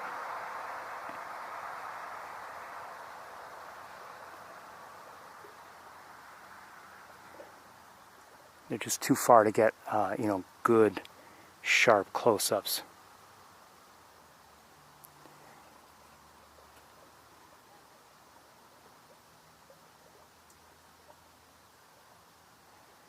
This is probably more common loons in this one viewing than I've seen in the rest of my lifetime.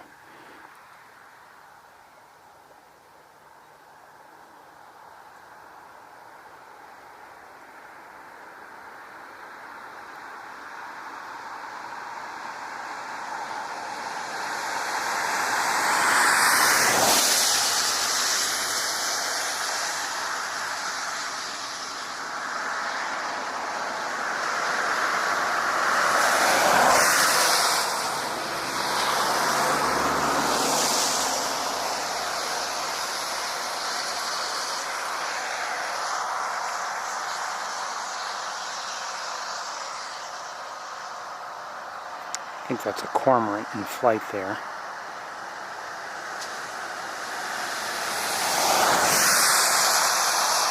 I've got to get back underway, but it's wonderful to see all these loons. Oh, here's some that might be closer. A little bit closer anyway.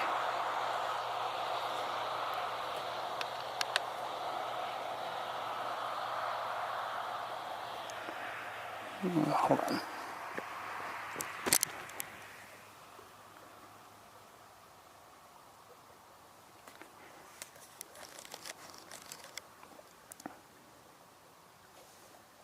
Okay, finally found them, and then they dove.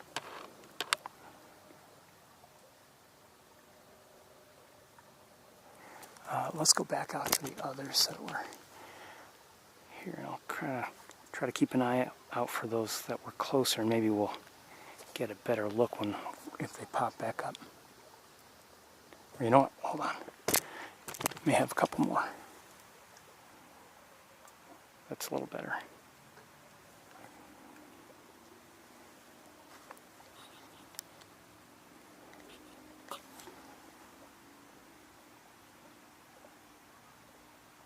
I'm not going to get close-ups, but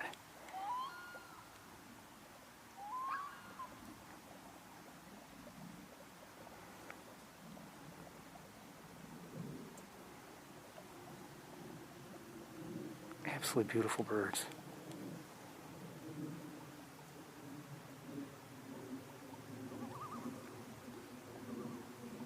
You can hear them.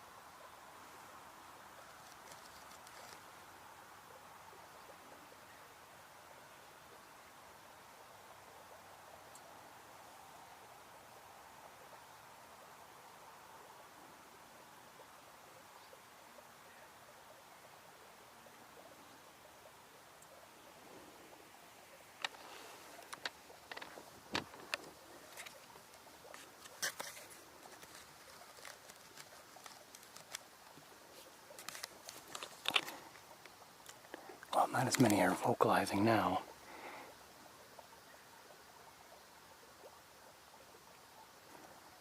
Let's go back to those 4.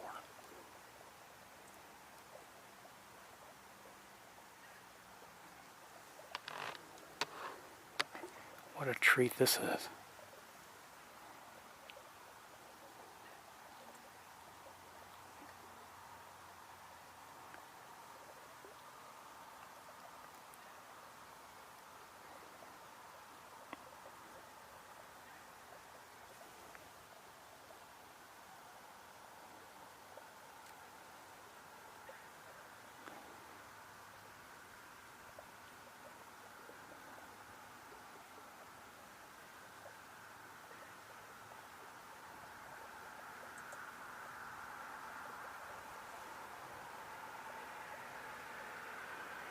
What a treat this is.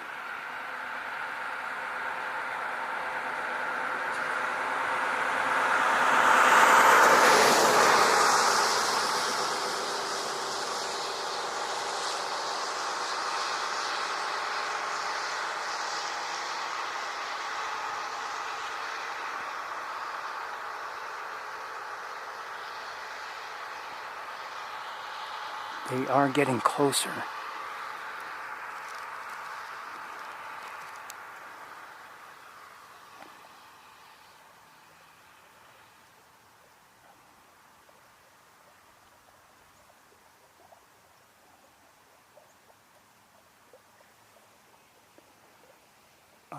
Oh, and there are some that might be, that are also close, but we'll stay with these four.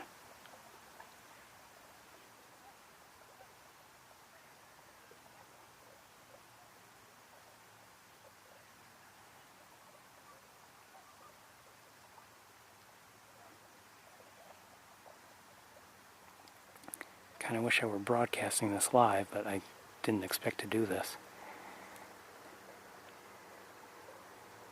So I don't have my gear with me.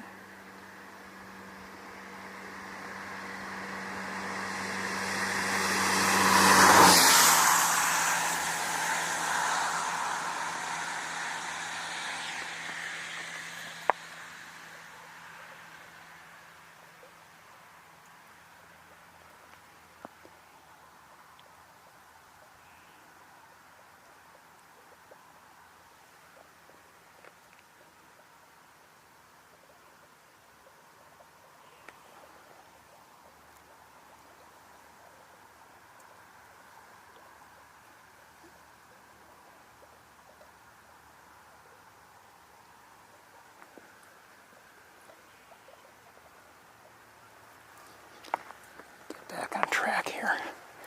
Been looking at my phone. So we've got common loons, we've got 4 of them here, and I think they might join a group that are also close.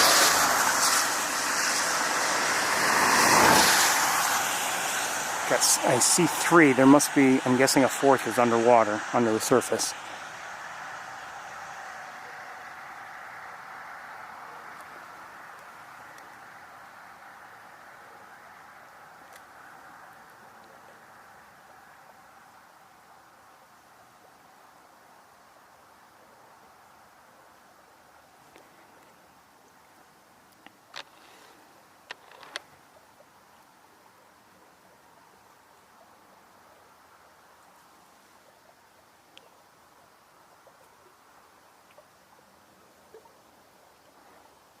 And okay, so we've got these, I believe, still have 4 in total, but one must be underneath, or has, maybe it swam ahead, I don't know. And then we've got more here, and there are more out there, I believe, but again, I've never seen so many common loons at once, and for me this is a real treat. So okay, the 2 groups are about to be together.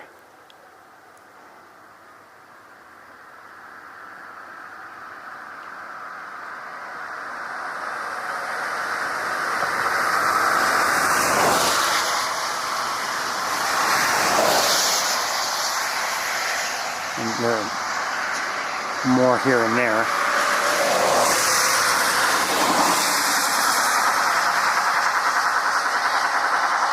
So I've got to get going here, but this, like I said, has been a real treat.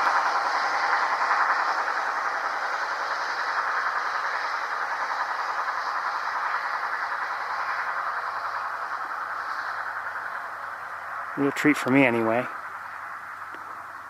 And I hope to share this with everybody later, as soon as I can. So it seems like they're all heading to my left, which is heading northward, just as just swimming. I mean, they're not, if they're migrating as I suspect, they're not heading north, but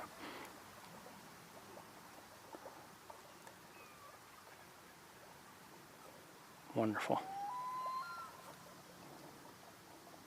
I see an eagle in the air. I can find it. There it is.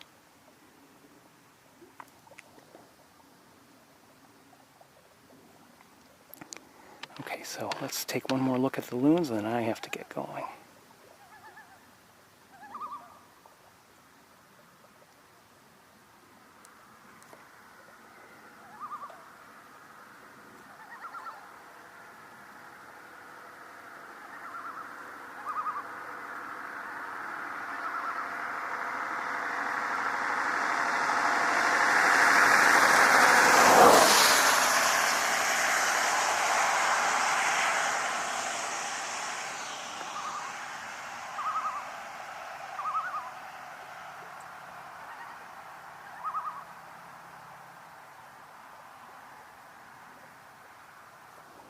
They're getting a little farther away. There's still a few more out there here and there. You can hear them vocalizing. This has been, for me, very special.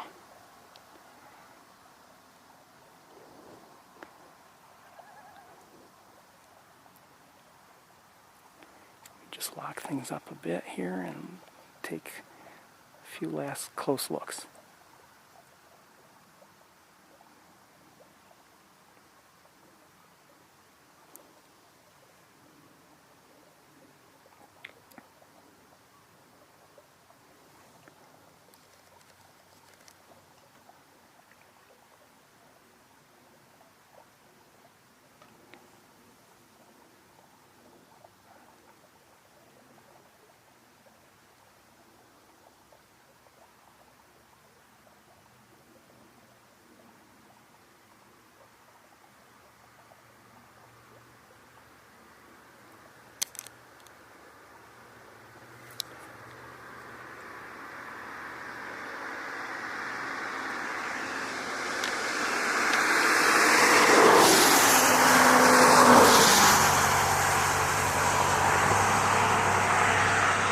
Just beautiful.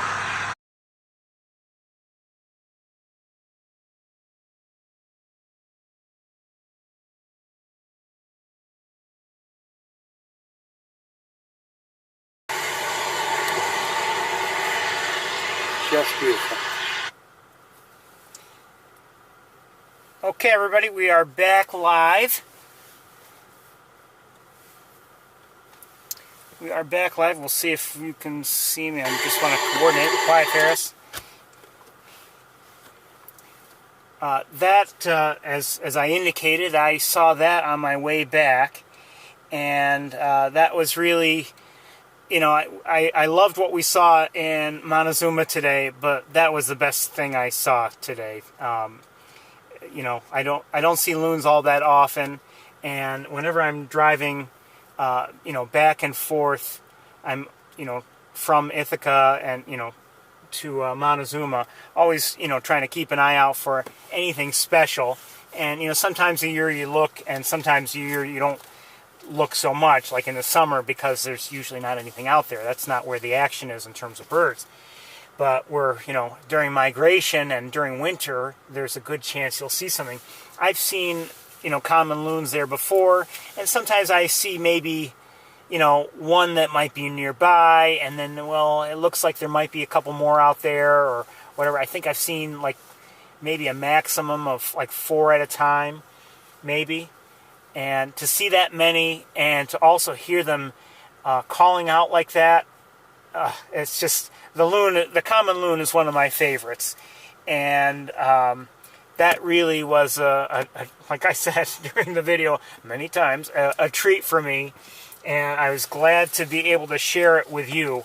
I'm hoping, you know, if I get to it, I'm hoping to maybe, you know, upload that to YouTube and maybe process it a little bit, you know, just I don't know if I can improve it any, but and I'll see what I have in the prior clips, which were much shorter.